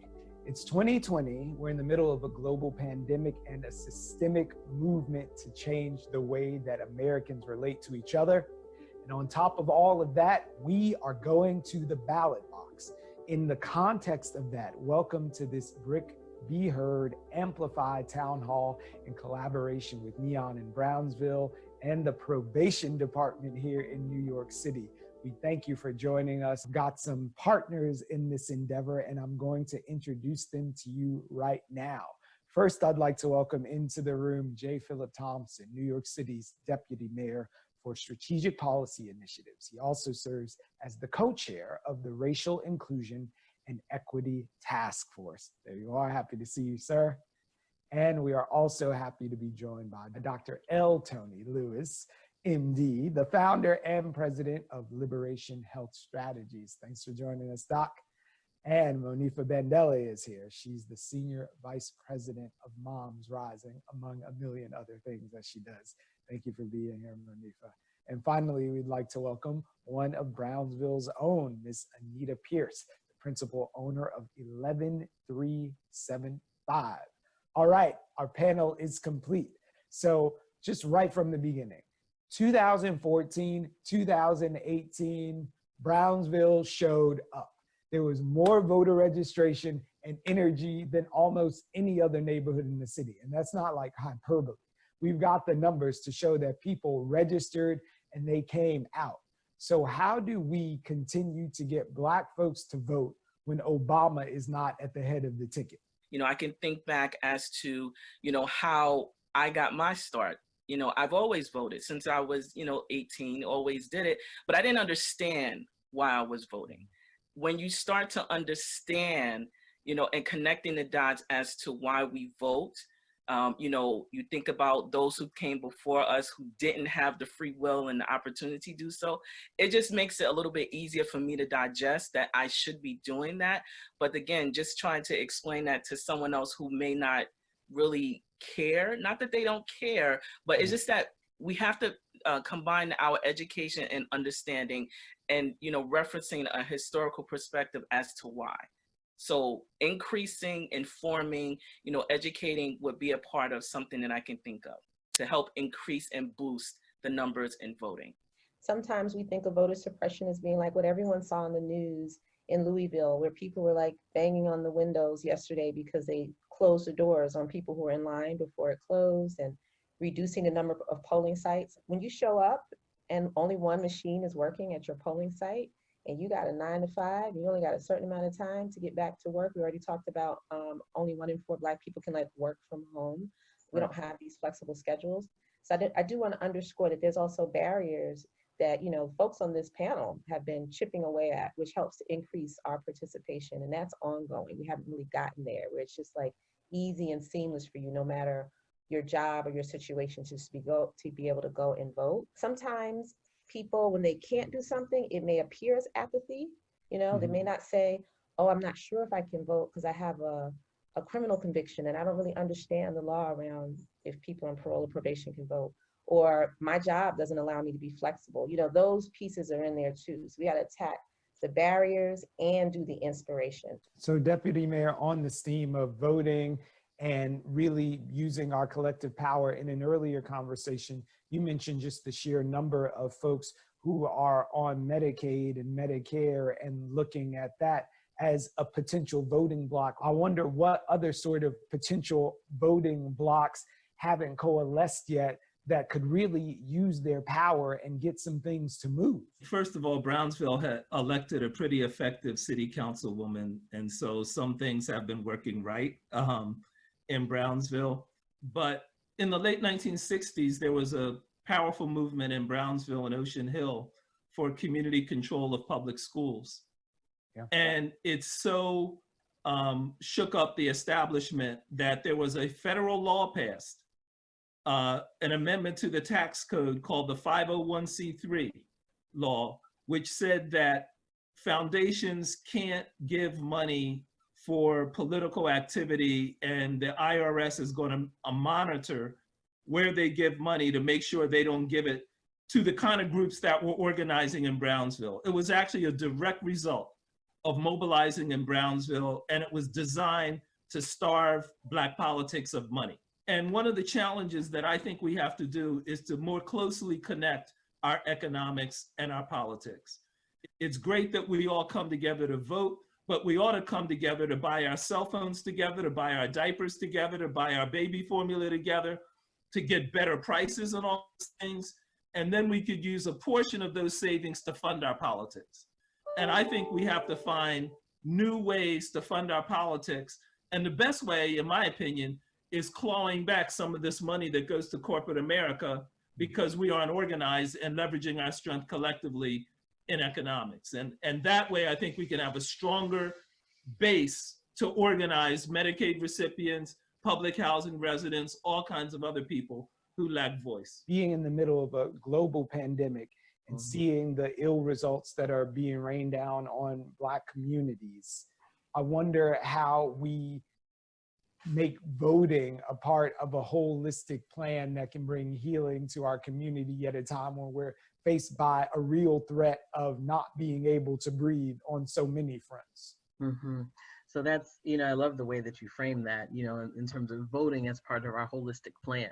Because if there's anything that's true about folks in Brownsville and Black voters in general, is that we are the ultimate strategists. Like, we pay attention to who showed up. As you mentioned, the councilwoman, there have been any number of assembly members, council folks who have been out, everything from, putting out food to listening when no one else was listening to standing out in the middle of protests. Our voters are like, pretty clear, on who decided to invest in their lives and who kind of was missing.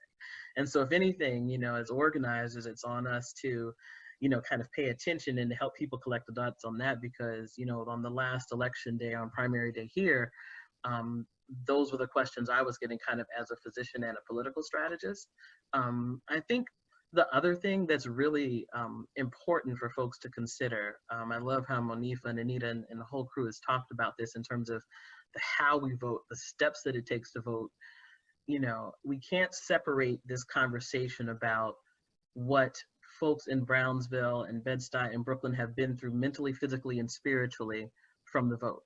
So in the same sentence, if you're going to recognize that there's an inordinate amount of grief, job loss, issues with transportation, stress from everything from, police violence to fireworks, then if we really do believe in a true democracy, we should make sure we do everything possible to make it easy for folks to be able to cast that vote. When I'm doing voter engagement around the country, it's a lot of people talk of it as comfort care. So yes, that was happening in Louisville, happened a couple of weeks ago in Georgia, but there was someone there with food, with chairs, with prayer, with music, organizers were there calling folks, Lyft was giving rides, that kind of thing that makes sure that we adjust for the amount of trauma and stress that we've been through, but also respects the hope and strategy that Black voters have in choosing the ballot. So Anita, I'm looking at you right now, knowing some of the hurdles that a lot of members of the community are facing, whether it's felony disenfranchisement or just not being brought into the system. What's Brownsville's issue? What do people want to hear and see from their electeds when they come in to service their whole person? We want good quality food within our neighborhoods. We want, good schools within our neighborhood. We want to have good relationships with the police officers within our communities. We don't want to deal with, the excess stress and this narrative that has been continuing over some years, right? So there are a lot of things that we want, right? And we want to live and just have a walk in the park just like anyone else. When people think of Brownsville, it's always they don't want anything. No, we want to live just like it is on Park Avenue. We want to be able to walk our dogs. We want to be able to exchange and love on our, our grandmommies and our nanas and all that, just like everyone else. So, safety, yes. Health, yes. Good food, yes. Education, yes. Economics and the opportunity to be able to grow and own within our community, absolutely. So the real question is, who lied on Brownsville? Who said that we don't show up, we don't vote, we don't care, that it's not a thing that's part of the community, that if you want to hook us, you just got to come in and say, oh, I believe in reforming police or balancing sentencing, and these are the things that I can say. And then when I go and give my stump speech over in Park Slope, I got to talk to them about, oh, education and getting those brown recycling things curbside. Like, who lied on us? What I do know is that there is a shift that is definitely happening within our community. And again, as I mentioned, that we are, really looking to change that narrative that has been existing. Like, for sure, we know that we do have some challenges, right? And we know that, if we collectively, group together, and I always say truly group together, that we're honoring and trusting each other and looking to provide a space where we're healing one another as we're still collectively learning, as times are changing, then I, envision that we will do much better. I want to touch on that for a second, Brian, can I? Please. Yeah, because Deputy Mayor talked about the activist history in Brownsville. And so I just wanted to underscore that voting is just one way of civic participation, and there's a deep history in Brownsville and Black communities throughout Brooklyn of not only having a great deal of civic participation and activism, but like literally changing the course of how education is, of how healthcare positively for the entire city. Even if we didn't reap the benefits as much as other parts of the city. And so we began to outline that. I think we'd find data that says Black people actually civically participate at a higher level when you expand it just beyond getting there to that ballot and voting. I grew up in the 80s in an apartment building in Crown Heights where they organized a rent strike that grew to be a rent strike amongst many properties owned by a landlord called Spodak. And these are all mostly women of color, immigrant women, and they brought down one of the most powerful slumlords in the city by having nightly meetings and going and sign-on letters and petitions. This is the types of things you see happening all over the borough from Black people, Black women, and Black families in general. And that's civic participation. You're gonna try to diminish our civicness, but we're activists, and we really define, I think, how you make change. We make it more complicated and more nuanced. Not to take away from voting, but I just want to give us that. And now here's a son of Brownsville, Christopher DeRosimi. Civic engagement take on multiple forms and manifest in various ways. Of course, voting is one important and integral way. To Brownsville, however, in addition to voting, civic engagement is about rolling up the sleeves and actually doing the work on the ground. Brownsville embodies a deep history of that work in ways that resulted in positive changes, both big and small, for the neighborhood and the city overall. Whether it was the controversial teacher strike in 1968, where the community fought for control over their school district, or the establishment of the Brownsville Heritage House in 1981, where Rosetta Gaston cemented her dream of having a venue for Brownsville residents to learn our history and culture, Brownsville has always rose to the occasion and a never-ending desire for positive change. Today, our engagement continues to take on multiple forms, spanning different areas and achieving insurmountable results. MGB Pops, an outdoor marketplace for grassroots entrepreneurs, was an idea inspired by Brownsville residents who have been asking for more food and retail options in the neighborhood, getting the city and nonprofit groups to pitch in the process. Additionally, the Brownsville Plan was a community-driven initiative that resulted in hundreds of millions of dollars in city investments for parks, playgrounds, community centers, and affordable housing units. Brownsville groups like the Ocean Brownsville Coalition Young Professionals works to improve the socio-economic status of the community in health, education, youth development, and environment through utilizing our professional resources and networks. And We Run Brownsville, a woman-led organization that promotes health and wellness among women of color living in Brownsville through a Walk to Run program. Down to getting the community engaged to filling out the census form, ensuring that not only all Brownsville residents are counted, but making sure that Brownsville receives all the federal funding it deserves.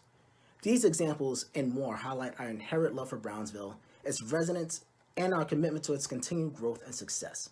These small acts of activism, over time, boils up to cement positive change lasting generations, whether it's health, economic, workforce development, and education. Now, more than ever, it's the time to roll up our sleeves and do the work. Can I pull on that thread for just a minute? And thank you for that perspective, knowing that we over-index in other ways. So I want to ask you about that momentum that we're seeing when people who don't even speak English for the main part can tell you that Black Lives Matter from their respective corners of the globes. How do we take that momentum and continue to show up in spaces that don't come with an appointed voting day, but also encompass that political power to show up and vote? How do we not lose that momentum in this moment when we're so clearly showing the world how it's done? Oh, it's the part two, because all the bills we saw pass and all of the legislation that all of a sudden now it's fine to repeal 50A is because of the movement and the people in the streets, right? And so that shows us, oh, this is our accountability lever. So we can vote people into office, but we were just, you know, a lot of us, I talk to my cousins, they're like, but then what? How do we control that they do what they say, or that they do the things that we need? And so the organizing, the community organizing, and the infrastructure that's being built throughout the movement for Black Lives is that accountability measure. It's saying, this is what you ran on, or maybe you didn't even run on this, but we're gonna hold you accountable. Jumped on. To the fire. Can and I know that we'll show up if you change course. Deputy Mayor Thompson. I just wanted to put on my political scientist hat for a minute and not my governmental hat, my political scientist. Okay, we see you. Okay, it's the children of white baby boomers in the next 10, 15 years will inherit somewhere between 50 and 65 trillion dollars. Children of Black baby boomers, Latino baby boomers will inherit essentially nothing. And so there's about to be an explosion in the racial wealth gap beyond where it already is. And it already is like 20 to 1 or something like that. But it's about to just become huge, bigger. At the very same time, people of color are becoming a majority in the whole country. Over that same time period, already are in New York City, will soon be in New York State. That's also true of many other states, you know, and eventually the whole country. So people of color are gonna have the ability to control politics if they vote, if they stay together. On the other hand, white folks will have money and people of color will not have money. Expect that a whole lot of white money is gonna get involved in Black and Latino politics. Yeah. And so I think we have to prepare ourselves for these new dynamics that are about to occur in our communities, you know, by being very clear that there is real power in legislatures and government, and we have to be ready to do what Manifa was just mentioning a minute ago, or Anita was too, being very clear of what we want to do with that power. So, Dr. Tony, I see you unmuting over there. You know, this whole conversation makes me think about that proverb that we always talk about, that until the lion tells the side of the story, the tale of the hunt will always glorify the hunter. And like, you know, who told the story, who got paid, you know, to do that. And even now, like when we talk about the movement and the accountability and the legislation that's been dropped, you know, from city councils to whatever, like what I love about the organizing of the Movement for Black Lives policy table, which Manifa's, you know, all of these other things, that like none of this stuff happened by accident, you know? And that's got to be our story all the way up and down, like our accountability. We are all clear that it's not just about voting, that it's not just about voting someone who made a promise, that like anything that you put in can be rolled back. We saw what happened with Voting Rights Act and all the other things. And so now that all of that stuff is coalescing, and there's this great policy and this movement and this wind and this moment and this pandemic, like just putting all that together and making sure that we always at every step acknowledge our historic and our ancestral strategy in this moment right here, which includes us head on addressing racism and power. That's the key to like continuing, because I think people see and feel that like, wait, there's a moment and there's a way to win. And there's a way to make this about, you know, what Anita said, the joy and liberation and the good plate and the, you know, dancing and our kids being like free in a way that, you know, our ancestors couldn't imagine that we are even trying to build. So I just like tying it all together. It's just, I feel hope here, especially with this group of people on this panel. Well, tying together is a great place to end. I thank you all for the time that you've devoted to being with us today and really waking up so many parts of my spirit personally. So Deputy Mayor J. Philip Thompson, Dr. L. Tony Lewis, Anita Pierce, Monifa Bandela. You guys were all spectacular and reminded us of why we asked you to be here. Thank you for being part of our community and sharing your voices in our forum. We really, truly appreciate it. Thank you. Thank you. Thank you. And now we're going to close with a word from New York City's Commissioner of Probation, Ms. Anna Bermudez. Hello, everybody. Thank you for having me as part of this panel and this discussion. It's an honor, and I want to do some thank yous first before I say what I would like to say about the conversation. To BRIC Media for providing this platform, the expertise that you bring, and not to mention the enthusiasm of everybody who put this together. This was phenomenal. The Brownsville stakeholder group, some of whom are represented here, you know, even though officially the state was on pause, you never paused about anything.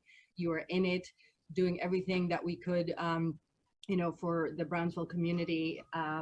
And I have to say that the biggest thing I want to say is thank you. Thank you for your comments and your thoughts. I learned a lot. I had no idea about the 501c3. It's incredible once you start looking at the history of things like that, how it almost always ties back to a way of disenfranchising Black and brown people. So, but as Dr. Lewis said, I'm hopeful. I think there's some things that are really important here. Anita, what you said as to the always linking it to the why of why are we voting. I always try to come up with like a call to action kind of thing, but I want to put ourselves, the Department of Probation's neons, at your service, whether for forums, whether for, you know, to host things so that we can get the voice, the message out, and tying, you know, the importance of voting as a civic right, as well as then the whys behind it. So I'm so glad that BRIC, you put this together, and that the Neon stakeholder group and partners wanted to get the messages out to the community of Brownsville. And of course, Deputy Mayor Thompson, thank you so much for your words, your wisdom, and your commitment.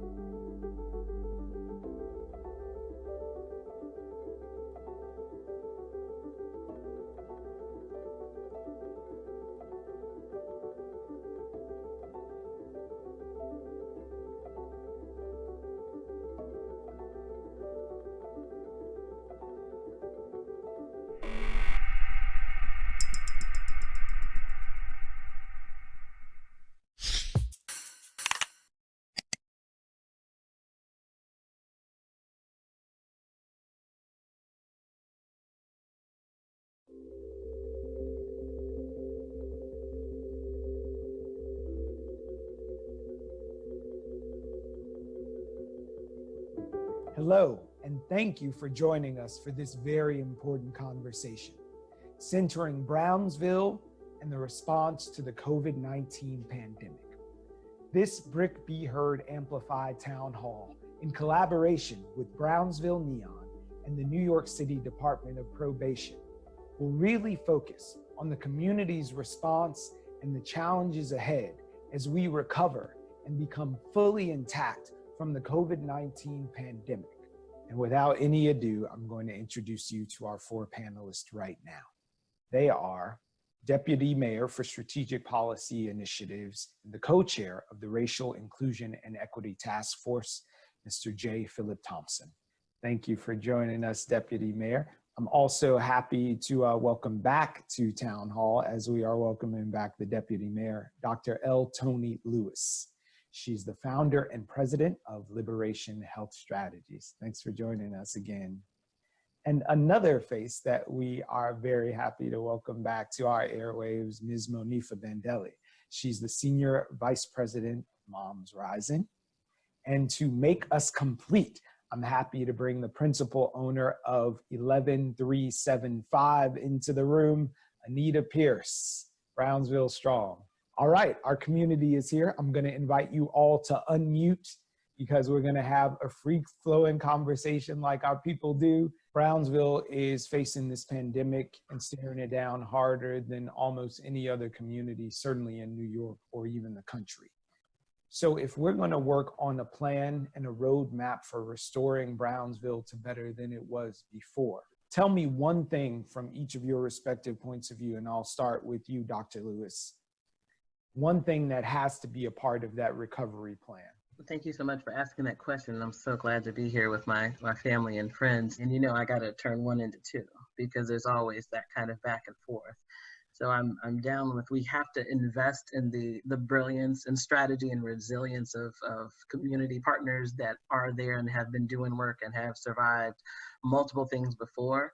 But that also means we gotta, you know, divest from the things that have harmed and hurt people in Brownsville, all the panic and neglect and the issues. So yes, invest in our dopeness and divest from the things that harm us.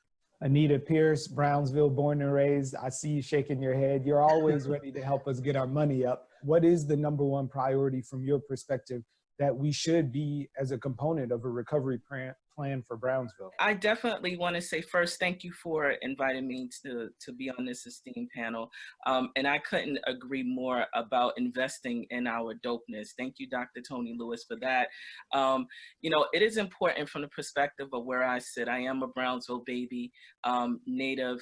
And one of the things that I continue, especially as I lend my experience, is really, you know, understanding and embedding into our tools and resources that we are really educating one another. You know, sometimes when we think about, you know, what education look like, we know that, you know, there's systematic racism that does have an impact, but the importance of all of the local community-based organizations, entrepreneurs, you know, general moms and dads who actually live in Brownsville, is making sure that there's really true access to information. In order for us to be able to grow and thrive. So Monifa, one elemental thing that has to be a part of any recovery plan for Brownsville post-COVID-19. Well, my mantra for all these issues is that we have to get at the root. You know, the pandemic exposed already glaring health disparities that exist. So what we have to do is really dig deep and go to what is the source of why we are affected disproportionately across the board with all of the various diseases. And it's because of neglect, medical apartheid, the racism within the healthcare delivery system, the employment system, the housing system. And so we have to be able to really zero in and identify the factors that existed before the pandemic that put us in this position in Brownsville and all over the borough, and really in Black communities all over the country. And so that means naming it. You know, we have to name racism, and we have to have race-specific solutions that are grounded in equity, because if we kind of have a race-blind solution, the health disparities will stay after COVID is gone. Mr. Deputy Mayor, start at 1 for me. Well, I agree with everything that's been said. I would just add jobs and employment and income. Underlying the racial disparities in health are the kinds of stress and trauma that go with being in poverty or not being able to pay your bills every month, worrying about that, worrying about where you're going to live. Those conditions produce stress. Stress produces hypertension, produces diabetes, even cancer. And Black folks have been living in trauma, as Monifa Bendelli said, well before COVID. COVID just brought it out into the news, but Dr. Lewis and I were actually working with Interfaith Hospital in Brookdale and a bunch of community health advocates years and years before COVID, and Brownsville was the center then of health disparities, and Brownsville was having dozens and dozens of excess mortality. It's called people dying who shouldn't die every month before COVID. So that's one of the things I would just bring up as well. I'm wondering, now that the world is waking up and finding out what people who know and have known for a long time, what the process of turning that knowledge into action now in a way that moves the needle in Brooklyn in general and communities of color that are dying more than anybody else. I'd love to circle it back to what Dr. Lewis said, which was the invest, divest, right? So we're looking at the systems that would help us to not have these comorbidities, our health and hospitals, our emotional and wellness systems, our education systems, the employment systems, all those things that the Deputy Commissioner named. They have really, really small budgets, right? And we're living in a city where the police budget is $6 billion.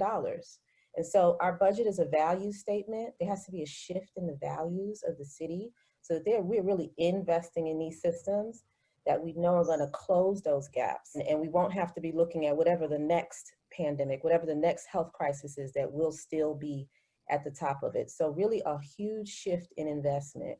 And I think it starts now. You know, while people are in the streets, people are demanding these investments. And so we need to strike the iron while it's hot. Thank you so much for that, Monifa, because I love that you mentioned the emotional kind of health and wellness piece, because, you know, all over our neighborhoods and all over Brownsville, there exists these kind of small businesses that tend to the mental, physical, and spiritual health of the community, you know, with a small business frame, with ancestral and culturally like relevant and respectful techniques. That, to be clear, we're on the front lines of all of this when people could not get to a vent or a hospital or anything else. So while there were all these kind of, you know, press conferences about how you need to find your doctor, we were talking with, you know, our healers who were, you know, doing herbs and doing breathing and checking in on folks and visiting elders. And so like a strategic investment would be that those folks should be poured into to like continue to create an ecosystem versus having to struggle to look at like, you know, month to month, day to day, the bills of things. And actually at this point where, you know, our system, the healthcare infrastructure as it is set up now is not fully staffed, fully equipped to meet the need of addressing racism. And I love it's racism, not race, right? That's causing these issues. And now we're happy to welcome back to the Be Heard Forum a former panelist, Lisa Kenner, a longtime Brownsville resident, as well as an activist and tenant organizer. Good afternoon. My name is Lisa Kenner. I am the TA president of Van Dyke Houses. And I want to remind people, COVID-19 is still out here and we must wear our masks, especially our young people. Even though it's the summertime, please put your mask on your face to protect yourself as well as your family members, because we are a community, and if one get hurt, all get hurt. So please wear your mask. The Governor Comer gave us masks. We still giving out masks and hand sanitizer. If I see you in the street, I do have some in my pocketbook, I will give you one. So please wear your mask so you can stay healthy and safe and blessed. Thank you. As Monifa said it earlier, budget really reveals priorities. And I'm looking at you right now, Anita. I know that you're a member of Community Board 16, and almost 3 months ago, you all instituted a COVID-19 committee that was really focused on mobilizing the human resources that are at hand, even when the money isn't coming through as we would hope it would flow. So I'm just wondering, how is the community self-determination coming into play at the community board level? One of the narratives that we believe is that, you know, the person on the white or black horse isn't coming to save us, right? And so we collectively, myself and a number of community-based organizations, residents included, have decided that we were going to start taking back, you know, some of the ownership, that we're going to start doing some of the work ourselves, because we know and believe that, you know, if we start to internalize our process and show people what it is that we can offer, that they will then, you know, eventually realize that this is something, you know, that they can eventually partner with and will help to help sustain it long term. You know, at the community board level, yes, we have been meeting and have formed this committee, something as small as the language, right? You know, when COVID first hit, we were like, what's social distancing? That's not a language that really, you know, it doesn't sit with us. So we actually came up with, you know, understanding how to speak the language of those who live within our community. Physical distancing, understanding that we need to, share, have this distance engulfed with love. And so we came up with, and developed our own flyers that we circulated within our community. This was done when there was food distributions. We made sure that we had that information done. So definitely, just taking those little steps and making sure that we own and not wait for anyone to come and save us is the mentality that we have now. Because right now, if we wait for anyone else to do it, it won't get done. Deputy Mayor Thompson, knowing, as Anita just pointed out, the folks aren't waiting for that white horse to pull up. But if a horse did pull up, it might foreseeably have something to do with your portfolio of what you're managing with the city. I'm wondering, in the middle of the defund movement that's happening right now, how those dollars might be used to help energize and change some of the health outcomes in a place like Brownsville. Well, let me just step back for 1 minute because someone, I think it was Monifa, mentioned that there's a national movement going on right now. Yes. The federal government stopped building public housing in 1972. It stopped adequately maintaining public housing that was already built in the 1990s. And we have not had a federal program to really support housing for people in need in many decades at anything close to the scale that we need. And New York pays more federal tax money than we get back by tens of billions every single year. And the federal government is the only part of government that can literally print money. So while we definitely focus on the city and the state and those resources in terms of investment, the really big thing is the federal government. We can talk about $6 billion at NYPD, but that doesn't even compare to what we're spending on military and all kinds of stuff at the federal level. So I just want to mention that because we as Black people have not come together. I'm yet to attend a national gathering of Black people, a Black Congress or whatever, to say, what are we demanding from the federal government, which we all pay into, one. Two, right now, New York City is over $9 billion over budget. We are spending $50 million a week just on food because so many people lost employment that they're hungry. And $200 million a month. The state Senate has refused to take up the House bill to reimburse cities like ours for the expenses, the money we're spending for COVID related things. We're trying now to get permission from the state to borrow $7 billion to keep things moving. There are a lot of things, I agree totally. We need to focus on the budget, focus on investing in the communities that have been hurt the most by COVID, that were most in need before COVID. Right. We need to do all of that, but right now, both the city and state are in fiscal freefall. And when money does come in, all of us need to pay a lot more attention to where it's going.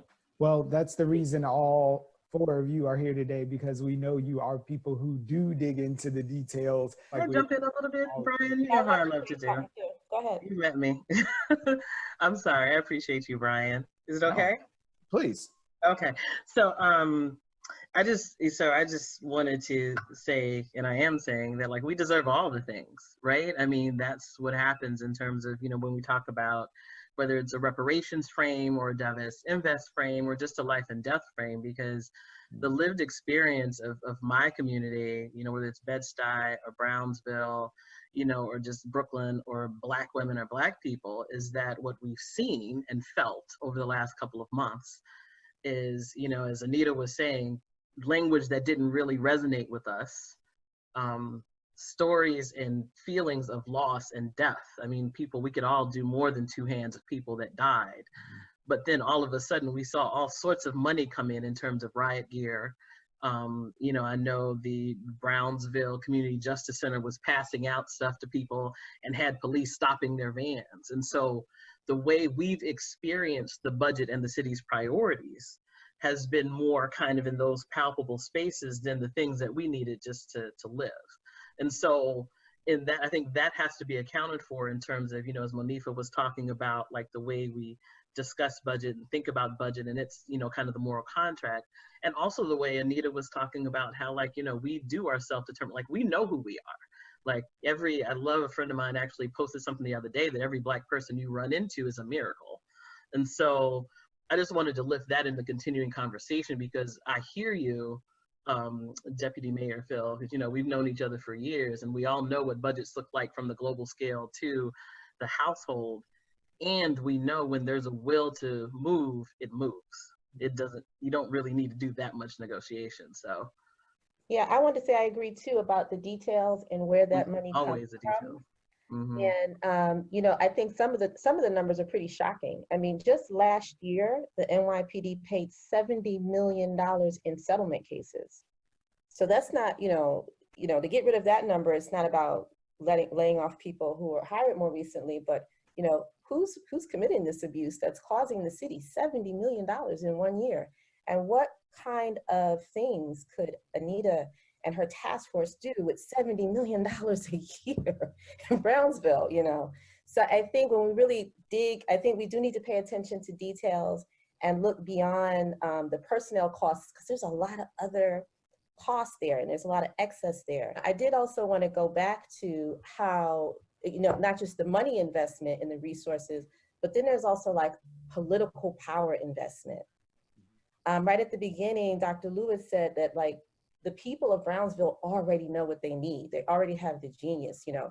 It needs to be scaled up, and they also need to have the power to execute the solutions that they know work for the communities and not be blocked, you know, from a top-down way. So, you know, it's money, but it's also money and self-determination. You know, the political power needs to happen so that we can change this framework for all of Brooklyn. I agree with what's been said. I just think if we're going to look at money, we ought to ask the question, why in a state with an $80 billion a year Medicaid budget, half of it coming to New York City, we have people in Brownsville who are suffering the kind of health conditions we were talking about earlier, and CEOs of nonprofit hospitals surviving almost entirely on public money, making $10 million a year personal. So if we want to start looking at money and where the money is, I'm all for it.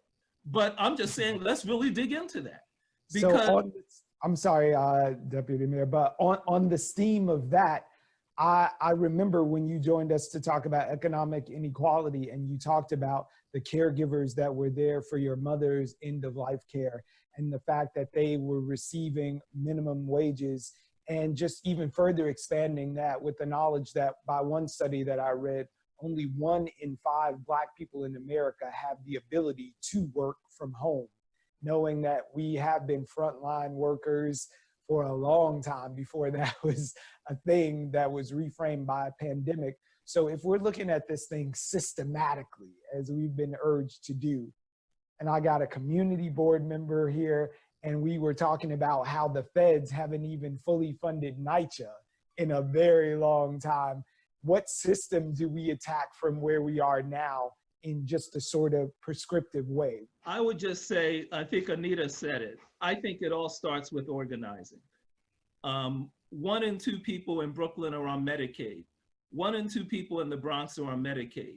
There is not a single organization in New York City, New York State, or the United States of America that represents people on Medicaid.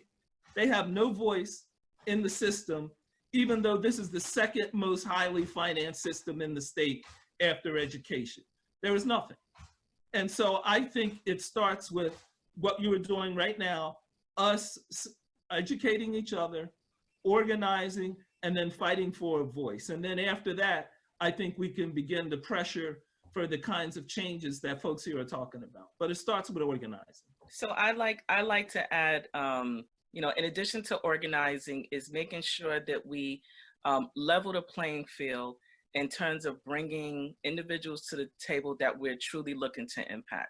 You know, I've been a part of a number of conversations, especially as we've been in this pandemic. And oftentimes my question is, who are the people that we're looking to serve and why aren't they at the table? We are, you know, in this virtual platform right now. You know, I have had the honor and actually a privilege to be able to create, host and develop something called the Brownsville Minute. What does that mean? It is a platform where, you know, we have decided again to utilize the voice of the local people who are in the community to be able to not have a script to describe what's happening, but to be able to share their real experiences while they're in this pandemic and to come up with some of the solutions, particularly as it relates to economic mobility and connecting the dots to all of the social economic things that we know are connected. So we, again, have decided that this was one of the ways to close the gap on informing from trusted messengers, because oftentimes when we hear messages, it does not reflect the faces that exist within a community. And I want to bear that to be repeating because, again, we are supposed to be servicing and providing resources and drilling it down to, you know, the everyday neighbor, whether they live in NYCHA, because everyone does not live in NYCHA and Brownsville. You know, we have a full makeup of individuals, residents who love Brownsville and who love where they live and are really looking to create and enhance, you know, some of the things that we actually don't have and want to see. So at that point, Anita, I'm gonna look at, we're running up against our last 2 minutes, if you all can believe it. So I'm gonna pull a King Solomon and judiciously split that between Ms. Bandele and Dr. Lewis. So Monifa, if you have a message about bringing more people to the table who aren't represented. Oh, I'll just plus one what Anita said. Okay. Because what she's saying is central, and so I'm falling in line behind the Brownsville leaders, and that's what's needed on every level. So Dr. Tony, in the last minute, the most unfair question I'm going to ask today is for you to write us a prescription, knowing that there's a need for fresh food access, knowing that we have higher levels of all kinds of comorbidities and divestment from the federal government in our community. What is the prescription for getting Brownsville well on our terms? Trust Black women, listen to Brownsville Genius. And I'll just underline that a little bit more. So Deputy Mayor Thompson, you remember when we were on this town hall together last time about economic inequality, we talked a bit about how it makes sense for folks within power to create the space to hear the voices, to talk about what needs to be done. And it always triggers me a bit when folks are asking for additional labor from people who we've all just said are dealing with all of the inequalities and inequities. And there are folks like the Brooklyn Rapid Recovery and Response Team, BCJC, Combine, the Health and Wellness Table. We're organized. We know we can create the space and invest in, please don't ask for task force to do all this work for free when we're already working for money. So I think that's really it. Trust, you got 3 Black women here who could easily pull together a group of folks to tell you what we need and put some numbers behind it too. But the prescription is to just love each other well and listen and invest in that dopeness. I'd like to again extend our sincere thanks to all of you for joining us. It really made an impact. Deputy Mayor J. Philip Thompson, we appreciate you being here. Dr. L. Tony Lewis, we appreciate it. Monifa Bandele, and of course, Anita Pierce. Thank you for joining us. And now we're going to close with a word from New York City's Commissioner of Probation, Ms. Anna Bermudez. Hello, everybody. Thank you for having me as part of this panel and this discussion. It's an honor, and I want to do some thank yous first before I say what I would like to say about the conversation. To BRIC Media for providing this platform, the expertise that you bring, and not to mention the enthusiasm of everybody who put this together. This was phenomenal. Deputy Mayor Thompson, always a pleasure to be with you. Your commitment to all things neon, and you have been such a champion of our work and our equity efforts. And it's the stakeholder groups also, and our staff. the Brownsville stakeholder group, some of whom are represented here, you know, even though officially this state was on pause, you never paused about anything. You were in it, doing everything that we could, you know, for the Brownsville community. And I have to say that the biggest thing I want to say is thank you to you and to the Brownsville community, because you've let us probation, okay, of all government agencies, be a partner and be part of your dopeness and to contribute to your dopeness. And we are eternally grateful for that, because you have always pushed us to put our money and our resources and the opportunities where our mouth is. And that is an integral part of being able to move forward. So my call to action today is to start thinking about Neon Health. Let's think about how to have the community make decisions about wellness in the Brownsville community. Yes, for that we need some money, but hey, you know, we're gonna try to figure something out, and try to do increased investment into that part of the community. So this cannot be a moment in time that then floats by and then it fades away. We have to take matters into our own hands, as everybody has said. No matter how small the project, no matter how small, we can create a wave, we can create a movement and get things done. So thank you very much, and let's keep moving.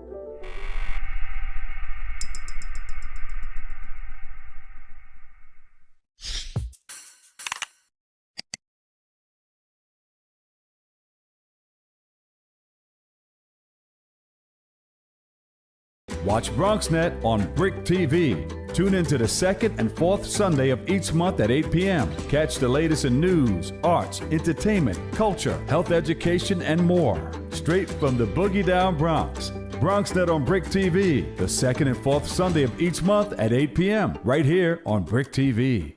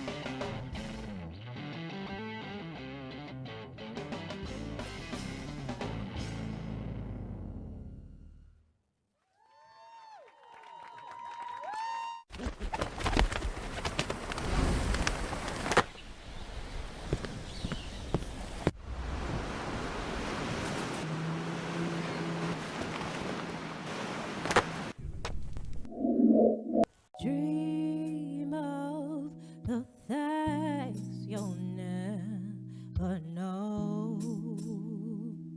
Oh, dream of the beauty within your soul. George Floyd! When you dream, when you dream, dream slow.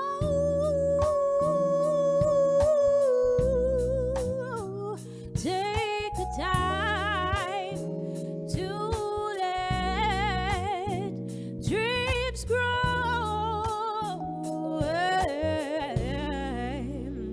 Just dream, just dream, just dream.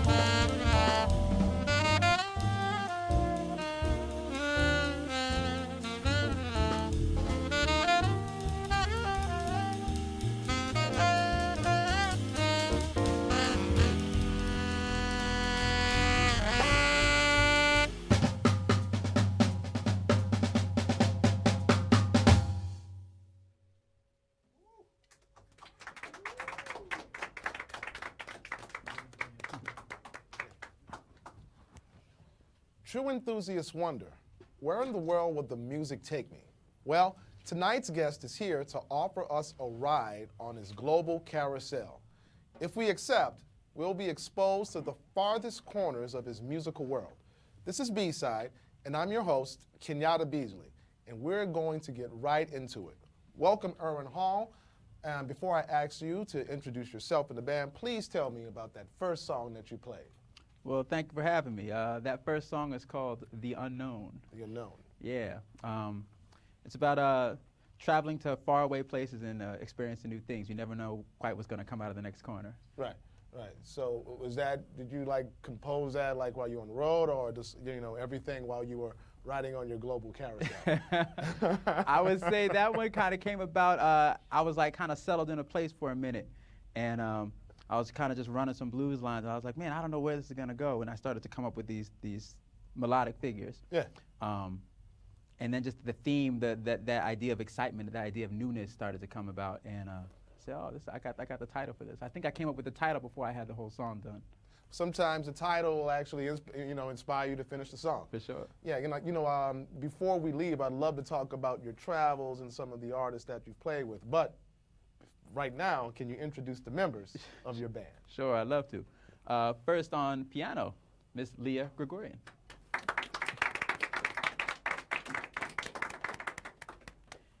And on bass, Zuelake Duma Belaper.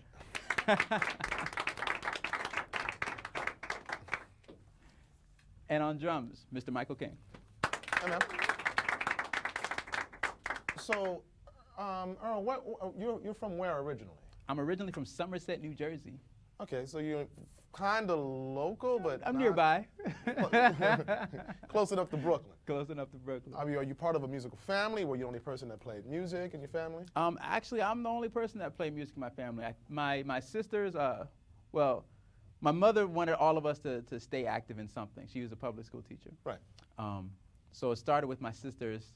They joined the band program. They're 8 and 6 years older than me. So everything they did, I wanted to do. So they joined the band. So when I became 9 years old, I was like, well, I'm joining the band at my local public school. And that's really how I got my start. So at the public school, did they hand you an alto saxophone and say, go for it? Well, kind of, sort of. So I knew I could play an instrument. I was allowed to play an instrument. I said, well, I asked all my friends, I said, what's the best instrument in the whole wide world to play? And everybody said, oh, that's a no-brainer, it's the saxophone. I was like, really, saxophone? They said, yeah, the saxophone is the best instrument ever. Really? And so, the saxophone? I'm sorry, I mean, it's just, the truth is the truth. Okay, man. Yes, we'll talk about it. So you started playing the saxophone? So I started playing the saxophone. They had a lottery at the school, and I was one of the members. I put my hand up, and they said, well, pull your name out of a hat. And I was one of the lucky kids who was able to take a saxophone home that day. Dope. So I mean, as you begin to progress, I mean, at what point did you say, you know what, I sound pretty good. I think I should do this, as a career? Was that in high school? Did you move on to college, or at what point did that actually start? I think I'm just realizing that maybe I should start a career in this thing, man. I'm just getting to that point now. Like right now? Well, I mean, well, we've worked together in a lot of different situations, and you're like one of my favorite alto players. Thank you. And I find that to be very hard to believe that tonight you decided to take this seriously. Well, the thing is, some people get into music for a lot of different reasons, and I got into the saxophone out of sheer passion and joy and love. And I wasn't thinking of it in terms of, let me go out and make a big career. I'm going to get rich and famous playing the saxophone. I didn't have those kind of ambitions to playing the saxophone. It was really the joy of learning something new every single time I picked up an instrument. There's so much to learn, and there's so many challenges. And so figuring out like the puzzle that is music and the puzzle that is the saxophone is always what kind of motivated me. And then Cat started throwing me some money. So I was like, oh, well, if you're going to throw me a little bread, I'll play for this function, I'll play for that function. Wait, so as you're developing, who were your major influences? Man, I would say, aside from, your greats like Charlie Parker, specifically for the alto saxophone, Charlie Parker and Cannibal Adderley, Jackie McLean. One of my personal heroes is Gary Bartz. I just love his storytelling ability and the way he just carries a narrative throughout a song. Once you hear him start the solo, you're captivated the whole time. Right. And I aspire to one day be able to like craft solos that just keep you engaged the whole time. Right. So I'd like to get back to your musical influences after you set up these next two songs. Sure. This next song that we're going to do is a song I wrote that's actually out right now. Okay. It's called "Smile for Your Lover Comes." Okay. And we're going to follow that up with another original of mine that's soon to be released, and it's a ballad. It's called "Regal." Okay, great. Erwin Hall.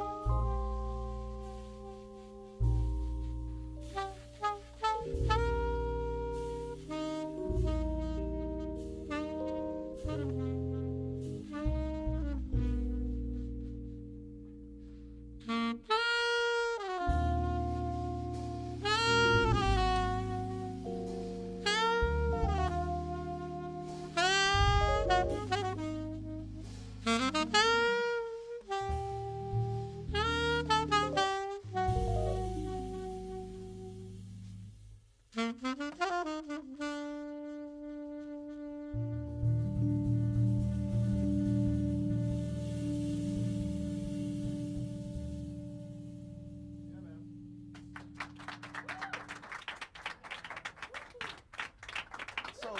Erwin, the name of that is Regal. Regal. All right. So what's the purpose of your title? Well, Regal is actually it's a tribute song. It's a tribute to the beauty, strength, and resilience of Black women.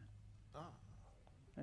Great. So we were talking backstage, and you told me this is your single that you actually put out. Yes, it will And be. I found it to be highly atypical that somebody releases a ballad as a single instead of something that's just more upbeat and whatever. So what's your rationale? I mean, it's a pretty song, Thank you. obviously. So what's the rationale behind making the ballad the single? I found that where, in all the places I've gone around the world, every time I play this song, I just have people, they get really passionate about this song in particular. Right. So I know it strikes a chord with a lot of people. And I know it kind of goes against the grain of what's traditional in terms of, you put out the loudest and the biggest and the fastest and the strongest song, and that's supposed to get the most attention. I mean, I was guilty of that because I was like, man, what's the rationale behind it? Yeah. But I feel like, a lot of listeners, they're a little more diverse than that. I don't think we just have to play the loudest, biggest, brassest thing in order to capture people's attention. I think there's a time and a place for a certain level of sensitivity. Right. And a lot of people that are we use the word jazz lovers, they really appreciate the slower songs. They really appreciate those times when they can just sit there and have a quiet moment. Right. And this song is for those people looking for that moment. Right. So the previous song is from your first. Is that your debut solo recording as a leader? Yes, it is. So can you tell me, because you spend a lot of time as a sideman, and sometimes in what we do, it's very difficult for sidemen to step out in front and be a leader. Yeah. Right. So I mean, basically, a sideman is the person that's backing up, backing up artists. And a lot of times it's very difficult to step out as a leader and to release your own thing. What inspired you to say, hey, you know what, it's my time to step out here as a leader, and here I am as a leader, and this is the recording I'm going to present to you? I tell you, I've had the chance to work with some really great artists. Melody Gardot, for example, she's the artist I think that first took me overseas and introduced me to international tours. And we had a great time playing all over the world. And also another great artist, Dee Dee Bridgewater. NEA jazz icon. Right. And you say her name so matter-of-factly. I love Dee Dee. Dee Dee is my heart. She's just amazing in every way. Right. And both of those artists, and tons of artists I've worked with, they're always saying, "Hey, Erwin, when's that project coming out? You're overdue. Right. You need to put something out and you have a voice and it needs to be heard." Right. And so with that encouragement, with that constant voice being told, hey, it's about time you done put something out. And I've always had the idea and the notion of it, but I just never took the step. So I guess this is that step. What were the challenges in actually producing your first record? I mean, because usually for what we do, it's just you're the producer. Oh yeah. You're part mix engineer. Yeah. You rehearse in the band.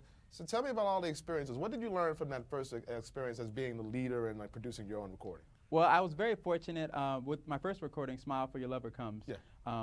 I did a crowdfunding. I had put a crowdfunding effort together, and I was really blessed and fortunate to receive a lot of support from people that have heard me playing over the years and have followed my career, and they really supported and put a lot of backing behind that project. So that would not have been possible without all of that support from people just who follow me and who are great supporters of the music and great supporters of me. Right. To take a left turn, you're one of the few musicians. We both know people who go to the New School, Berkeley School of Music.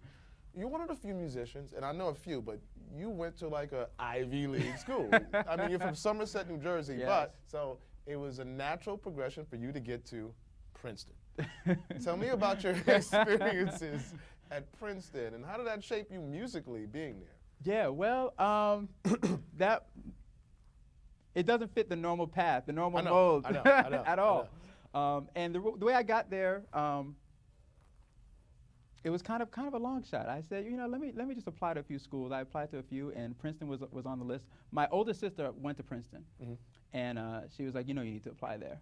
And I always did well. I always kept good grades in school. Right. And so I figured, you know, if she can do it, why can't I do it? So I applied there, and I got accepted to the university. And I didn't study music at Princeton. Like I told you, when I had this idea in mind of what I was going to do, I wasn't necessarily going for fame, fortune, glory, and, you know, get all the girls by playing the saxophone and all that kind of stuff. That wasn't really my MO. Not yet, at least. And so when I got to Princeton, it was just I was really focused on my academic work, but the saxophone was just an essential part of my life. Right. I couldn't do, even when I was in high school, I couldn't do my academic work if I didn't put at least an hour of time in on the horn every single day. Wow. And my family, we went to vacation in Disneyland. I was like, well, you know, I got to bring my alto. So I was still practicing an hour a day. My little brother will tell you horror stories of me, but like, get out the room, I got to practice. But it was just a natural part of life. So when I got to school, it was just, I was already playing and performing. I was traveling back and forth to New York all the time. And it was just something that was built into me at that point that I had no choice but to do. I just had to follow it. Cool. I'd like to talk about what you studied at Princeton, but let's talk about after the next song that you're going to present. So Sure. Set up the next song that you're going to play. This next song is an original of mine. It actually, as of yet, hasn't been titled, but it's something that I've just been pressing on my heart to play. And so maybe after I play it, maybe you guys can help me come up with a good title for this one. Okay, we'll take a poll. Yeah, that'd be great. We'll figure it out. Once again, Mr. Irwin Hall.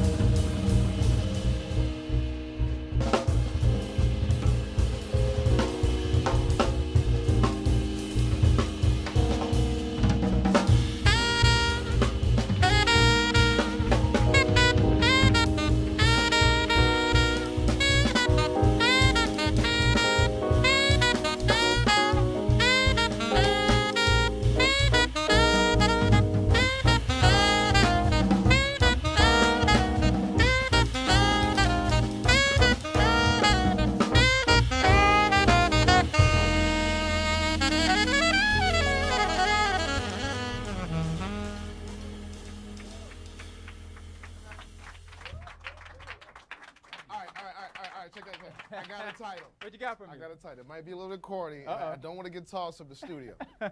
B-side bounce. Uh-oh. We might be onto something. No, that's wrong. I was just talking. Even I like the audience. You tried it. You tried, man. You got to try. I tried. So that you were at Princeton, and we were talking about what you were studying. Yeah. And you were actually studying. East Asian Studies was my major. How appropriate. How appropriate. Right? Who saw that coming? I saw. Not me. So why? I mean, I'm assuming you have an interest in East Asian studies. What brought you along that route? Well, my focus was on Japanese language and culture. And so my freshman year, I took a course by a great professor named Tom Hare. And the course was called Zen and Performance. Wow. And it was about the practice of Zen meditation and Zen Buddhism in traditional Japanese practices. And I just found this to be the most fascinating thing, because as I was reading through the text, I said, man, a lot of these philosophies and these thoughts that these guys are coming up with, I've had similar thoughts. Right. But I didn't know how to phrase it. Mm-hmm. And I just found myself really connecting with these Buddhist practices or these Zen practices as applied to performance arts in particular. Right. And it piqued my interest, and I said, man, maybe I should study the language a little more, because they said the best way to understand a culture is to learn the language. So sophomore year came around, and they said, you got to choose a major. So I went up to the East Asian Studies office. I had taken Japanese. I followed through. And I was just talking with, the cats at the counter, and they were like, well, if you decided to major in East Asian Studies, we'll send you to Japan for a year, and we'll pay for it. I said, say word? So, I said, well, I'll take you up on that. And I signed the papers and filled out the paperwork and spent a year in Japan, living in Tokyo. So you really do have a global carousel. I suppose it's true. So, I mean, anything from your time in Japan that actually affected your playing, the way that your outlook on world music, did that change you in any kind of way? Oh, it changed me tremendously. I mean, to go to another part of the world where everything you did and everything you thought that was of the most importance meant absolutely nothing over there. It was my second time experiencing it, but the first time experiencing it completely alone. I had, a few years earlier, I had visited my oldest sister who had lived in China.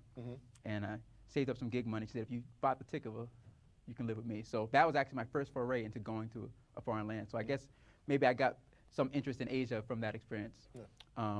But man, I really just being out there and learning the language and thinking that you had an understanding of the language and then getting there and realizing you can't speak to anybody yet. Was very humbling, first of all. But it also changes your outlook and your worldview. Not to forget to mention that the Japanese love jazz, and I was right in the heart of Tokyo. I was going to ask you about that. I mean, because that would be a natural fit. You know, jazz saxophonist extraordinaire, suddenly in Tokyo. Literally, like one of the world's fewest like hotbeds of because jazz is still popular. Oh yeah. So how was that? Were you playing a lot over there? I played more than I studied, for sure.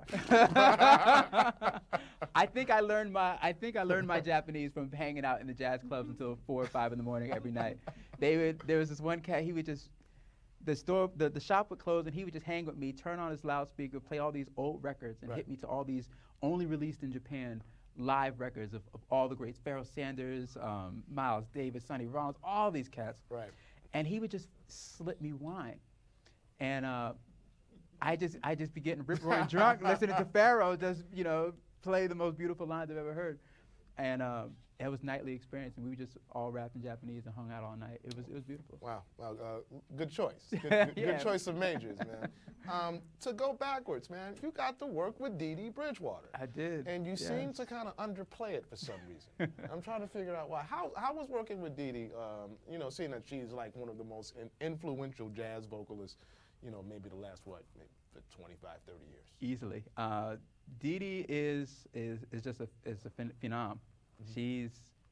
I don't have enough good things to say about her. On the bandstand, I remember the first gig we ever did together, just to show you how naive I was. We were on the stage and she sang some line and I was like, oh, okay, I can play that line back at her.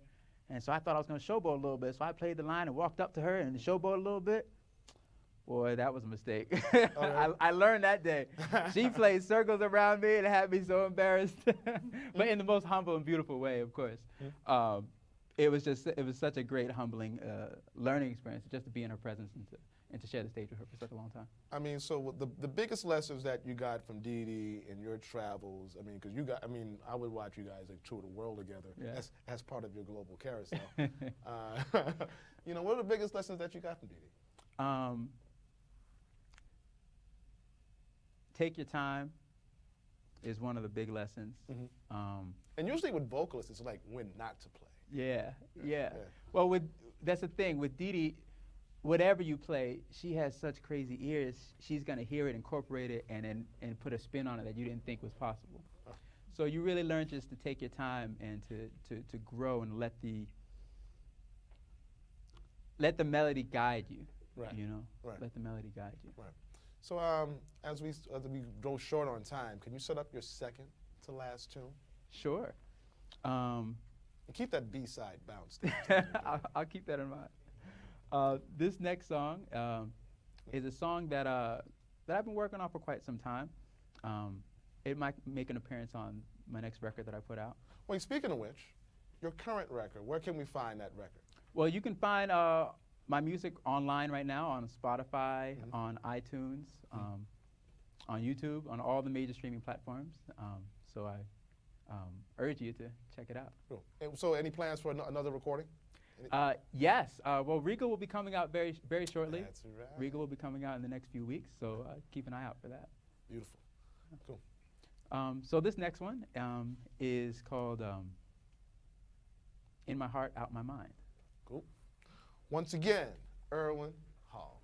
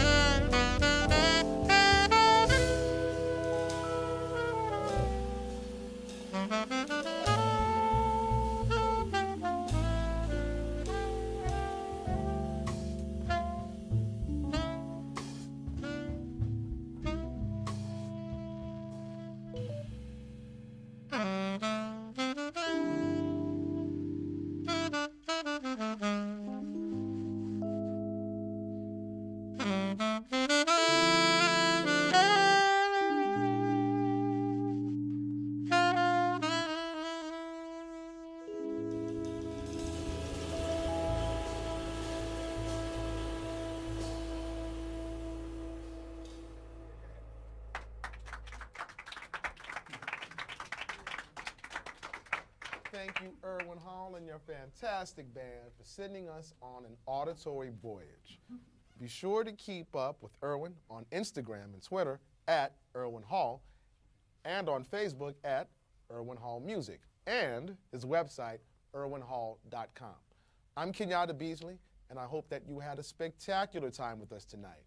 Please make sure that you can stop by our Brick House studio every Thursday to hear more of the best music that Brooklyn has to offer. You can also check out tonight's installment and past episodes anytime at youtube.com/BRIC TV, or check out our Brick Radio podcast wherever you stream podcasts. All right, Erwin, please take us out with one more song right after this.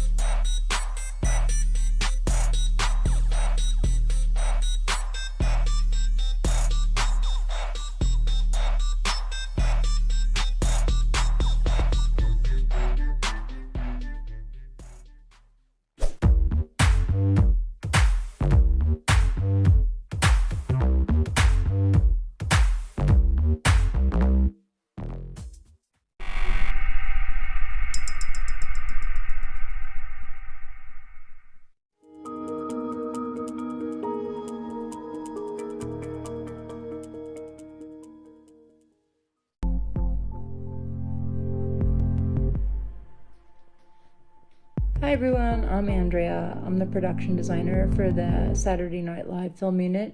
I came up with the system for a face shield out of stuff that you can get off of Amazon or in Home Depot or in Staples. We've got your acetate, double stick tape, this curly wiggly stuff. Apply your weather strip, thread that through, and that is literally it.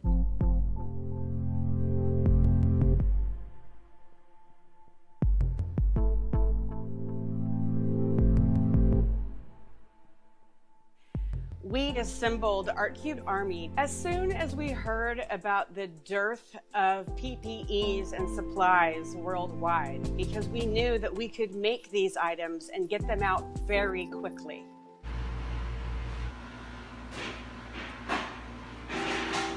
Good morning, this is Marcus at Art Effects 23. We are printing face shields with 2 Ultimaker S5s.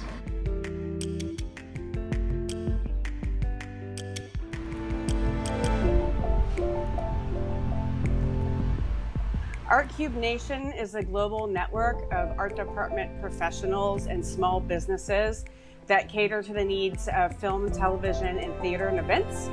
The Art Cube Army consists of about 120 volunteers from our major list. Small prop fabricators, art directors, set decorators, artisans, you name it. A lot of our members are also 3D printers and have very select skills.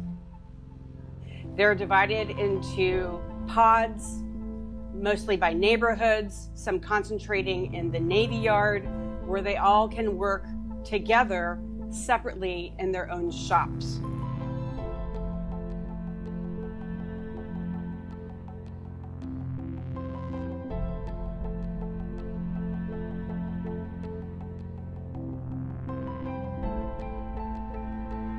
I've heard stories about doctors and nurses going home afraid to hug their children because they feel toxic. I find that unacceptable. I hug my kid every night, and I don't have that feeling. So I can work as many hours, and so can the Art Cube Army. So our professionals that take care of us 24/7, 365 can go home and get the comfort that they need from their families and not feel toxic.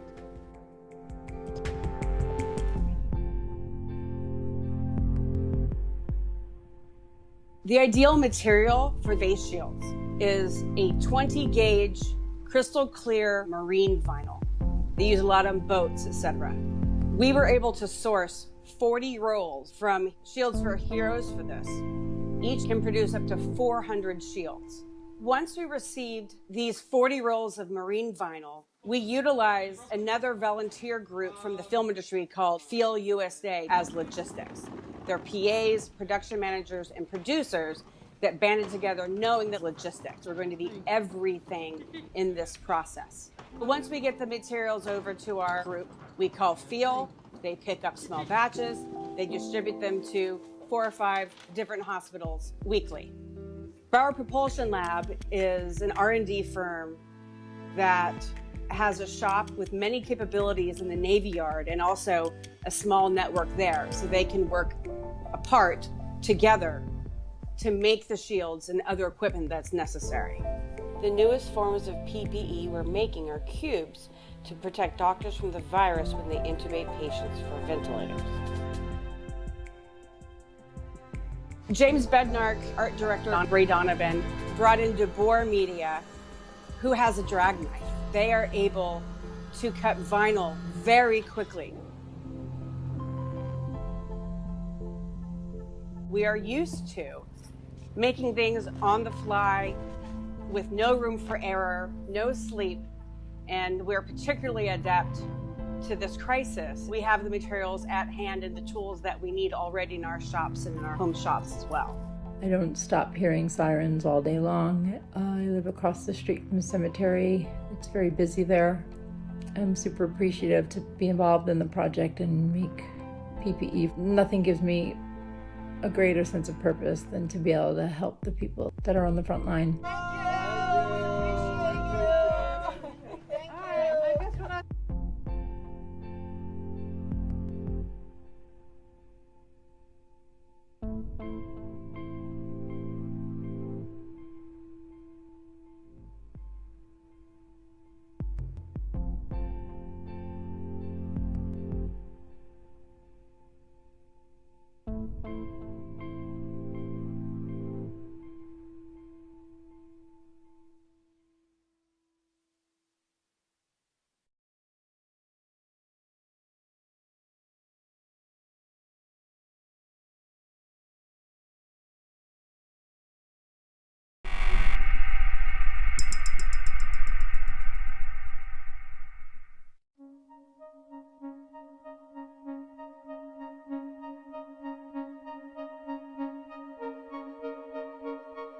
City Council member Brad Lander on exposing inequity and protecting frontline medical workers from retaliation. Your working from home actually includes work, which is legislation. You have a bill that's been introduced that really is cutting to the core of this pandemic that we're facing right now. Why that bill and why now for it? Yeah, thank you. Actually, I've got two pieces of legislation that I think are really relevant to the crisis. I think the first one you're referring to is about this bill that to protect doctors and nurses and healthcare workers who are facing gag orders and being threatened with firing if they speak up publicly about the conditions in their hospitals. So we announced legislation, and it's actually modeled on a bill that I was working on with fast food workers who also face unfair firing. You know, you can't be fired for a discriminatory reason, but most people can be fired for no reason at all, with no notice and no cause. So I realized we could pass a local law that would say healthcare workers, whether you're a doctor or a nurse or somebody that's providing healthcare assistance, you can only be fired for a good reason. You can't be fired without any notice and with no reason at all. And a good reason is not raising up your voice about health and safety conditions in your hospital. You cannot be fired for that as long as you're telling the truth. So yeah, so that legislation is being developed. I hope to get it introduced. I hope we're able to have it heard in a Zoom hearing and passed soon, because boy, every night at 7 we go out and we cheer and clap and bang cowbells to say how grateful we are to these healthcare workers protecting their jobs while they are speaking out publicly about what's necessary to protect their health and safety. Seems like a real no-brainer. And you think in this environment where at 7 o'clock like clockwork, people are out there cheering and supporting and banging the pots together, do you really think one of these hospital systems would have the audacity to fire a healthcare worker in the face of all of that we're facing and the public support?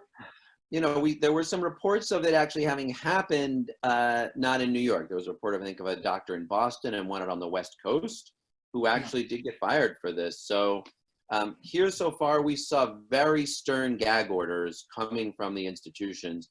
Whether they would follow through and fire people, I don't know. But obviously, those workers are feeling very anxious now. They believe their jobs are on the line because they've been told that they are, and that they have to choose between crying out to protect their health and safety and that of their colleagues and continuing to have their jobs. So if we get this legislation passed, it's not only that they would not be able to be fired, but that kind of gag order would be against the law, would run contrary to that law.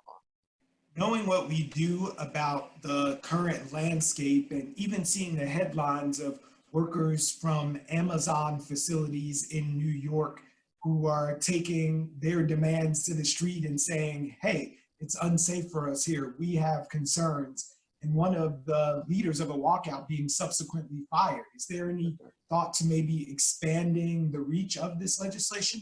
Definitely. As I said, we started with fast food workers, and I'd like eventually to cover everyone. This is a pretty simple law that says you can only be fired with a good reason. And there's plenty of reasons, obviously. There's things people can do that merit termination, but there's a set of policies as opposed to just you can be fired without any reason at all or in retaliation for organizing or raising health and safety causes. So yeah, I'd like to see that expanded more fully. One other thing I hope to be able to do for some of those Amazon Flex and Uber and Instacart workers, there's a lot of people out there right now that don't have any paid sick leave. And that's the second bill that I mentioned before.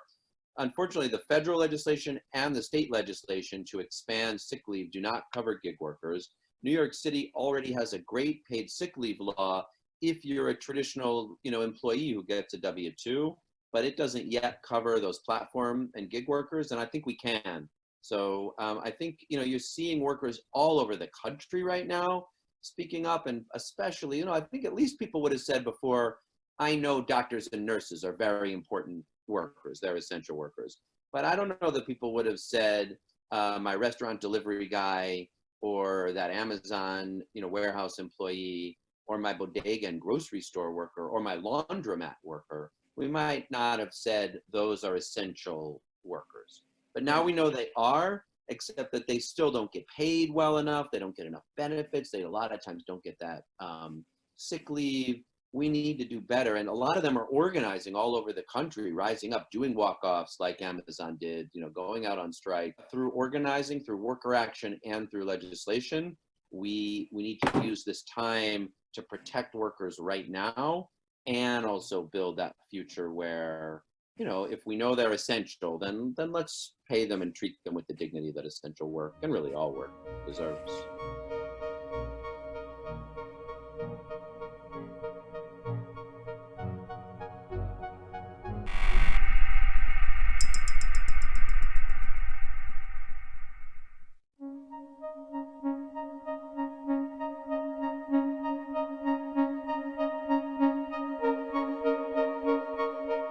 Thank you so much for joining us this afternoon. So your grandfather, Mr. Willie, was a Brooklyn legend, maintaining and building this business for more than 50 years. And you were learning right at his side. I wonder what he would think of this moment. Wow. This has been exceptional. He did experience the crack epidemic era, and that was challenging, but it was nothing, absolutely nothing like this. So he would have definitely been a first-time experience for him, absolutely. So if he would have experienced nothing like this in his 50 years plus, I can't imagine what it is that you're going through right now. I see a mask hanging from your ear. Got the mask, got the gloves, got the Lysol, got the hand sanitizer. We're doing everything we can to stay safe. We have been totally inundated with cases of people who have unfortunately passed. And it's actually at the point now where funeral homes are turning people away because they cannot handle the volume of deaths. We are at extreme capacity. We have several persons who have yet to be picked up. And even the network of funeral directors that we have who assist us in picking up our loved ones, they've been stretched to the max. I'm no longer hosting funeral services. We're only allowing our families to come view their loved one for 30 minutes, just the immediate family, and then we're going right to the burial and or crematory. I used to have a casket selection room, and I can no longer use it because I need the space for the deceased and the caskets. And we had 2 burials this morning. We have someone going to the airport tonight. I believe I got 7 calls from different families of recent deaths just yesterday. I just had a question about how the Social Security Administration and the folks at the Veterans Administration also, I know sometimes kicking entitlements for some folks who've passed on to help defray and offset some of the cost. I wondered, have they been keeping up with the demand that surely you've been facing? Have they been getting in there and making sure that things are processed and going smoothly for families? No. Everybody has been just rammed to the rim. Crematories are now stopping us from coming as normal. We have to make appointments. So every phone call that we have to make is taking much longer. So I would imagine social service is doing the best they can, but I know their work volume has went through the roof. So we're all just hanging on and doing the best we can. How are you counseling families in this time of social distance? Right now, most of the families are very understanding. We had one family this week that lost 3 family members this month to COVID. So they're very understanding. We haven't had the opportunity to counsel anyone other than what we normally do as far as our personal compassion. But right now we have been getting cooperation from the masses. Families are allowing the condensed service and friends are staying home. It's just my heart goes out to the people who pass away at home. And they have been having to wait almost 24 hours before somebody can get to their house to take their loved one out. And a case I inherited yesterday was because of another funeral home who refused them. Have you had to refuse anyone yet? No. As long as they can be patient, I'm not going to refuse anyone, as long as they can be patient.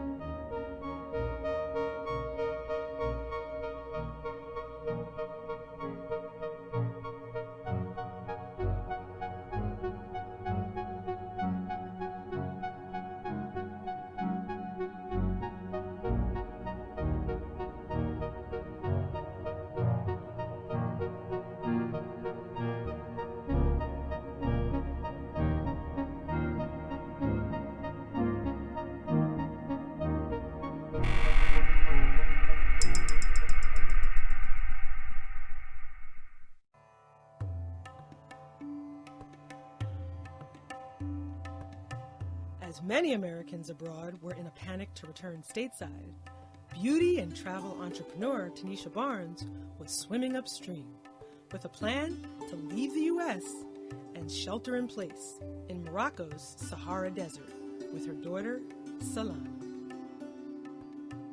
I remember I had just moved back from Italy, and maybe a year later, after I had settled into Brooklyn, September 11th happened. And everything changed. Things change, and you have to change with it. I recreated myself. I bought a spa and salon. I ended up becoming an esthetician. I started a skincare line. The beauty business grew into a travel business. Here I am trying to figure out what's the next move. Like, obviously, the travel industry is going to change. Tanisha's travel business often organized group trips for African Americans to experience the continent of Africa. Her business relationships led to an opportunity for her to reimagine Sabai Palace as a commune for creatives and thought leaders. I walk into this opportunity at Spy Palace to not just re-envision the space visually, and I love design, so that's an exciting project. I think I've been working with this country now for about 6 years, bringing African Americans here. I have a strong team on the ground here, so I knew people. It wasn't like I was coming to a country where I didn't have anyone. And North Africa is complicated. I know that everybody isn't having that experience, and you know, Africa is a place where you really got to have people. Oh, you're welcome. I chose Morocco for a variety of reasons. It was kind of coincidental that opportunity came where we were going to be able to live and eat and be without occurring expenses, and for me to still be able to work. My daughter, Salana, we have a little hashtag, Salana, her mama. She's a global child. She's been moving around the earth and traveling since she was 4 months old. A divorced, single mom, Tanisha sought out the Sahara Desert winds as the best protection for her and Salana. I decided we were gonna leave and just be in a place that was a large landmass. We came to the Sahara Desert. You know, the general attitudes of Americans when it comes to consumerism and shopping and just being out and respecting government and respecting community wasn't gonna be there. I didn't think that Black people, considering the conditions of just where we were right now, in terms of hospital care and how we're treated in the hospitals, that if there was a choice to save our life versus someone else, that Black and brown people, I think, would be left to die. I mean, we see it in the birth deaths of Black women in hospitals. I've experienced it firsthand in how I've been, you know, treated with my own health in the U.S.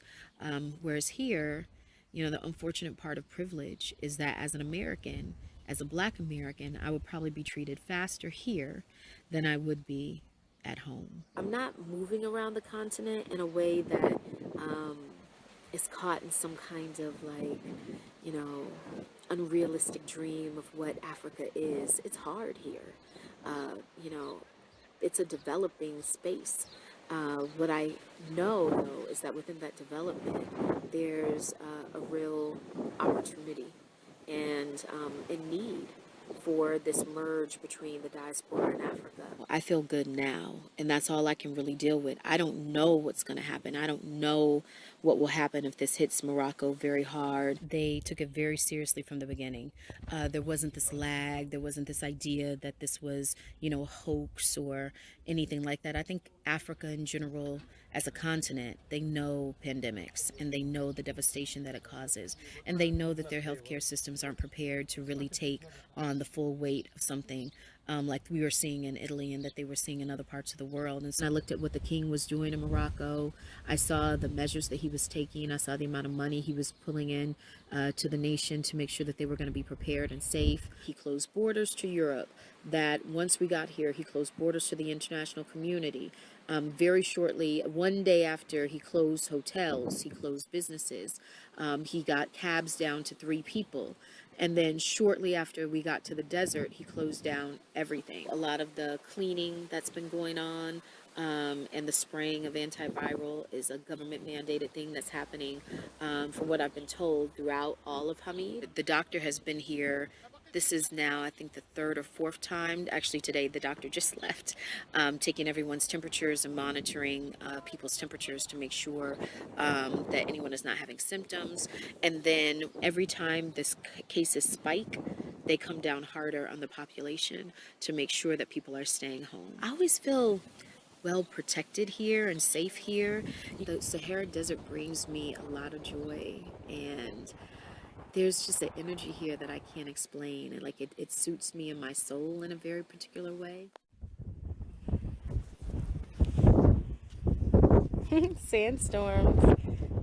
To think that I'm gonna create a whole world inside these walls of artists and thinkers and writers and painters and people wanting to discover themselves or push forward the work that they've already done.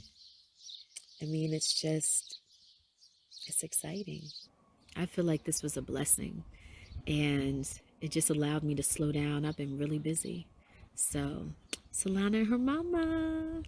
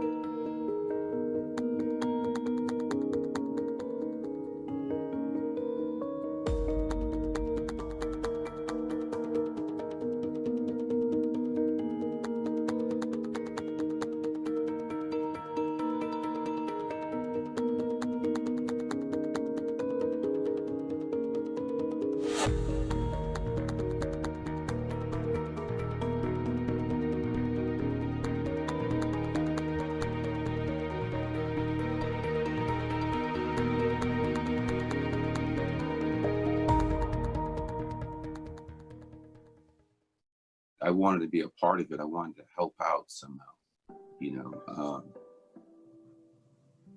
through all the tragedies, the 9/11, the .com crashes, the New York City transit strike. I was there driving people back and forth to the city. 9/11 was giving out towels and water and giving places to rest and give a $5 meal so people can eat. It was a real tragic time. People were very depressed. They couldn't see their future on the horizon. And the same thing is happening now. We have to now assess who we really are, what's important to us. We can't go back into this the same way we left. I get up and I know what I'm gonna do, so I put everything in order. I have to go to Jetro, I gotta get what I need, I gotta start the ovens up, I gotta let the guys in, so it's, and each step I'm cooking mentally, like what goes on first. So when I get to the shop, I hit the floor running, and before you know it, it's all done. And then I'm basically planning out the meals depending on how many people I have to cook for. today's a light day, I'll be cooking for Brooklyn Hospital, and it's just 50 meals. So I know pretty much what they like. But when it's 200 meals, 200 plus, it's like, you gotta shop, you gotta plan out what you're gonna make, and you know, it's also about timing. It's not as if you're catering for an event where you put the food in chafing trays. It has to be individually wrapped. That's where a lot of the time comes in. It takes maybe an hour to wrap 200 plates, believe it or not, to plate them and wrap them up. And then we drive them over to the hospital. Usually the hospital's one drop, but when you're doing the battalions like I did yesterday, it's 7 or 8 locations. So after you're cooking from 9 o'clock in the morning, I delivered up last night up to 8 p.m. You just basically pull up to the front of the hospital and they greet you there. And usually there's doctors and nurses there. You walk in the door, those boxes, their eyes light up because they all have a mask. And you tell they're happy to see the food come in. So it's a really beautiful thing. And they're thanking you. They're all so grateful. I walk in and I see their faces, you know, and is this the only time they're going to smile? They turn around and they're in the face of death, literally. And you have to report to that on a daily basis. And they can't go home. You know, then that's what I'm talking about. They're not afraid. Their destiny is their destiny. And, you know, you could run from it and get on the train that you ran home on. Or you could stay and make a difference. And that's that difference, that self-motivation, that perseverance and character. It's amazing. And I thank them. Brooklyn Moon thanks you. My community thanks you.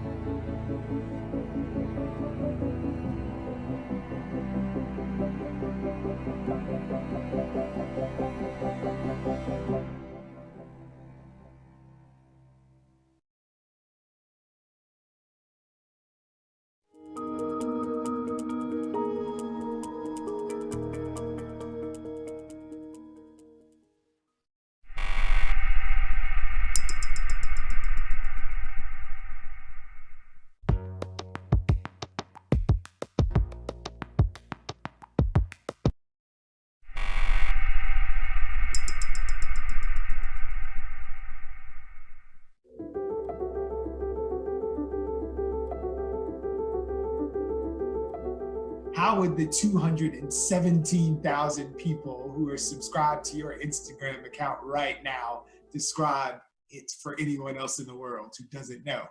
I think they would say she creates webcomics. They often discuss dating and different behaviors that we deal with in our romantic relationships. How has this current epidemic that we're facing as a nation and pandemic as a world, how's that been reflected in the way that folks are interacting with you via your format? So when all of this first started to go down and social distancing became a thing, I received a lot of screenshots of people kind of navigating dating during this time.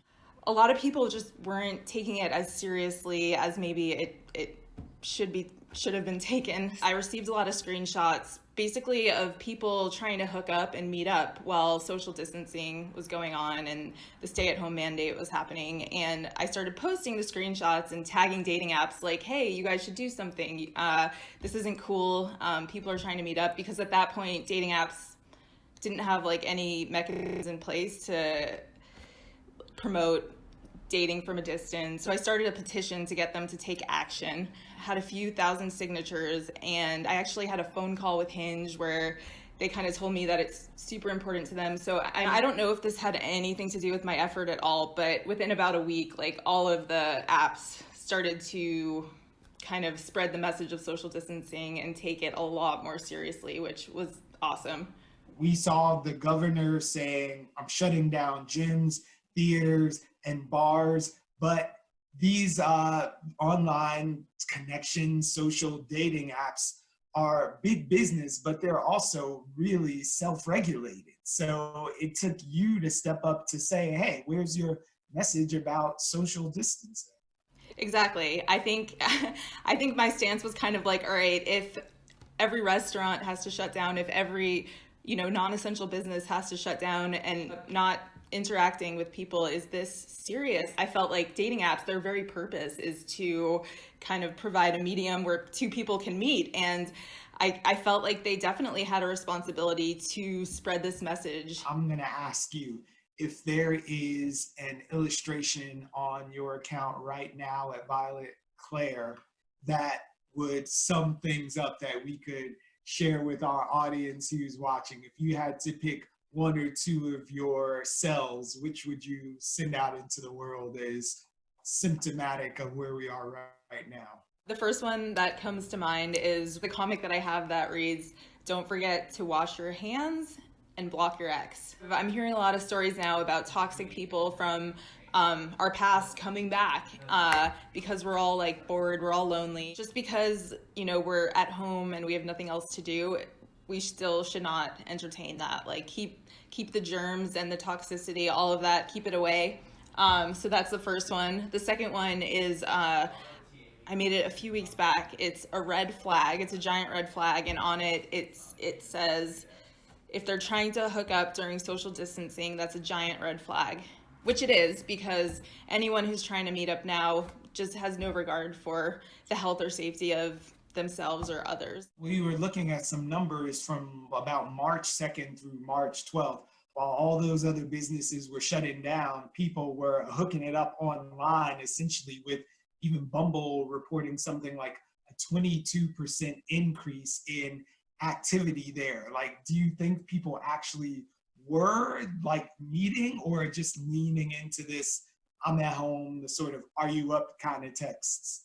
I think that because of what's going on right now, we're all just really craving connection. I think that the apps definitely have a role and a place, and I don't think that they should be eliminated during this, but I do think that, now is a good time to find some leads, video chat with a few people, set up some options for when this is over.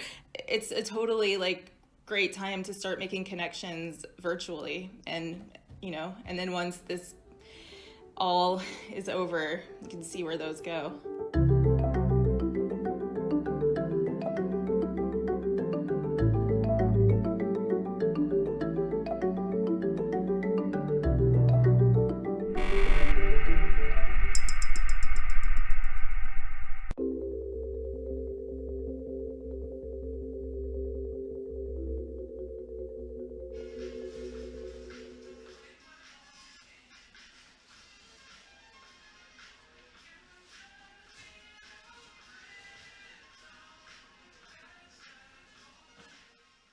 Hello, my name is Bianca, and this is my COVID-19 story. It all started in March. I was still working at my former job. I've been working for this company for a total of 3 years and a half, but when COVID-19 happened, as a production company, most of our work required producing photo shoots or video shoots and being outside in the field, actually working with talent and other people. So obviously with the new rules to stay at home and take prevention against COVID-19, producing was not something that we were able to continue doing. My role at this point was producer. That same Saturday, after the first week working from home, my boss called me. The purpose of the call was to let me go. So when my roommate got laid off, she basically told me the same thing happened in her company, like every other company in New York, and she did not really feel safe or comfortable paying the rent that we were paying here. So basically she gave me her 30-day notice, and that gave me 30 days to start planning what my future was gonna look like, because even though I had good savings and even though I had a good unemployment benefit, it just was not smart to stay in this apartment with 2 bedrooms and me having to pay for it on my own. I quickly started thinking, should I just move? Or should I maybe go to Dominican Republic? Because that's where I grew up and I actually have a home there where I wouldn't have to pay rent. or to go into a furnished apartment and sell everything that was in this one. That way I get some money, and also I will pay less in rent. Out of all those options, the one that I preferred was just renting a 1-bedroom for myself. I really liked a specific one in Sunnyside, Queens. I applied for it, and I literally had to say like, hey, I just lost my job due to coronavirus, but I'm getting unemployment, and this is what I am making weekly. That same night, they got back to me and they said yes. So I was like, great, so then let's go sign the lease, right? We go into the management office, me and my parents, to sign this 1-year lease. And then when I get there, there's literally no lease. And apparently the company decided to review my application again, and they decided that they were unsure whether or not I should have this apartment. So they basically like changed their mind at the last minute. So it was really heartbreaking because it really would have been the easiest route.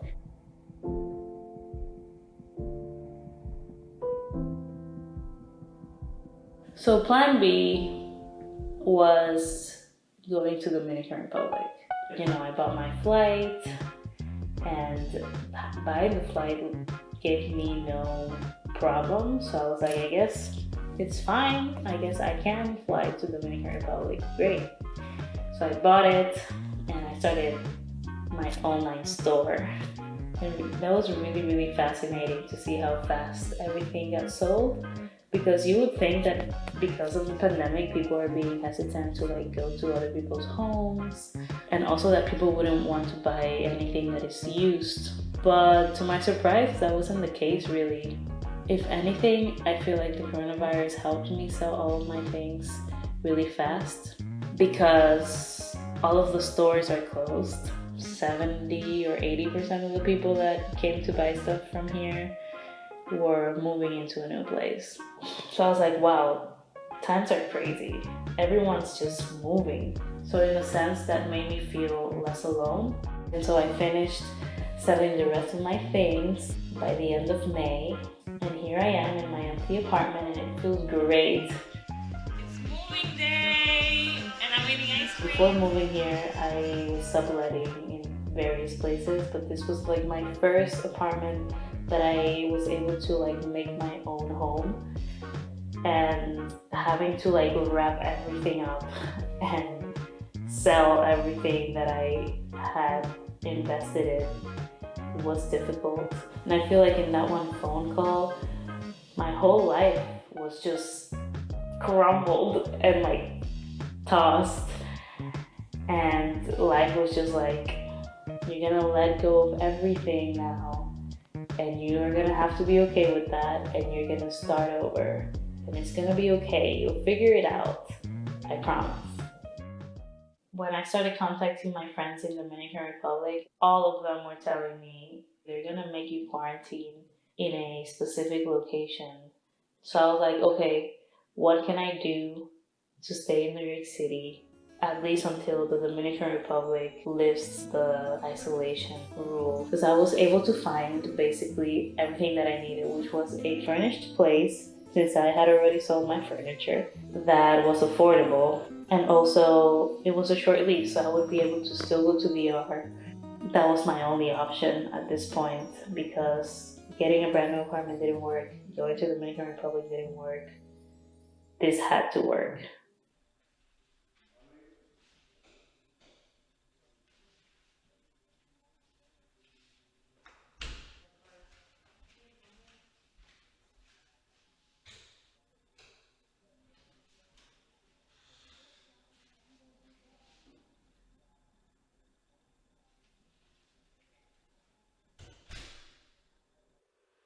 Even though I've gone through so much, since losing my job to having to leave the country in a few months, I've been able to be okay and like settle somewhere for the time being where I can feel relaxed and at peace. And I acknowledge that I am privileged to have that. This is such a hard time to be alive because there's so much emotional strain on everyone's life right now. If it's not because you've lost someone, it's because maybe you're battling the virus yourself, or maybe it's just because you feel really sad for the world in general.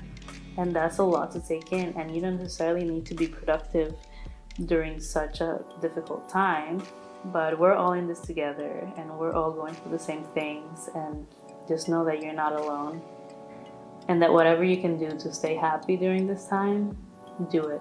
Prioritize your needs right now.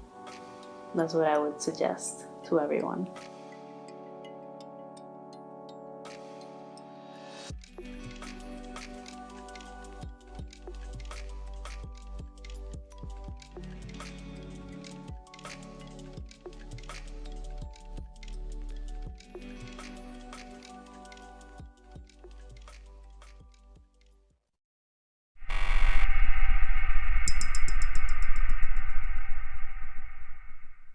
I grew up sort of the the child of a cab driver, right? We were quite poor. We were Medicaid growing up, and the first time I went to a dentist, I was 25 years old.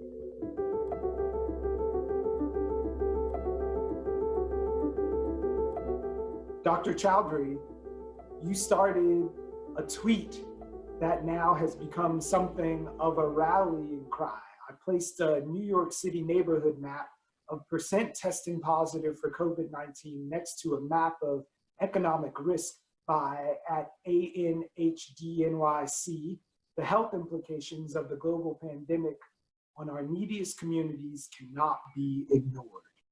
So what prompted you to put those maps on top of each other? Being a native New Yorker, I've sort of lived all over the city. You can see the areas that are red are the ones where the largest percentage of tests are coming back positive. Those are clearly the areas of the city that are lowest income and immigrant populations. And so that really prompted me to look for other maps where I can really see, if my inclination or my thought that these neighborhoods that are low income and have high immigrant populations are truly the ones that are most affected. You can see, a picture's worth 1,000 words. The areas of the highest economic risk are also the areas that have the highest percentage of patients testing positive. I think what we're seeing with the way COVID-19 is playing out, particularly in New York City, is unfortunately a story we've seen before, that many epidemics hit those who have already health disparities the hardest. Individuals from these poorer neighborhoods often really lack access to primary health care. They lack insurance. And all of these factors, unfortunately, come together as a perfect storm, if you will, and make them very vulnerable to this kind of respiratory virus infection.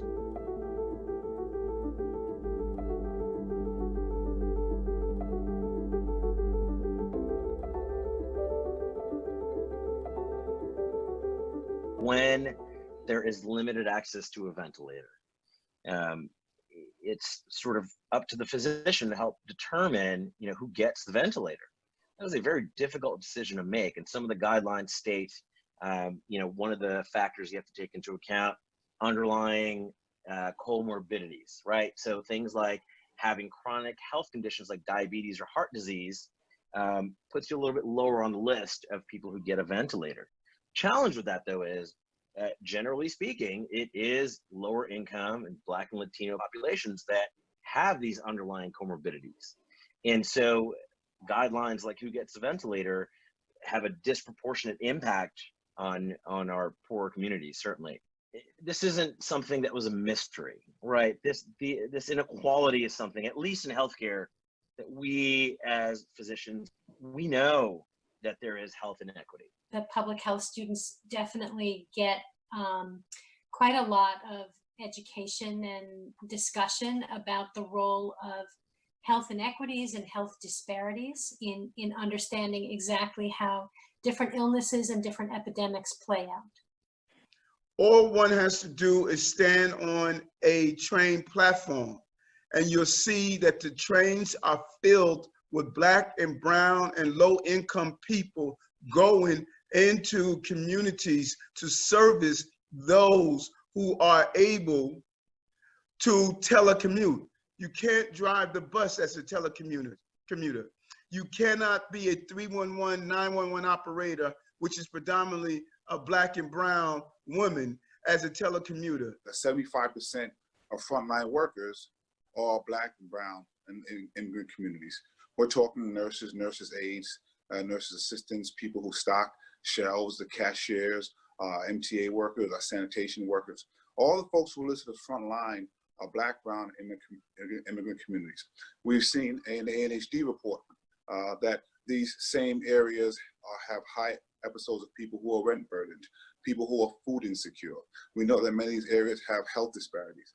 They came in with structural deficiencies, and this disease has exacerbated and shown the disparities that occur. So while the virus itself doesn't discriminate, our policies and our response seems to have been discriminatory and have a disparate impact. And that's something that there has to be accountability for. They may, for financial reasons, have to go into work. They may have to be around crowds. And so it's a situation in which they're having to pick between exposing themselves and their family members to risk of infection versus putting food on the table. And I don't think that's an easy decision to make, frankly. This has happened before. And we need to just keep working harder and harder at learning our lessons from each experience, because it's going to happen again. We can save lives with policy change. And I think it all starts with education, whether it's educating our policymakers that, you know, there is this subset of the population that is affected disproportionately. And then the flip side of that is certainly, I think, educating those in low-income households that there are resources available, right? These are healthy diet and exercise saves lives, so on and so forth. So many things that I think the average American takes for granted. These are things that I think we can bring to our communities.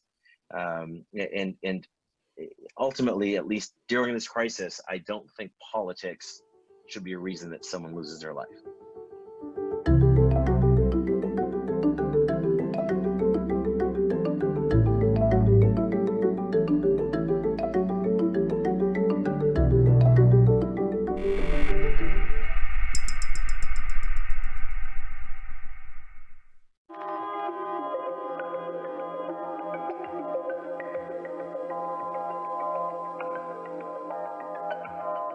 Safe Horizon is the nation's leading victim assistance organization.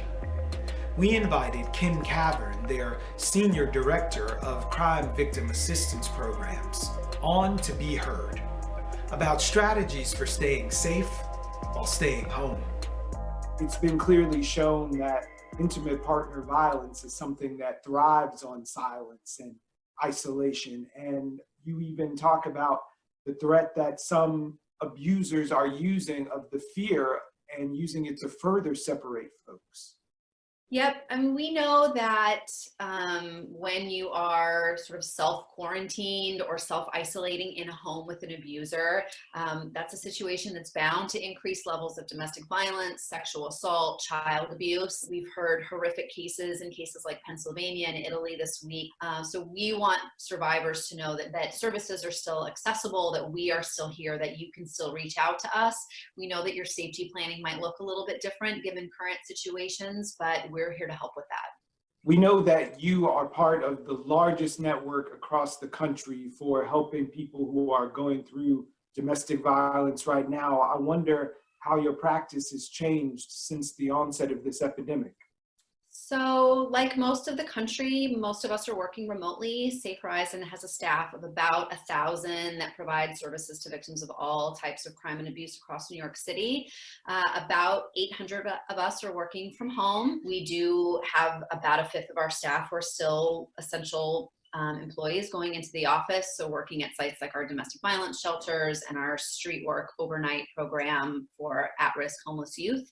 But most of us are working remotely in the courts, with the police department, providing counseling and therapy to services of domestic violence and other types of crime.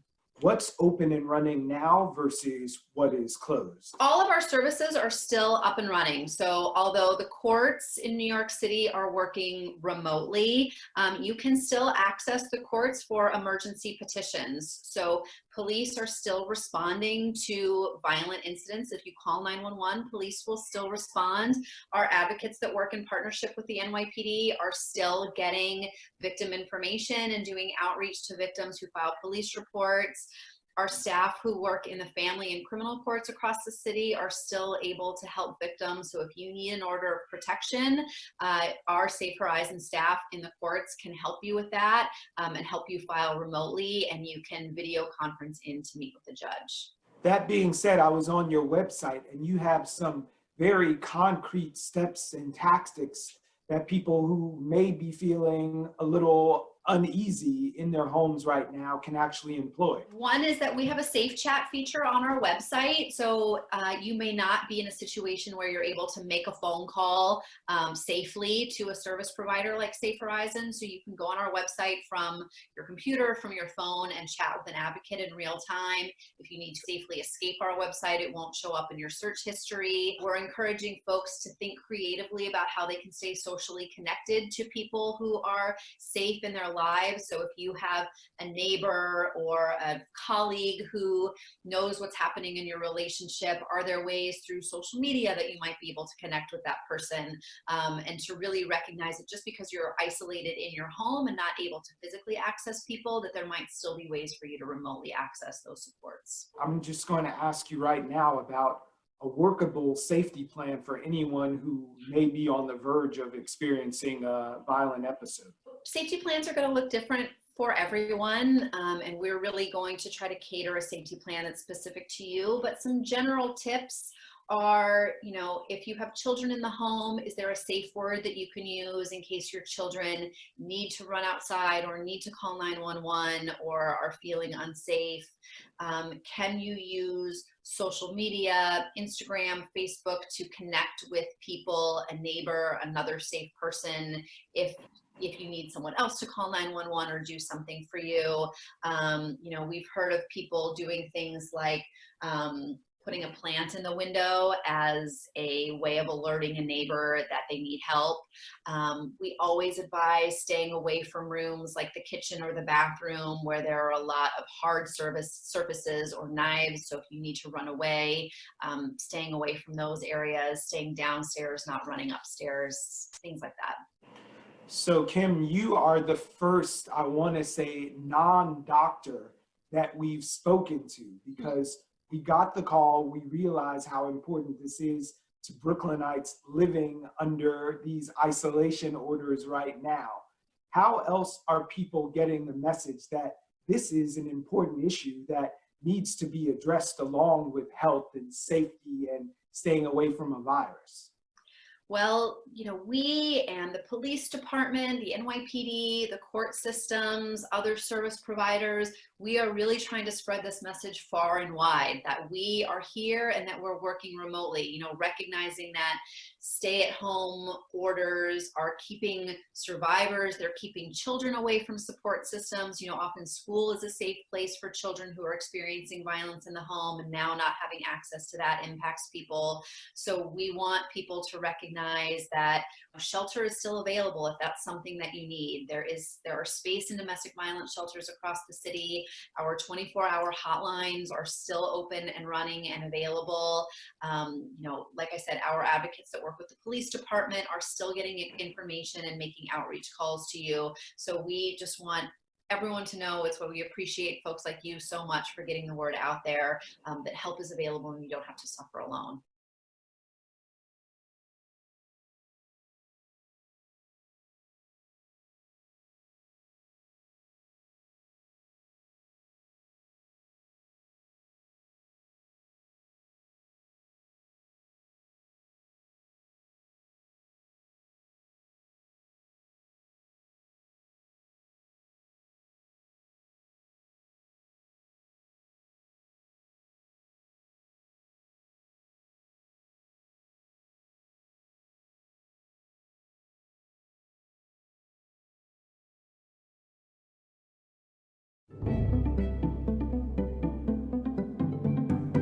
I don't stop hearing sirens all day long. It's getting to me now. It's getting to all of us now.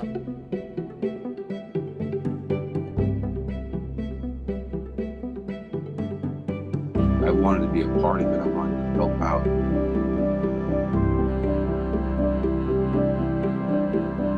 I can work as many hours. So our professionals that take care of us 24/7, 365 can go home, get the comfort that they need from their families.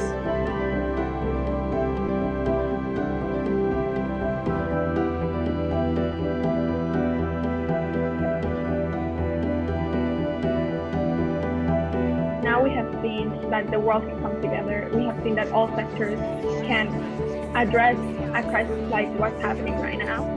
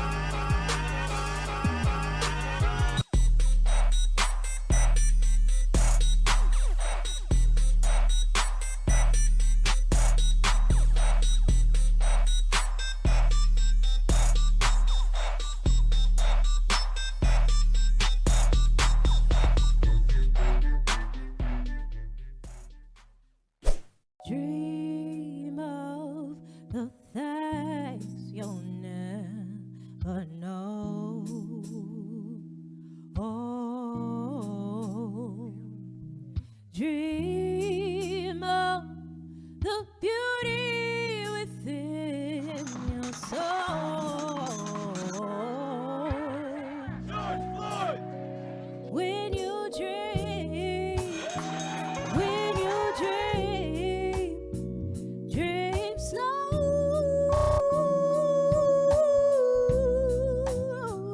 Take the time to let dreams grow.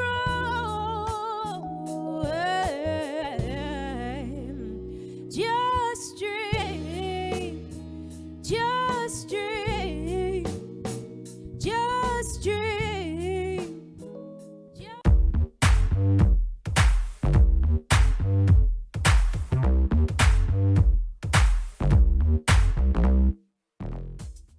It's in your computer. It's in your house. It may even be in your uterus. It's copper.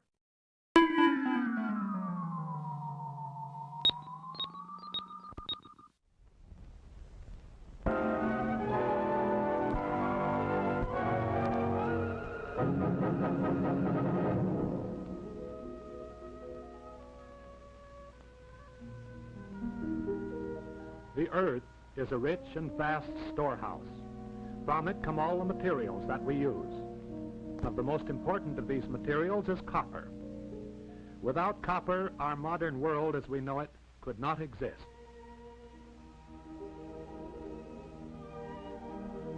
From BRIC in downtown Brooklyn, I'm Mackenzie Fagan, and this is Glitter and Doom, a show about artists and cultural creators who are responding to the most pressing issues of our times. Humans have been extracting copper from rocks since at least 5000 BCE. Ötzi the Iceman, whose mummy was found in the Tyrolean Alps and who's believed to have lived around 3300 BCE, was preserved in the snow along with his copper axe and knife. The Aztecs gargled with a solution that included copper to cure sore throats. One of the Dead Sea Scrolls was written on copper. Thousands of years later, we have Robitussin and we're 3D printing our weapons, but copper still has a wide array of uses, from electrical circuitry to storing nuclear waste to making blue-colored fireworks. I know I sound like I'm sponsored by copper, but I'm not, although I could be. Please call me Copper Barons. But I'm not the only one who wants to corner you at a dinner party and talk about ductile metals. Artist Marisa Moran-John's interest in copper began when she discovered that she had somewhat unwittingly agreed to have a piece of the metal inserted in her uterus. That launched her into a wormhole of copper-related research, culminating in her latest interdisciplinary project, Snatchural History of Copper, which she is presenting at the upcoming Creative Time Summit here in New York. A few weeks ago, I sat down with Marisa to talk about reproductive health care, extractive industries, and Byzantine fertility chapels. Marisa Moran-John, thank you so much for joining me today on Glitter and Doom. You are participating in the 10th Annual Creative Time Summit. That is an annual convening for thinkers, dreamers, and doers working at the intersection of art and politics. And this year, there is a specific central question, which is, can speaking truth to power unravel the age of disillusion we find ourselves in? I'm curious about how that central question informed the way you thought about what you were going to present at the Creative Time Summit. So the start of my inquiry was that I was going through my medical records and I found that I had a copper IUD, and I knew an intrauterine device. And I knew that I had an intrauterine device, but I didn't know it was made out of copper. And I thought, how do I not know about this piece of technology that's in my very own snatch? And so I then started looking into the history of copper, how it does what it does inside the body, and its history of extraction and so forth. And when Trump was elected, there was a spike by 900% in women seeking the IUD because it lasts for 10 years, which would outlast his presidency. 900%. 900%, yeah. And at the same time, in this current presidential administration, our EPA chief, Andrew Wheeler, is a former coal lobbyist. And there has been a lot of regulation rollbacks, and I wanted to know what extraction, in particular, using the lens of copper extraction to wend my way through these different topics. I wanted to know what's at stake today and what people are doing about it. And all this thinking led to an interdisciplinary project called Snatchural History of Copper. Is that right? That's correct, yeah. I want to ask a little bit about your own relationship to your IUD. So you said that you didn't realize that you had copper implanted in your own body. How did you decide that you wanted an intrauterine device as your form of birth control? And what was that process like? Before you give birth, American women and their gynecologists have a conversation about what's your plan afterwards or what's your fertility plan. And the IUD was suggested to me, and it seemed like a good idea because it lasts 10 years and you don't really think about it. And this conversation was happening while you were pregnant or While I was before pregnant and before I gave birth. And then what often happens is immediately after you give birth, you receive the IUD. So like I didn't even see it kind of situation. Right. And you have an infant, so you're not really thinking about asking questions about what it is exactly, I imagine. That's right. And I just trusted it. The IUD has a spotty history in the United States because in the 50s through the 70s, and the people who invented it in partnership with NGOs and governments are seeing it as a solution to the population bomb. So people are getting scared because brown people all over the world will rise up, and so we need to control populations. And the United States government forcibly sterilized a third of the women in Puerto Rico, and really incentivized and would in fact punish many, in some places like Los Angeles, punish poor women of color unless they had long-term reproductive technologies. Right. I know that there were cases where women would go before a judge for sentencing, and the judge would say, well, I'll give you a lighter sentence if you agree to have an IUD implanted. Correct. It just really kind of quashed the IUD market for a long time because there was such a backlash, and rightfully so. And so it wasn't then until the late 90s, early 2000s that this new IUD called the Paragard entered the market. It's really not in the public conversation at all in America and for American women. There's other countries where in France it's 22% of women have IUD. In Nordic countries, 42% of women have IUDs. In America, it's 7%. So it's not part of our puritanical culture to talk about women's desire, reproductive health, and then the maintenance of fertility and so forth.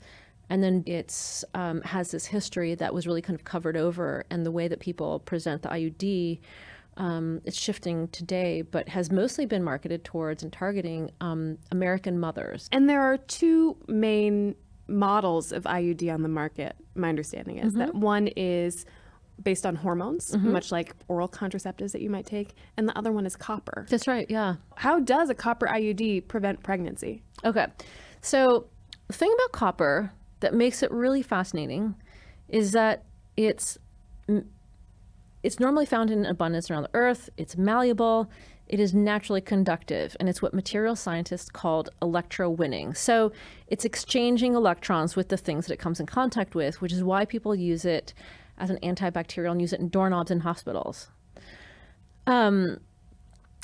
Inside your body, it is creating this cloud of electrons around the IUD, and it zaps the incoming sperm. In the case that a sperm does happen to get fertilized, it prevents the sperm from lodging into the walls and becoming, a fetus. The use of copper for IUDs and the fact that it prevents pregnancy seems like only one of the many mysterious facets of copper. And I don't know if this has to do with it being electrowinning, which is a great hashtag that everyone should use, or that it's a noble metal, which is another amazing term.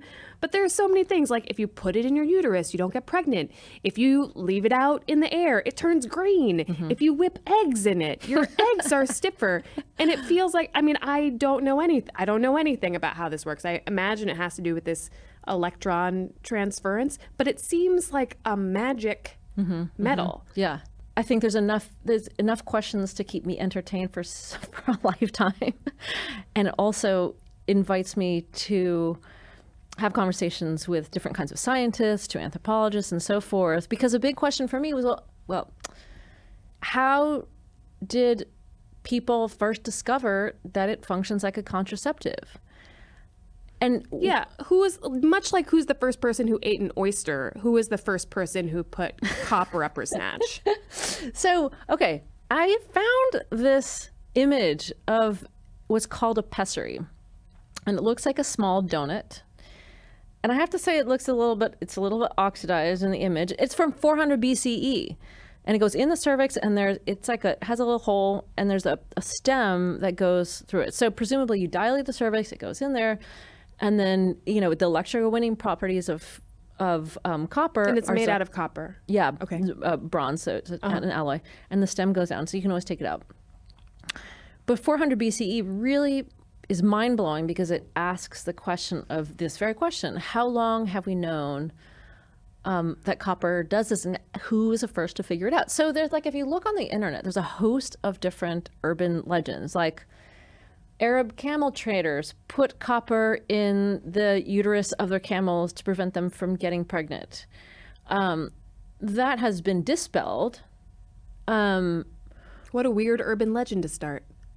Yeah. Although, okay, and then in the 1920s, there was a guy, Jaime Zipper, who discovered that copper inside the uterus of rabbits functions like a contraceptive. And this is the basis of today's IUD. What was Jaime Zipper getting up to that he discovered this? I don't know he's a Chilean scientist. Most of the copper in the world comes from Chile. Copper was first mined in 8700 BCE. In the West, we say in the island of Cyprus. This is the time of the Copper Age, 8700 BCE, on the island of Cyprus, which is the same birthplace as Venus of Aphrodite, the goddess of love. So her symbol, it looks like the women's liberation symbol. So a circle with like a plus sign underneath it. That's right, yeah. And so the same symbol is for Aphrodite as it is for copper, suggesting a relationship of fecundity. And that comes together in the performance element of your piece, Natural History of Copper. Yeah. Talk to me a little bit about what that looks like. Okay. I'm trying to metabolize this information and make it comprehensible or interesting or poetic for the viewer who came to see an art performance. I am not a scientist. I am not an environmental advocate leading this campaign on the ground. And what I can do is make something aesthetically engaging. I am teaching this workshop at MIT at the same time that I'm working on this film and this book, Central History of Copper. And I was giving my students background to copper, which involves material science, mineral economics, and so forth. And I had a series of talks, like artist talks, to give coming up. And I thought, I can't talk to these people who've come to see an artist talk like I just talked with my MIT students. What can I do? Oh, I know, I'll perform as Venus of Aphrodite. It's a way to also implicate the viewer, the audience. Implicate as in copper is in our body. It's also something that we rely on. It's in our homes, it's in the plumbing, it's in our digital networks. My argument is that our contemporary beings are predicated on copper. And I feel it's incumbent on us then to know and be responsible or have a better understanding about where it comes from.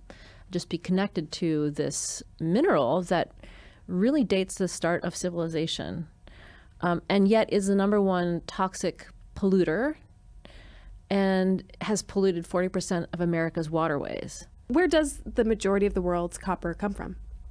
So the majority of copper comes from Chile. The United States is a major contributor. China is a growing contributor. The tailings, like the byproduct of mining, sits around in these piles of these newly shaped mountains that then leach toxins into the earth and the water for decades afterwards.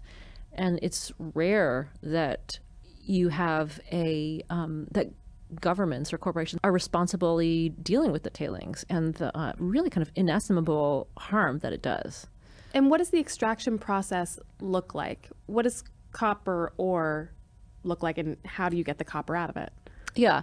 So I can paint you a picture of Bingham Copper Mine, which is in Utah. And it's an hour, 45 minutes outside of Salt Lake City. It's 3 miles wide and 3,000 feet down. It feels sublime, and it feels like a perverse sense of sublime. So you come to the top of the mine and you look down, and then there's these explosions happening, something like every 13 seconds. They're timed. Someone somewhere is pushing this button. And you see little trucks, it's just like a moonscape. It's one of the very few man-made things that people can see from outer space.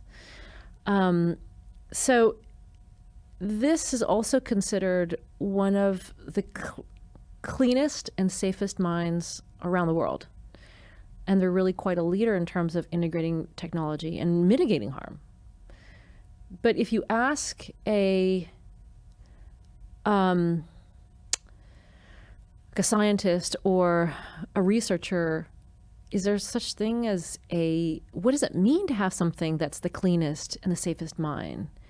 And his answer was, copper is civilization's necessary evil, because it's impossible to not have any toll on the environment or on people. What impact does copper extraction specifically have on indigenous communities? who might be on the land that is rich with copper. Yeah. In the United States, for example, the majority of copper mining takes place in the West, disproportionately on indigenous territory.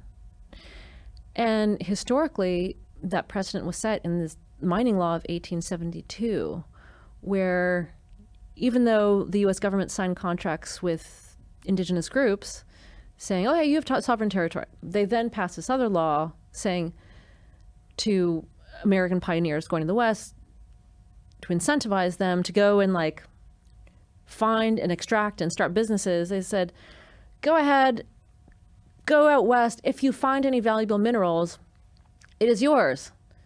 Never mind if there's indigenous people there with their sovereign contracts. Your discovery of valuable minerals overrides their sovereign territorial claims. So you have these two disparate threads that you were interested in, reproductive justice and extraction and its impact on communities and the environment. How do you tie these together through natural history? My first question was, where did the copper in my snatch come from, and from what mountains, and who blew up those mountains, and who got to say who blows up those mountains, and what are my options here? I mean, my question about both extraction and about reproductive justice really are questions about power. Who has power? Who has decision-making power? Who should have power? So it's ultimately, for me, a question about self-determination and communities getting to decide whether they want their communities to be mined or their territory, their land to be mined. And it's also about women getting to decide whether to have children or whether to not have children. We've talked about chemistry, healthcare, history.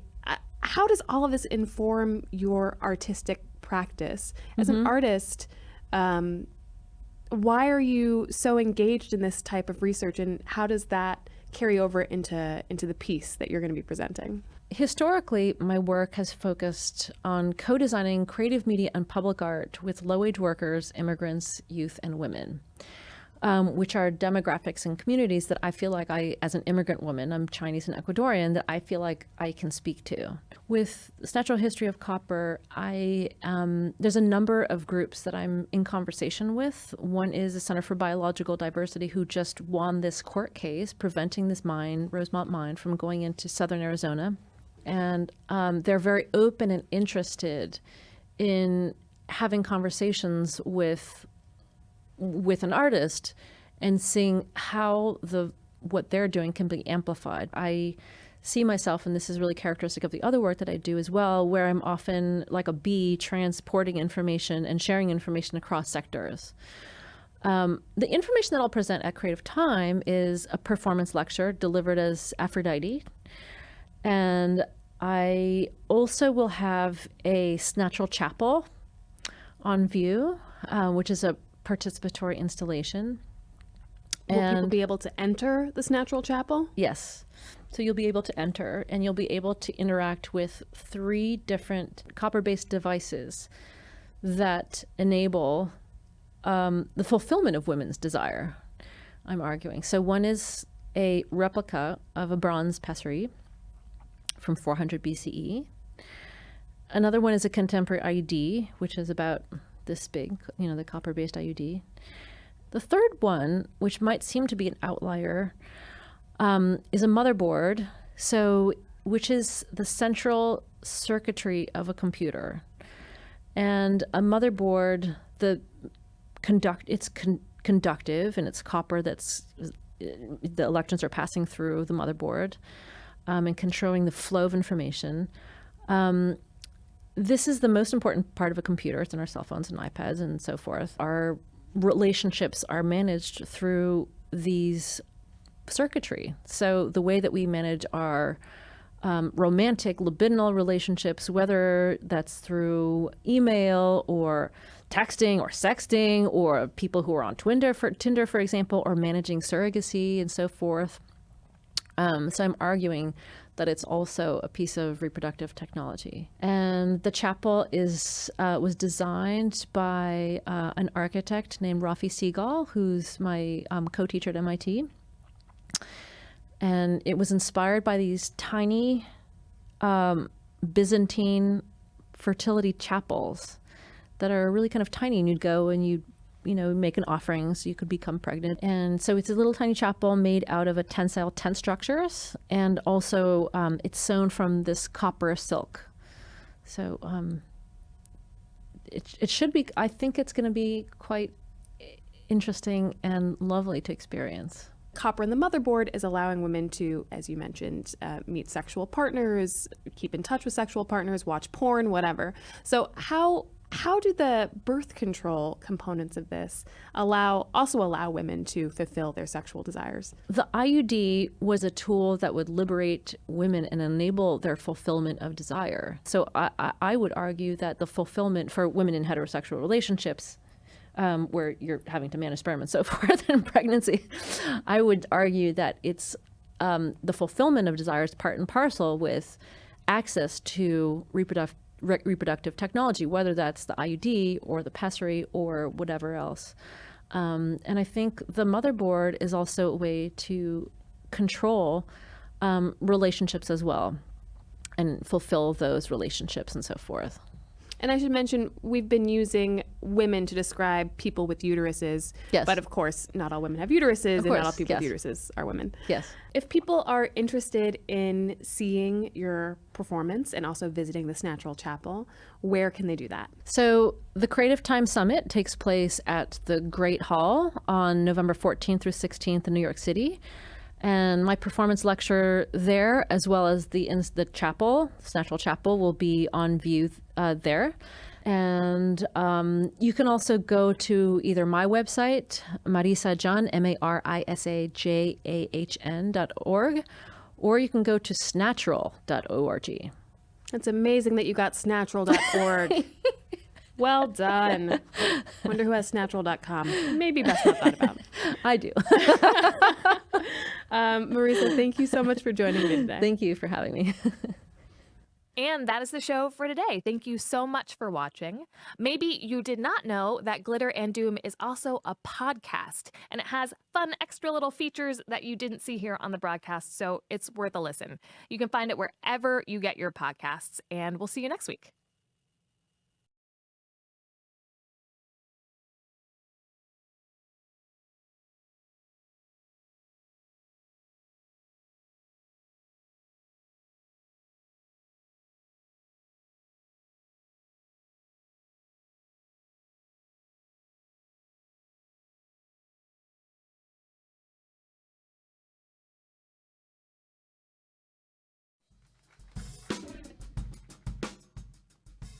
So we're doing a little Punani Politics remix.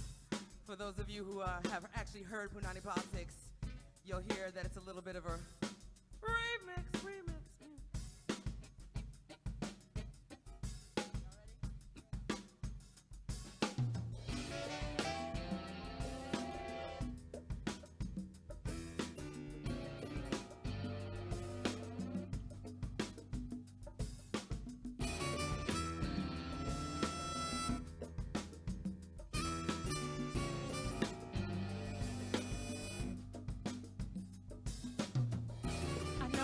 Nice when you give me the juice. I know it feels nice when you give me the juice. I know it feels nice when you give me the juice. I know it feels nice when you give me the juice. I know it feels nice when you give me the juice. I know it feels nice when you give me the juice. I know it feels nice when you give me the juice.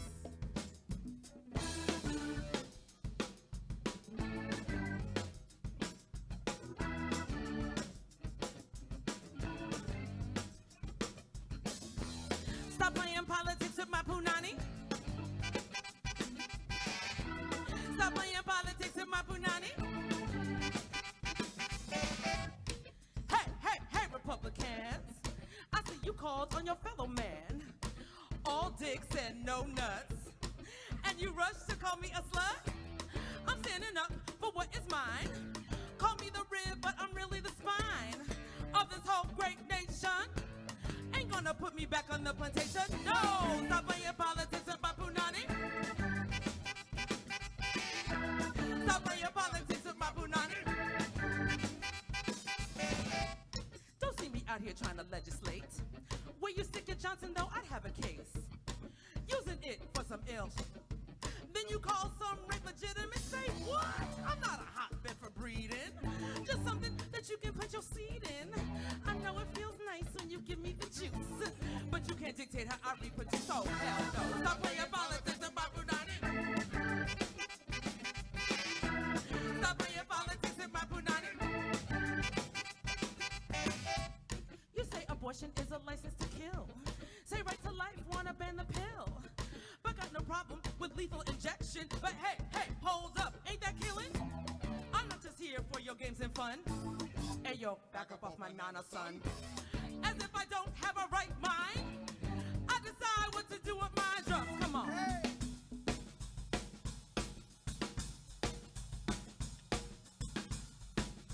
And we're coming back. Come on.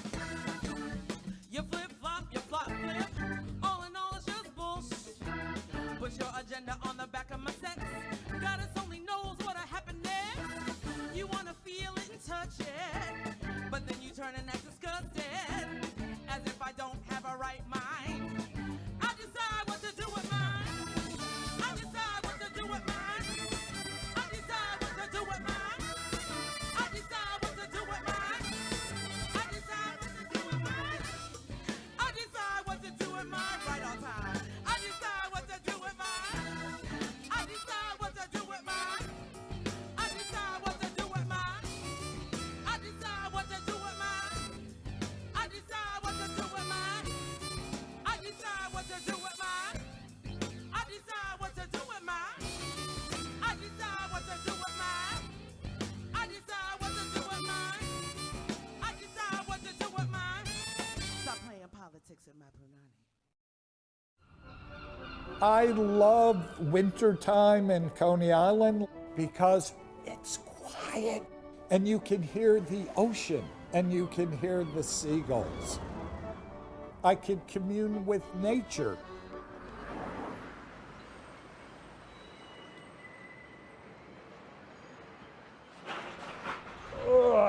It's cold. Hi folks, I'm Dick Ziggin.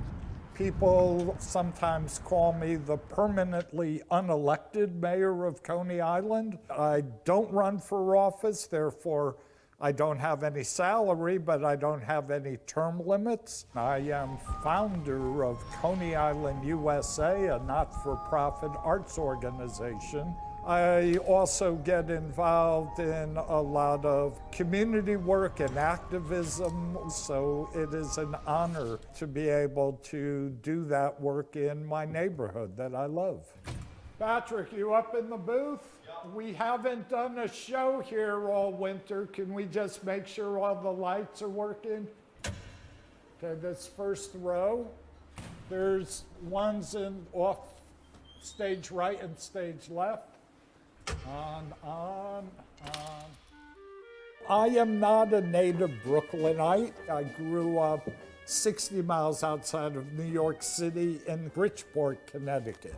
It's a clue to my personality that Bridgeport was the hometown of the world's greatest entertainer, P.T. Barnum. By the time I was 7 years old, God damn it, I was a Barnum scholar. I knew everything about P.T. Barnum and knew that the circus was the key to American entertainment, to American popular culture. So when I'm moving to New York, I had this totally wacky idea that Coney Island could be a staging ground. I rent a loft in 1979, which a few months later, after I've done substantial renovation, the loft burns to the ground, but by that point, I've got the sand in my shoes, and I catch on very quickly that in Coney Island, the salt air preserves the body, even though the salt air rots the mind. And if I want to be a healthy, wacky 80-year-old, Coney Island is the bohemian neighborhood I decide to join.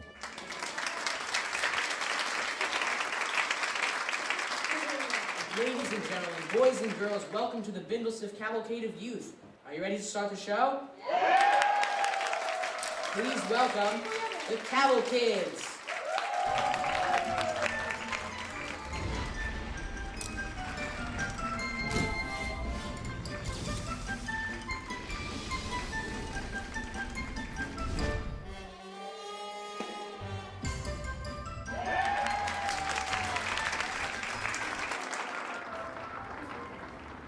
I like that act. We also, in our venues, do family-friendly programming. We're not always wacko and bizarre, just most of the time.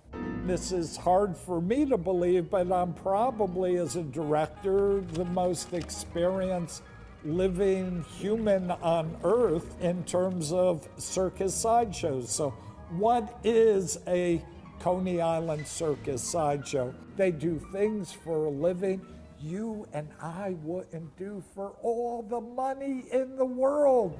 Putting a sword down your throat or putting fire in your mouth. It's a different type of entertainment that you have to experience, that you have to see to believe, and this is where you come to see and believe. Hey, I'm getting hungry. Let's go to Kitchen 21. I want lobster roll. Our resident artist, Marie Roberts, does these sideshow banners. You normally can tell Coney Island's ready to open when they put the cars back on the Wonder Wheel. By this weekend, they'll be putting the cars back on. Charlie, it doesn't feel like spring yet. Someday it will warm up. But not today. April has always been an exciting month for me in Coney Island. It begins with spring cleaning. Like the swallows coming back to Capistrano, trucks are bringing in supplies and restaurants are loading food into their freezers. The people of New York City who've been cooped up let loose and explode. It's about mechanical rides. It's about a soundtrack. It's about dancing in the streets to the music coming off. It's a melting place that would be hard to find anywhere else in the world. People interact in Coney Island. It's a place where Hasidim are sitting next to homeboys on roller coasters. Coney Island is the museum of people.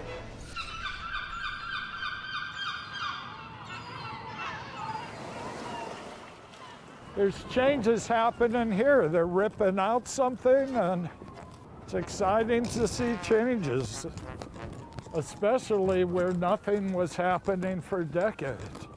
So what are you doing out here today? A job fair, right? Good luck. Is the job fair in the Carousel building? Should we peek in? If we're quiet, I want to show you this Lincoln Centennial horse. We should get out of here. But one tip for the viewers, the bathroom here at the B&B Carousel is the nicest bathroom in Coney Island. Shh. Being a performance artist, I guess I'm inspired by turning myself into a Mickey Mouse kind of mascot. When I started doing public appearances leading the Mermaid Parade in 1984, unfortunately, the story would always be murder, arson, gangs, murder, arson, gangs. It was important to me to change the visual image, the media image of Coney Island. I started wearing derbies or straw hats, antique wool bathing suits, hipster sunglasses, and before there wasn't such an official thing as a New York City in hipster, I was trailblazing an alternative Coney Island. I'm gonna eat a lobster roll. And I'm so proud of what's happened to that building, which was derelict, falling apart. It's been fully restored as a restaurant with some of the amazing terracotta artwork from the 1920s. It's a gorgeous building. And I hope the kitchen is open. Hi there, sir. I'm just getting old and sometimes like a foot stops working. I have other things that stop working. Just in case. Come on in, we got it ready for you. Great. Where am I sitting? Well, this is the fun part of the shoot, getting to eat. Where does your lobster come from? Is it Maine lobster or Brooklyn lobster? It's the Gowanus Canal lobster. It is so wonderful that Coney Island got around to renovating and appreciating its history and its landmarks. We're on our way up to the roof bar. Is drinking allowed in the elevator? As long as you're not driving the elevator, I think you're all right. In a deep way in my soul, I really believe that art has an ability to work within its neighborhood and make a difference in the spirit of its neighborhood. If you've taken any kind of class in literature, you've heard the phrase, a sense of place. Well, for my entire lifetime, my adult life, I've really enjoyed my sense in place because I enjoy the beach and I enjoy the sky and I enjoy the ocean and I enjoy the museum of people and popular culture that Coney Island in general is. And I have such a good time and have so much inspiration. And as a writer, I have so much local color and so many unique stories and characters to deal with. I've been nothing but blessed to be the unelected mayor of Coney Island.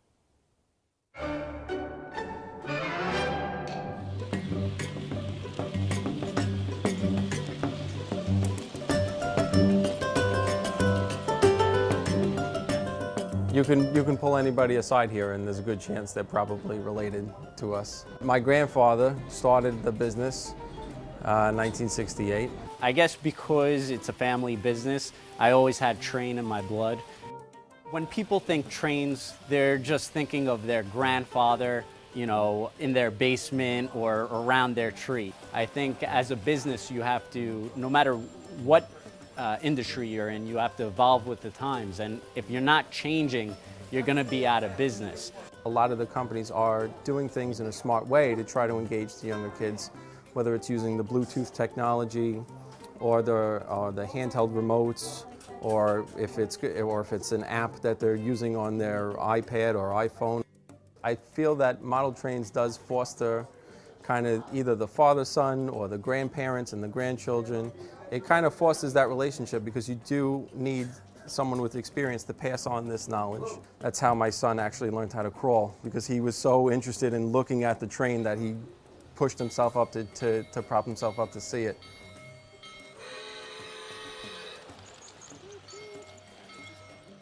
You see a lot of people that they can't find any other train stores in the area anymore. There was a point where there were so many back in the day, but now we're the last one standing. Wow, that's gorgeous. Son of a bitch. This one right here, $3.99. Look at that. That is beautiful. I come here all the time. I've been coming here for years. It's just like collecting stamps. How you like that? You know, people love trains, and they don't just come in once a year. These hobbyists, they build these massive layouts, so they're coming in to get scenery, they're coming in to get trees, they're coming in to get buildings. I might go for this guy right here. See the olive green one? I might get that today. I think I'm gonna grab that. Yeah, that's pretty. Look how nice that looks. Yeah, it's like it brings out the kid in you. It does. Yeah, it definitely does.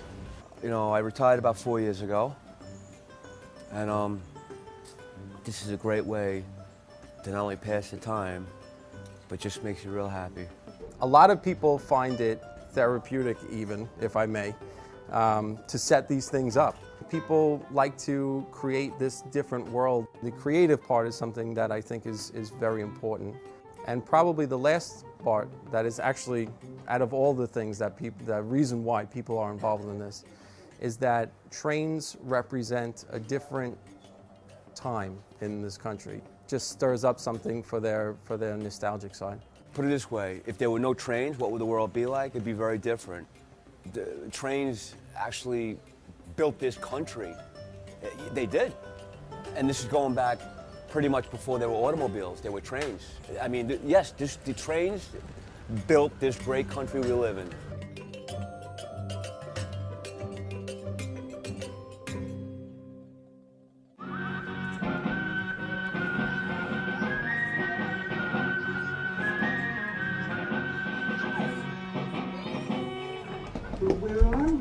We're in the Puppet Works Theater at 338 6th Avenue in Brooklyn, lovely Park Slope. Tell me who you are and why you have come here. I'm Mike Leach, and I'm a puppeteer.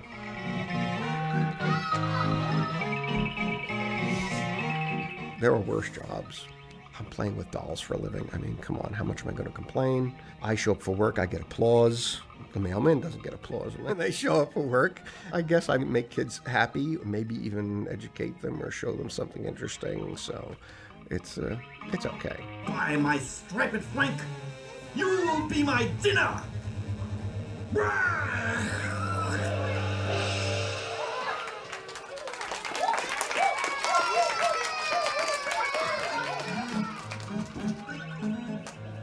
This particular theater, this spot goes back to like 1990. The company goes back quite a bit further than that, under a few different names. The company's roots go back to the 1930s, WPA project.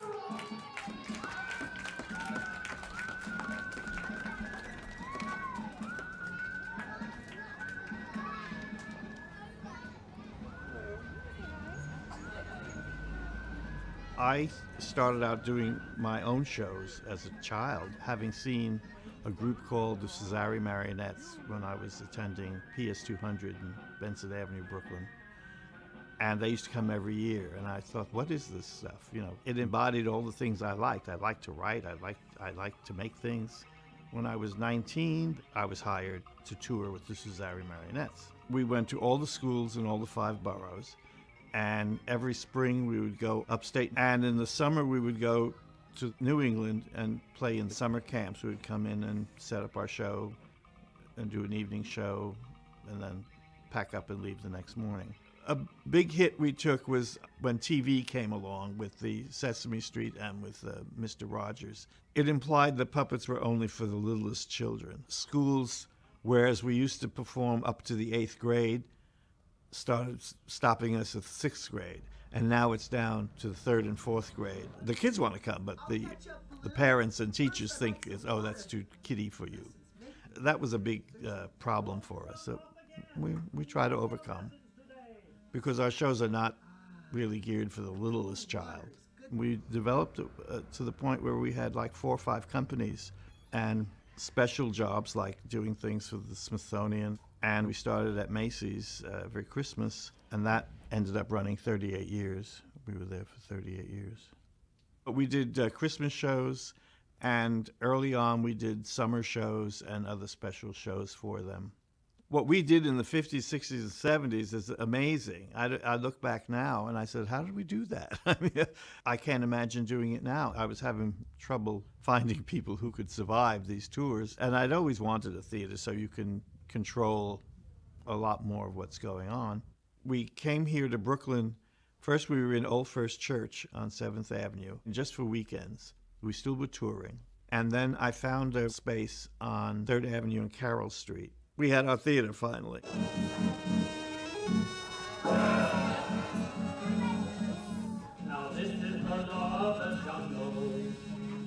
Around that time, the space was empty. It had been a former Mexican restaurant. We moved in, and we've been here since.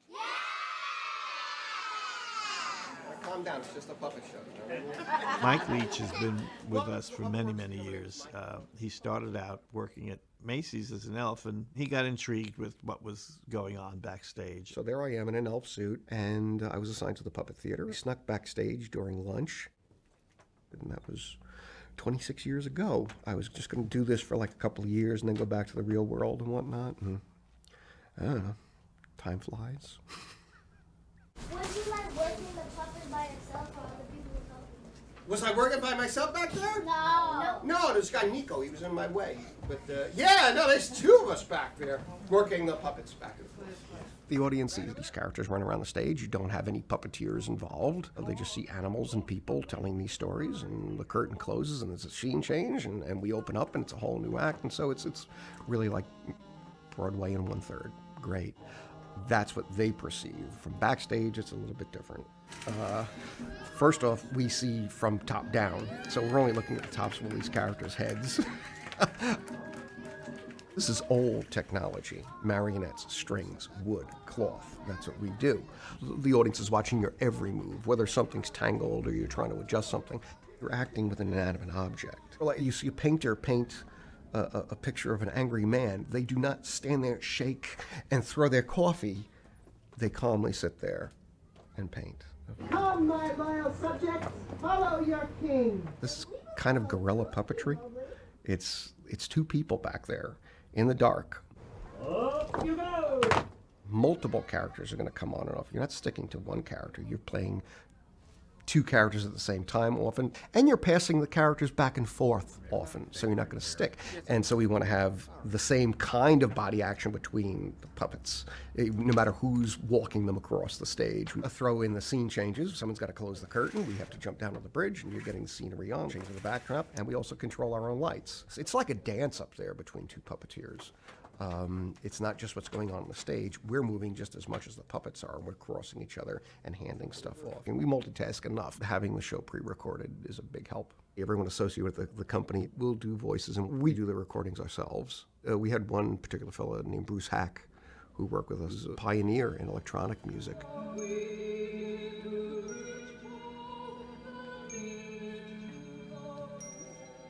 We've had a few incidences during shows. I've had people fall off the bridge. We don't stop, usually. Usually my reaction is, are you going to get up and get the curtain? Way too many holes in everything. I'm not a puppet fan. Never have been. It's what I do. I'm your king. Oh, no, you're not. You're just the man cub. I think the audience comes in, and I assume they're not amused by puppets. They may be creeped out by puppets. They may think they're going to be bored. And then I try to change that. I try to amaze them and do things that you don't expect puppets to be able to do, or subtle movements that they don't expect. So I expect to entertain people. I don't assume they're puppet fans. So I like working from the other way. Let's see what we can do with puppets today and do something interesting.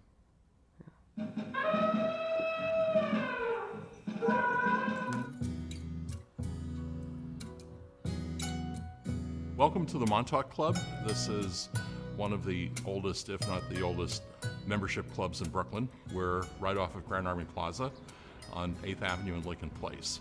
The Montauk Club dates from 1889 and the building from 1891, and it's been our clubhouse continuously ever since.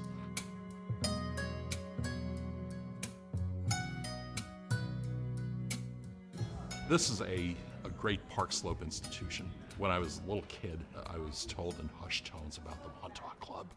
It was great walking into the building for the first time about a dozen years ago for a meeting. And after that, I thought, you know what, I'm back living in the Slope.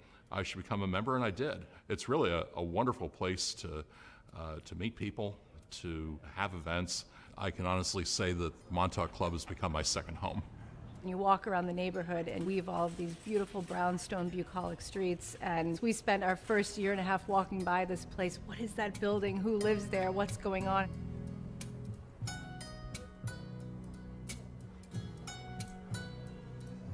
The club was organized in 1889. The members of the club, who were among Brooklyn's gentry at the time, bankers, lawyers, and such, politicians, raised the $250,000 or so to hire a star architect, Francis Kimball, to design the place and then to have it built. And so the clubhouse opened in 1891.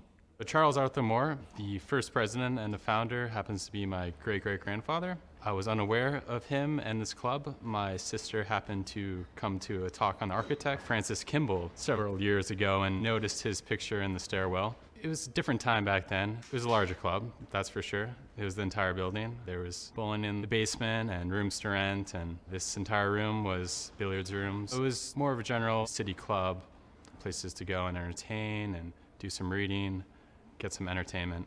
And it's still very much like that today. A little bit smaller, which, isn't too bad because it makes it more of a cozy environment. When you walk up the stairs and open the double mahogany doors, the first thing that you notice to your right is a beautiful tiled fireplace. And then when you look up, you see a very exquisite chandelier. And when you look to the windows, you see a lot of stained glass in this grand ballroom. And that ballroom downstairs also has a nice bar on the left side, which is used for our new member night party, which is probably one of my most favorite nights of the year. It's a warm and inviting place. When we decided to get married, there was no question about where we would do it. We had it here. Right away, when you walk into this room, you see the stained glass windows that front onto Plaza Street. The sofa and chairs that are by the windows are a terrific place to just read a book, have a drink. There's a long balcony on the Lincoln Place side where people can have drinks or dinner when it's warm enough. And there are elements of the Venetian palazzo architecture that Francis Kimball used to design the building. And you can see in the columns and in the friezes above the windows, really amazing details. On the Lincoln Place facade, there's a frieze of Dutch and English settlers purchasing land from Chief Wyandanch, who was one of the leading Algonquin chiefs on Long Island.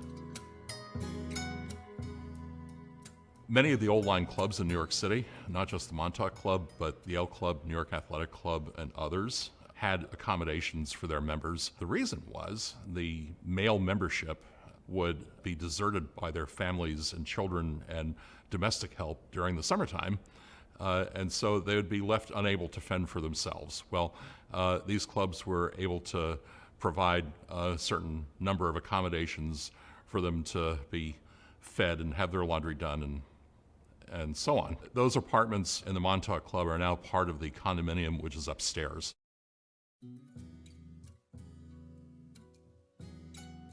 The Montauk Club's fortunes have mirrored almost exactly those of Park Slope.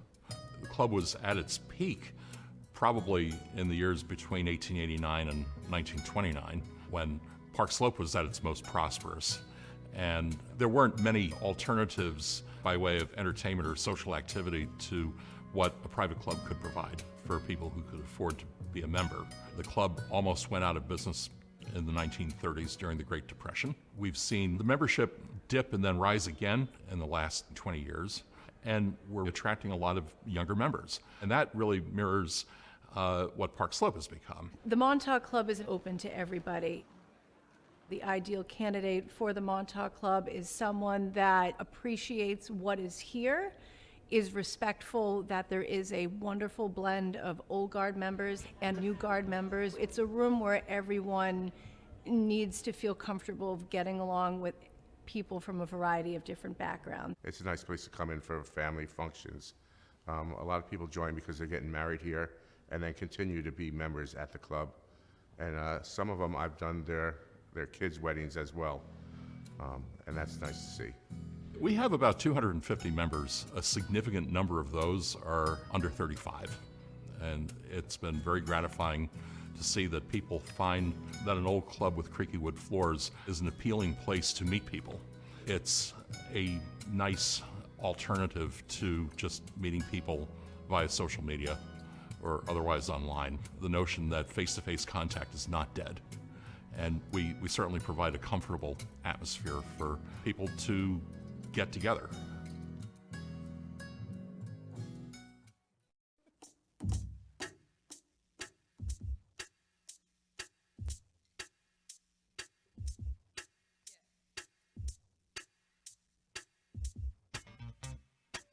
Takes every little ounce of patience. I worked so hard to make this. Focusing till there's tears in my eyes. Gotta work, gotta change my life. I wanna see higher, I wanna grow further, open my eyes and fight the good fight. Good fight. I wanna dive deeper, I wanna love truer, open my eyes and fight the good fight. Good fight. Change the world, you first must change yourself. Raise the vibration of someone else till the rise and the hearts are open. And we cause a chain reaction. Free ourselves from mental slavery. Never falling for false security. I wanna see higher, I wanna grow further, open my eyes and fight the good fight. A good fight. I wanna dive deeper, I wanna love truer, open my eyes and fight the good fight.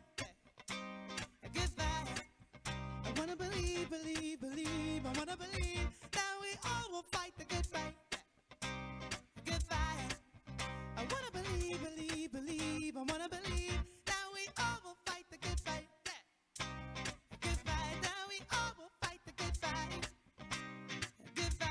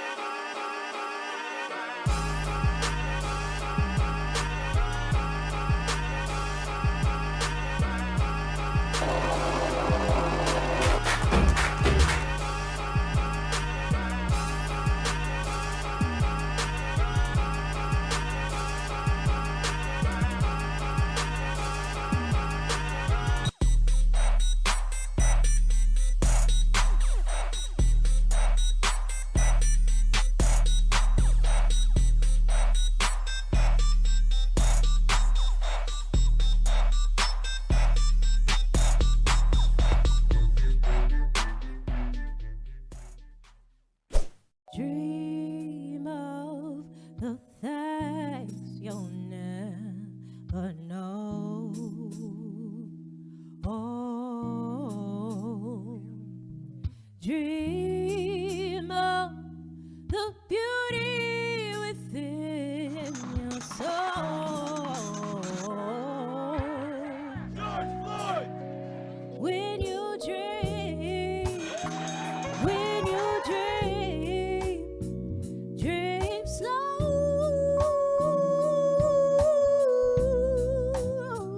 Take the time to let dreams grow.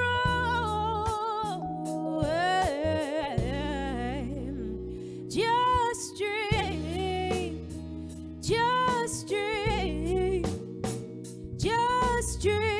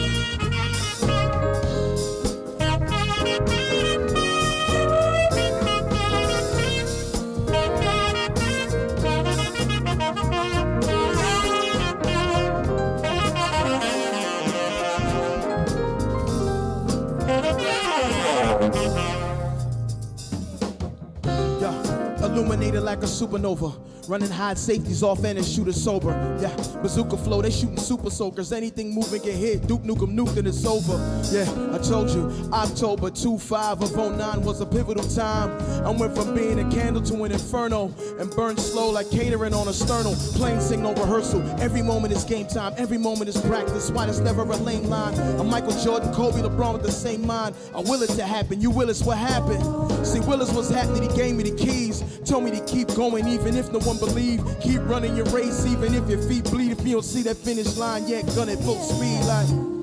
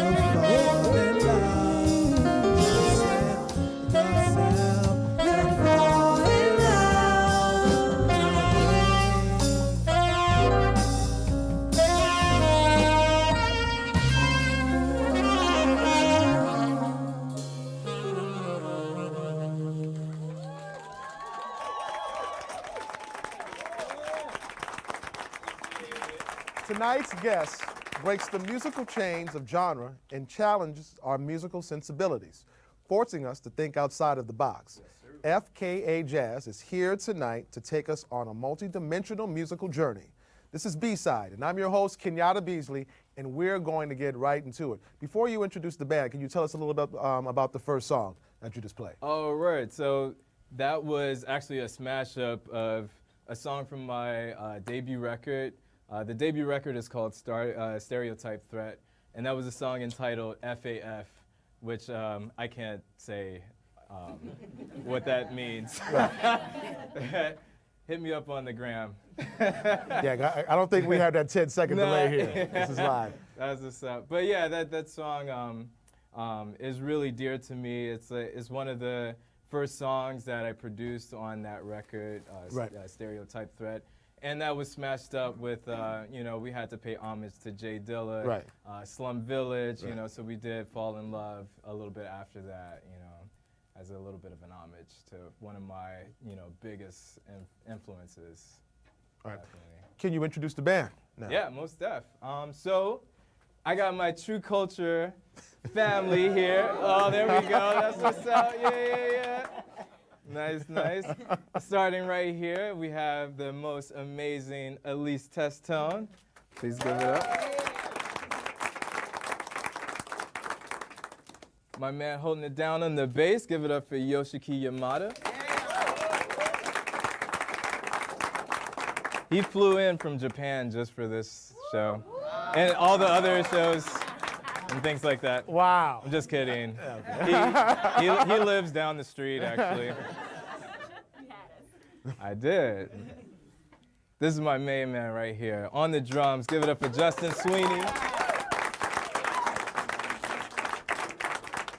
I got these two incredible MCs right here, starting with my man, who we started True Culture together. That's BD3 right there. So true. And my main man has been rocking with me for a minute now already, man. Like, give it up for Edson Sean. And actually, one of my dearest friends and longtime friends, please give it up on the keys, Noah McNeil. So before we delve into your biographical information, I have to note that Edson, you're an alumnus of the show. Yes, so how did this True Culture? Am I getting it right? Yeah. That's True. How did this band get together? What's the concept of True Culture? Well, I mean, actually, it's kind of interesting. So I went through a long trajectory of being a jazz musician and then kind of stepping out of that, and I became an EDM producer, mostly to learn how to produce just in general. And then that kind of led to this kind of amalgamation of what I call FKA Jazz, formerly known as jazz. So that in itself kind of started to spark my interest in working with a lot of young men, and young women working in the industry from the hip hop side, because I really wanted to make sure I was paying homage not just to the foundation of Black American music, which is jazz, but also paying homage to everything that's come before it. And I really feel like my generation is the generation of hip hop. And in order to do that, I wanted to really work with the best people, just right in front of me. And the first guy, one of the first guys I met to do that with was this guy right here. This is, Justin Sweeney. And we started rocking right away. He's contributed to my first album, and he's contributed a lot to my next album that's coming out in March.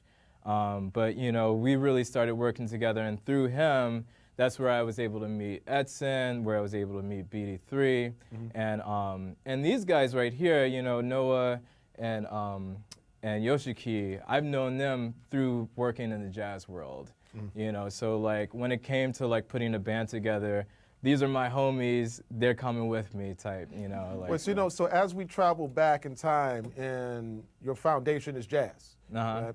You're born and raised in Houston. Yep. What was your first exposure to jazz? Well, so in Houston, there's this culture True. Yeah, but there's a really amazing culture of musicians that have come out of this program called the Summer Jazz Workshop. And before that, you know, my mom, her first husband was actually a jazz musician. He went by Larry Whittington, and he played in the Duke Ellington band. And like, I just happened to like find a saxophone under my mom's bed, and like, I don't know, maybe for sentimental reasons, she, you know, always kept it under the side of the bed that she slept on. But I was poking around, I found that saxophone, and naturally, through playing saxophone, I started to get into jazz. So one of my first teachers as a saxophonist was Conrad Johnson, who's legendary, you know, as far as like, I mean, he's worked with people from like, you know, Walter Smith III, who, you know, some people in the jazz world would know. So many, many people. And so he really taught me the foundation of like how to play bebop, how to, you know, really mimic some of the greats like Charlie Parker and Ben Webster, and the list goes on. And this is where were you studying at?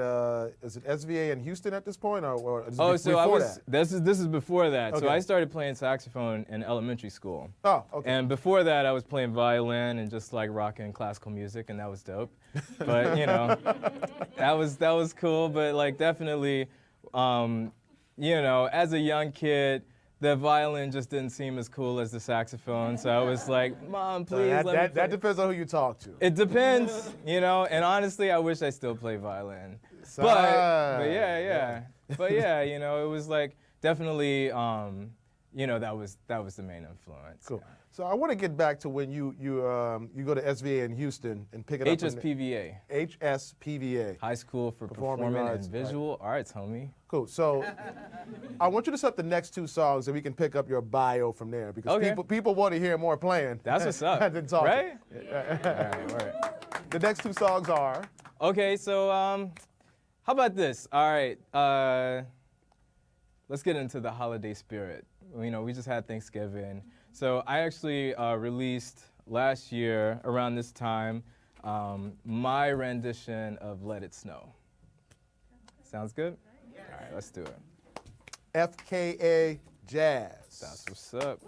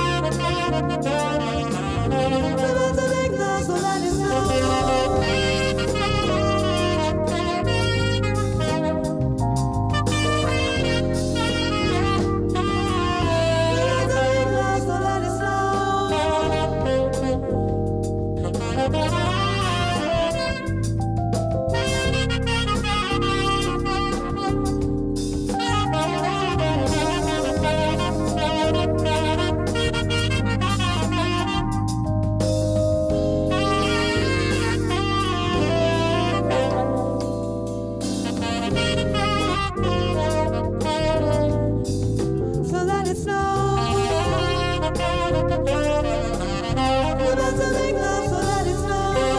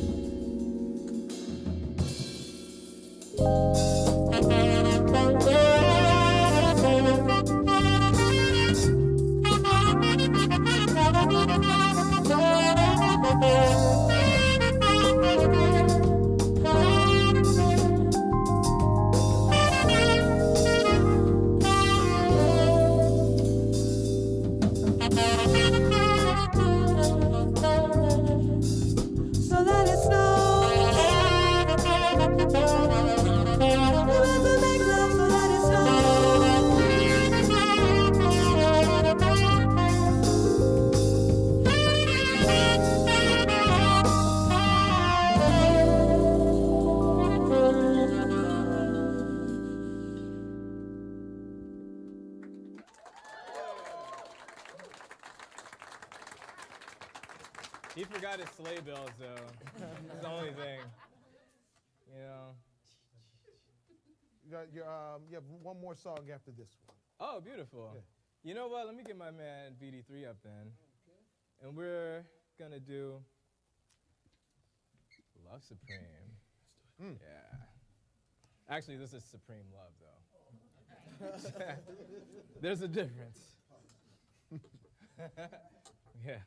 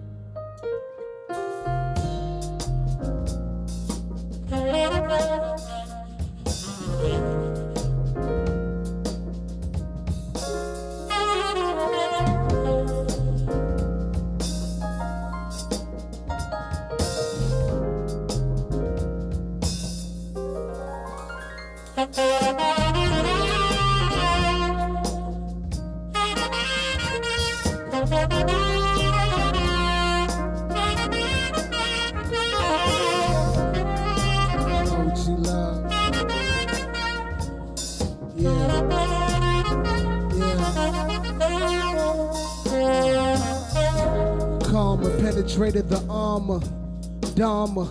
What's the duty of the booty for the battle for them parts of fools' riches? Our treasures more exquisite.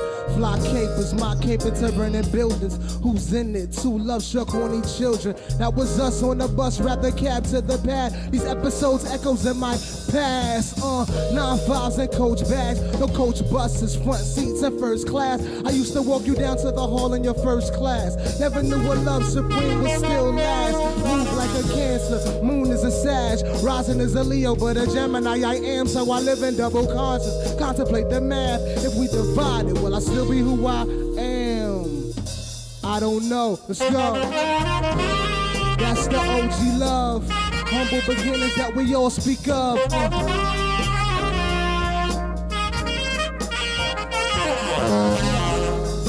that OG love. Humble beginnings that we all speak of. Break it down. Knowledge, wisdom, now understand. We grow from out the dirt. Let me touch that land. It only grows how you fertilize these strands. So permeate and germinate and let that stand. You gonna let that stand? I'ma let that be. See, the gifting of your presence is real. I gotta clear it, erase it, bring matter, a spaceship we don't know. Come propeller with your fella, see how far we go. Spending weekends FaceTime, Jones and reminisce. Best assist, you throwing your lips to kiss. We past that. Graduate the soul insist. Intertwining into mining on some fusion. Look, baby life, that's all we have in sight. Lonesome winter's night is melted by your sight. Long as we in the fight, never leave cause you my right. The highest loving you seen, yeah, right.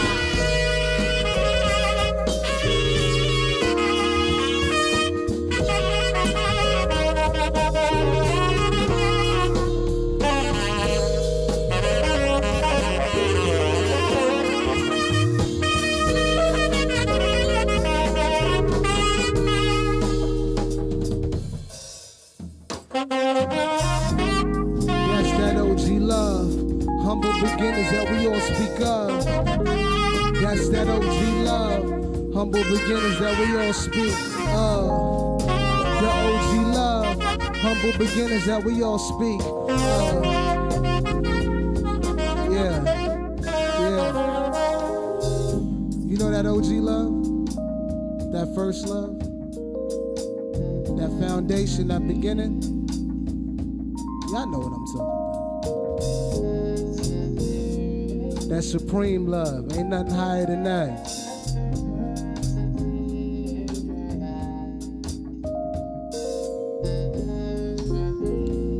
Type of love that can move nations.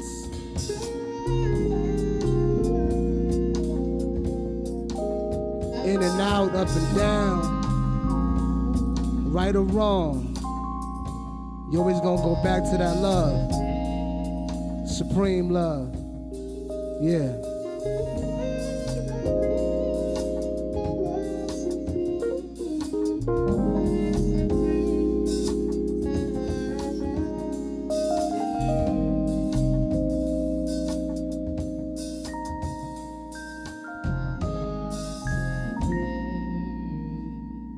OG. BD3. Yes, sir. FKA. I'll go by FKA. Sure. What was the name? What was the name of that last one? Is it Love Supreme or Supreme Love? Supreme Love, homie. Yeah. I'm not trying to get sued. That was your version of. Yeah. I don't want to say the other. That's what's up. So we have you. Let me get this right. At the Houston School of Performing and High school. High school for performing and visual arts. All right, cool. So that's basically the performing arts high school in Houston, because every major city has one. Yeah. Some are more known than others. That's what's up. So HSPVA is more known than LaGuardia. So you're. Whoa! Oh, those could be fighting words in these parts. I'm just kidding, y'all. Come on, don't make me. So I'm assuming that by this point in your life, you were pretty, you're a freshman, sophomore, and you're really serious. So this is the place in Houston where you go to actually study definitely. jazz. So how did that play? How were you influenced? Well, as quiet as it's kept, I got into HSPVA as a violinist because I sucked at the saxophone. True story. True. Yeah, yo, so he's gonna hate me after this, yo. He's like, stop. Nah, but so I had to fight to get into the jazz program, and at that time as a freshman, I was at school with people like Robert Glasper, was a senior or something, on his way out, but those were the cats, him and Mike Moreno and Kendrick Scott and Walter Smith. So I was looking up to these guys because they started playing jazz way before me. And, I basically spent my whole freshman year fighting to get into that school. And I actually got kicked out of HSPVA because I spent more time in the practice room than in my class. Sorry. Oops. But then I got a 3.9 GPA in college, so that's what's up. So from there, you decided to make the move to New Orleans. Yeah. So actually, I first got into Jackson State University, which is a predominantly black school. HBCU. Yeah, HBCU, and so that was an amazing experience. But I was there only for a year before I moved to New Orleans, and there I spent a good 4 years. It was amazing. So you have a love affair with jazz, and now you find yourself in the birthplace of jazz. Most def. And so, how was New Orleans for you? It was amazing. I mean, right away, I made friends with some of the legends, coming out of New Orleans. Ellis Marcellus, who is this amazing piano player and also just so happens to have birthed the, Wynton Marsalis and Jason Marcellus and Branford Marcellus, and the list goes on, but we'll leave it at that. Right. But, and I started playing with Jason. Actually, I was in his first band when he switched to Vibes. Which he's doing a lot more now, but I was there at his first gig where he was fumbling, trying to play Vibes because he had it up here, but he didn't know how to do it there, But yeah, it was an amazing experience, being able to learn from, people like Ellis and Jean-Baptiste, just so many amazing people, Ed Peterson, just there's a really strong foundation that still exists and still lives in New Orleans that's very different from anywhere else you can right, because usually it's a pilgrimage for a lot of musicians. Yeah. So as you're down there, you decide, I want to move to New York City. Right. At what point? Or was New York City always in the plans for you? It's funny, man. I was dating someone, I was dating someone at the time in New Orleans, and the plan was to come up to New York you know, get my fill, just like come up here to go to school and then go back. Because I had a pretty good career down there. I started working with like Nicholas Payton, you know, like I'm on like Jill Scott's like record that she put out in 2005 because of those connections. So I was like, I'm just gonna go there, go to grad school and come back so I can get back to business. But I got up here, man, and I was just in love with the city. And like just you know, just knowing also that my dad spent his formative years here when, you know, like right after college, he like moved to Brooklyn, and like just kind of feeling like the connection with like a city that for some reason, like I felt like I grew up here, but I didn't, you know? So I don't know, it's kind of interesting. Like I don't really know how to put that in words, but once I got here, I was like, I'm not leaving, you know? Now you're in Brooklyn. There we go, man. Yeah, so for real. can you set up the next song for us? Sure. Let's keep BD3 up here.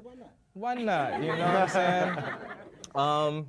And let's do, I'm going to have him do Eye of the Hurricane with us, yeah. Your version of the Herbie Hancock song? Yeah, we have a different version from Herbie, so, you know. Hopefully Herbie approves. Once again, FKA Jazz.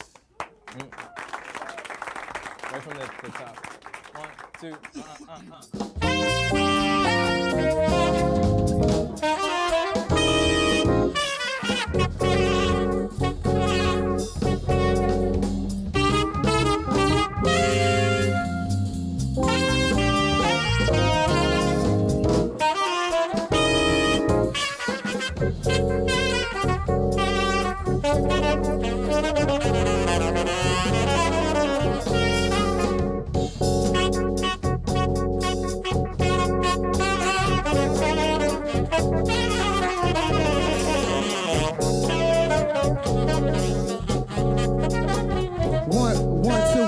Check it out.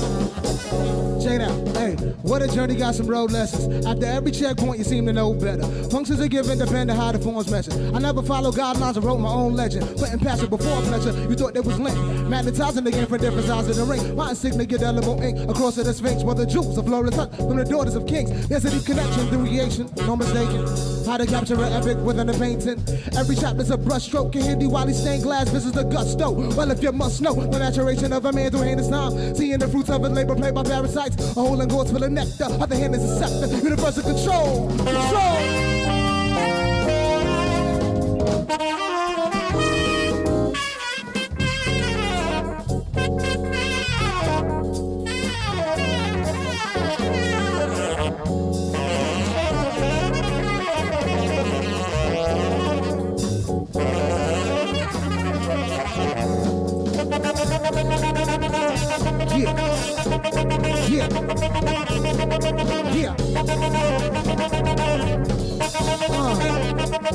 Yeah.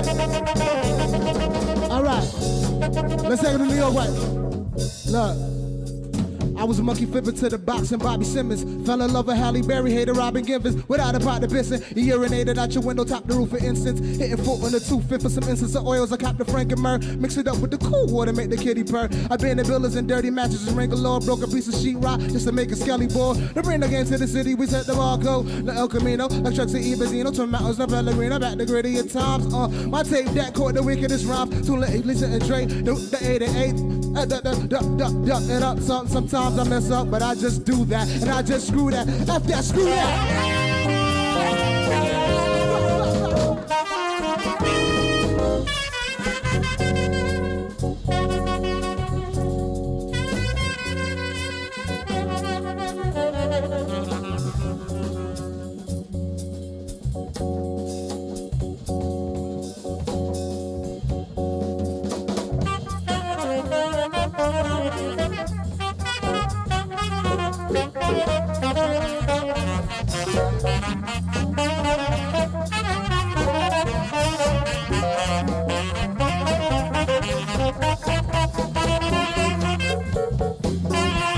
Come on, come on, come on, come on.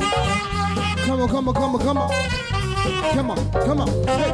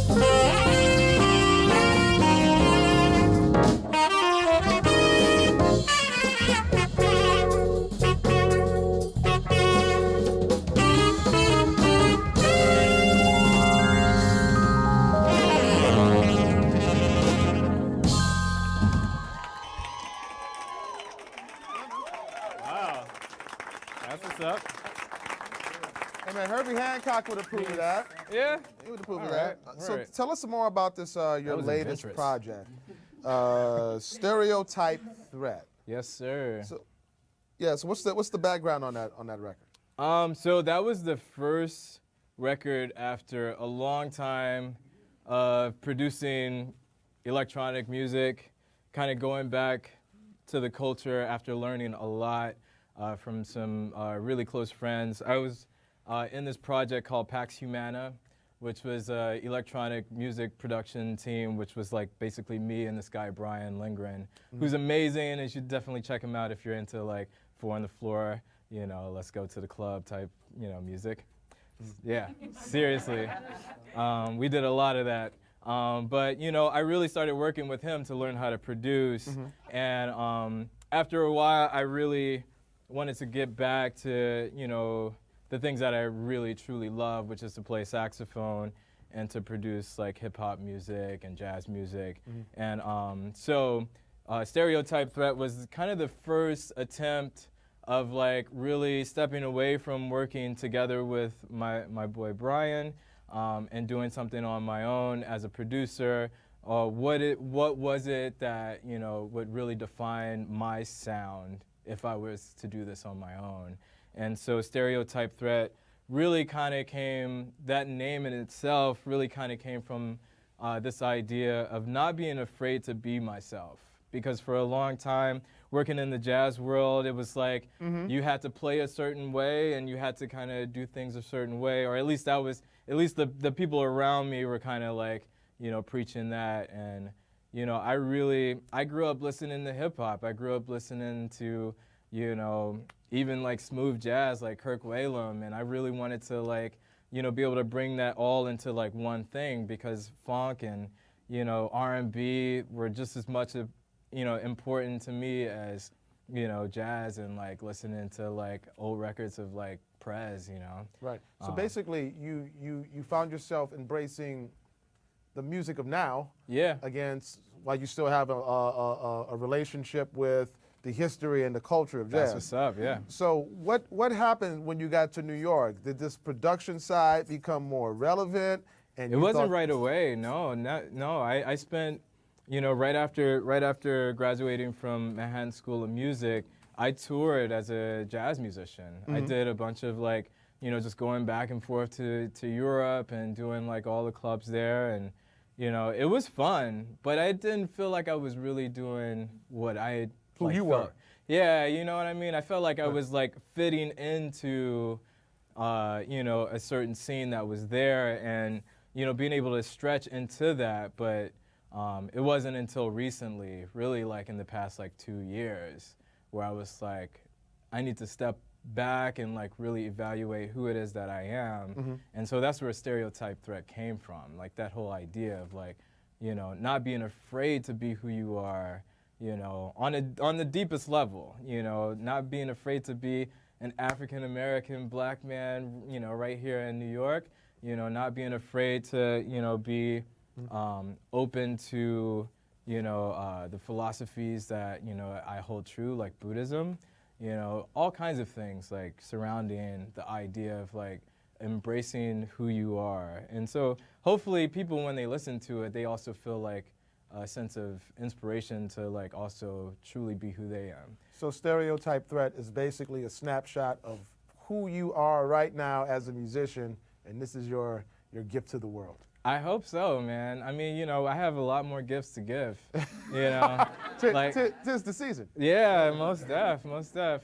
I mean, I honestly, like, I'm in the final stages of finishing my next project, which hopefully will come out, like, at the, you know, sometime at the beginning of next year. And so I already feel so far removed from Stereotype Threat because as we continue to make music, we progress and, you know. Keep going forward. Exactly. I'd like to talk a little bit about True Culture and your next project, but can you set us up with the next song right now? Sure.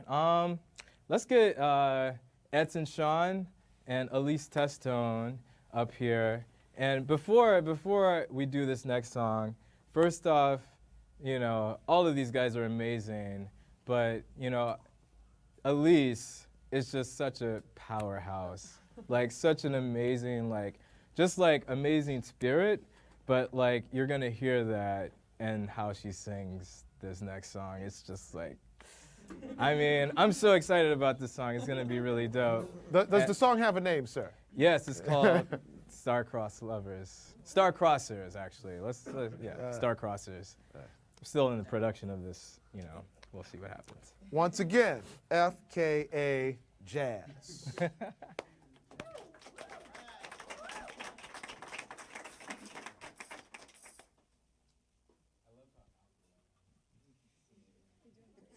Beautifully.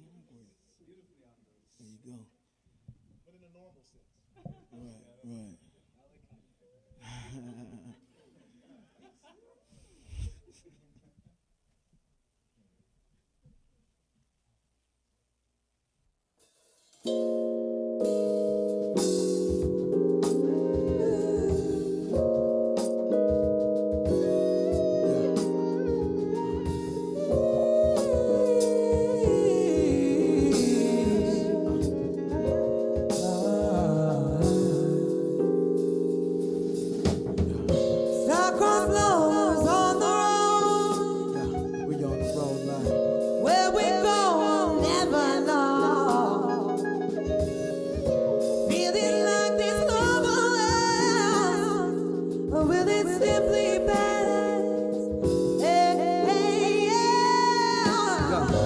Tuesday, happy hour Midtown. Tequila shots, I had 6 rounds. Yeah, she was on her third Long Island iced tea, so by the time we started a tall conversation was freely moving. Yeah. Oh snap, that's my song. It's your song too? Sounded we could both get along. Lights on, last long, body still intertwined. Way too familiar, is it in my mind? In a line with the universe. I was Mars, she was Venus, how could you rehearse? Such a collision of heavenly bodies. Am I dreaming or am I in a hearse? My Nirvana, queen from the Bahamas, and seen the stars scripted a scene for TV drama, making a good case for me to believe in karma. You put it in the ether and you get it right back. Yeah, I think I found my match. Yeah. Star-crossed lovers on the road. Yeah. We on the road like where we go, we'll never know. Yeah. We never know, no. Feeling like this love around. Yeah. Or will it simply pass? Yeah. 1 year in an impromptu vacation. We stagnating, I'm thinking of vacating. Playing cancellations, best friends hating, defining the outline of our love constellations. The stars must be playing Geppetto, or a melody of a more that need a sustained pedal. Best efforts met with the worst outcome. Feelings of am I good enough? And the how comes, they come way too often. Way too many reasons why we can't meet our love in a coffin. Yo, and I'm still coughing, trying to find where you are, and I see you very often. But we can't find where love is. Dreaming about marriage, life, and the kids. But we gon' back cause we are star-crossed lovers. Star-crossed lovers on the road. We on the road like. Where we go, we'll never know. We never know, Feeling like this love will last. Yes. Or will it simply pass?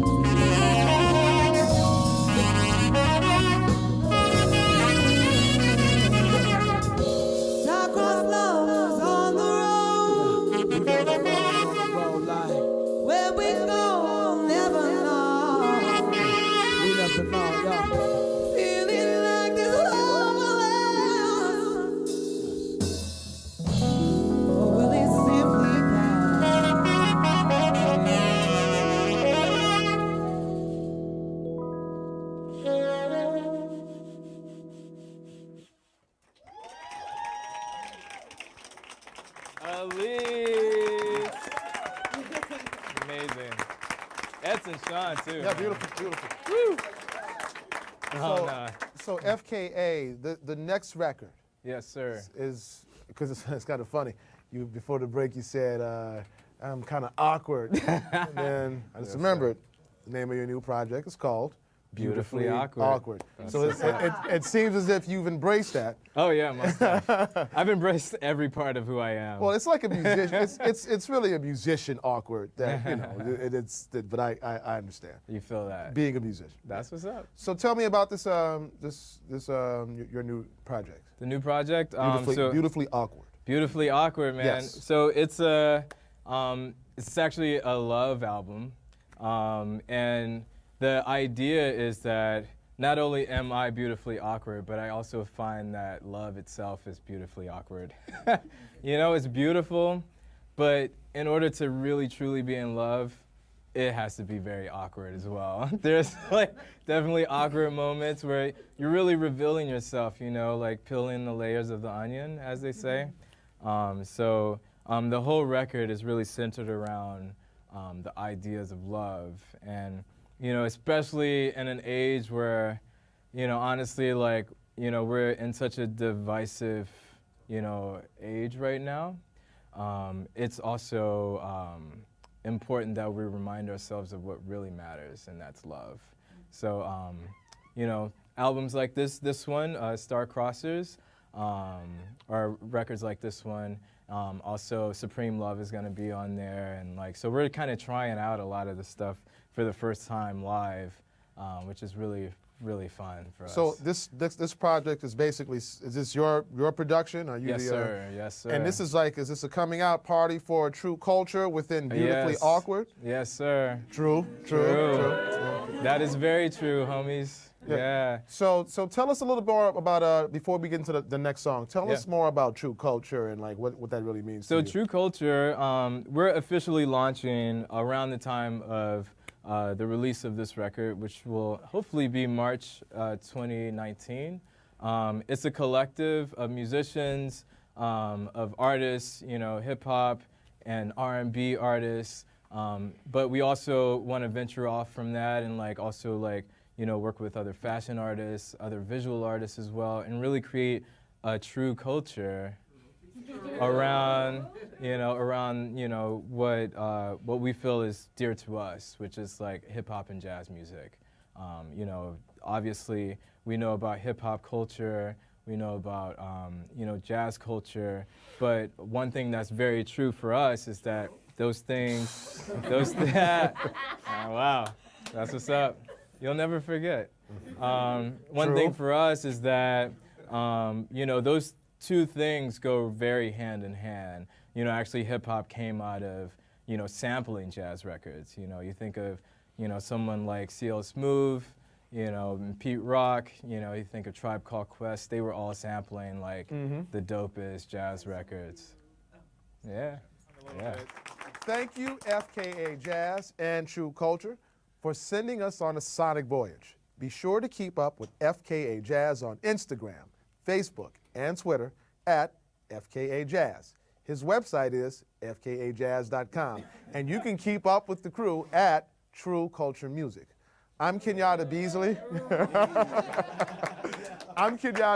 And I hope that you had a spectacular time with us tonight. Make sure you stop by our BRIC House studio every Thursday to hear more of the best music that Brooklyn has to offer. You can also check out tonight's installments and past episodes anytime at youtube.com/BRIC TV, or check out our BRIC Radio podcast wherever you stream podcasts. All right, FKA Jazz, please take us out with one more song right after this.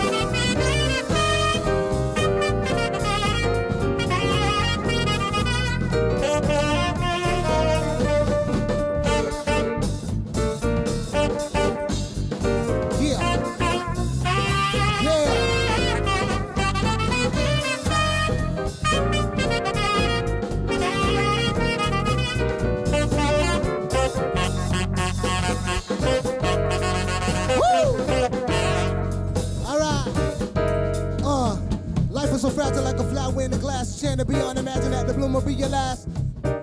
As we assume midnight to noon, the treachery for you to question anything.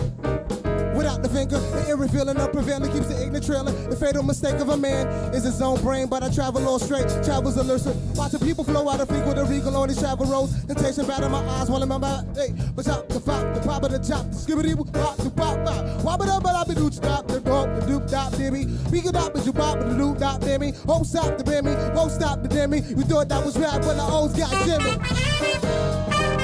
Yeah!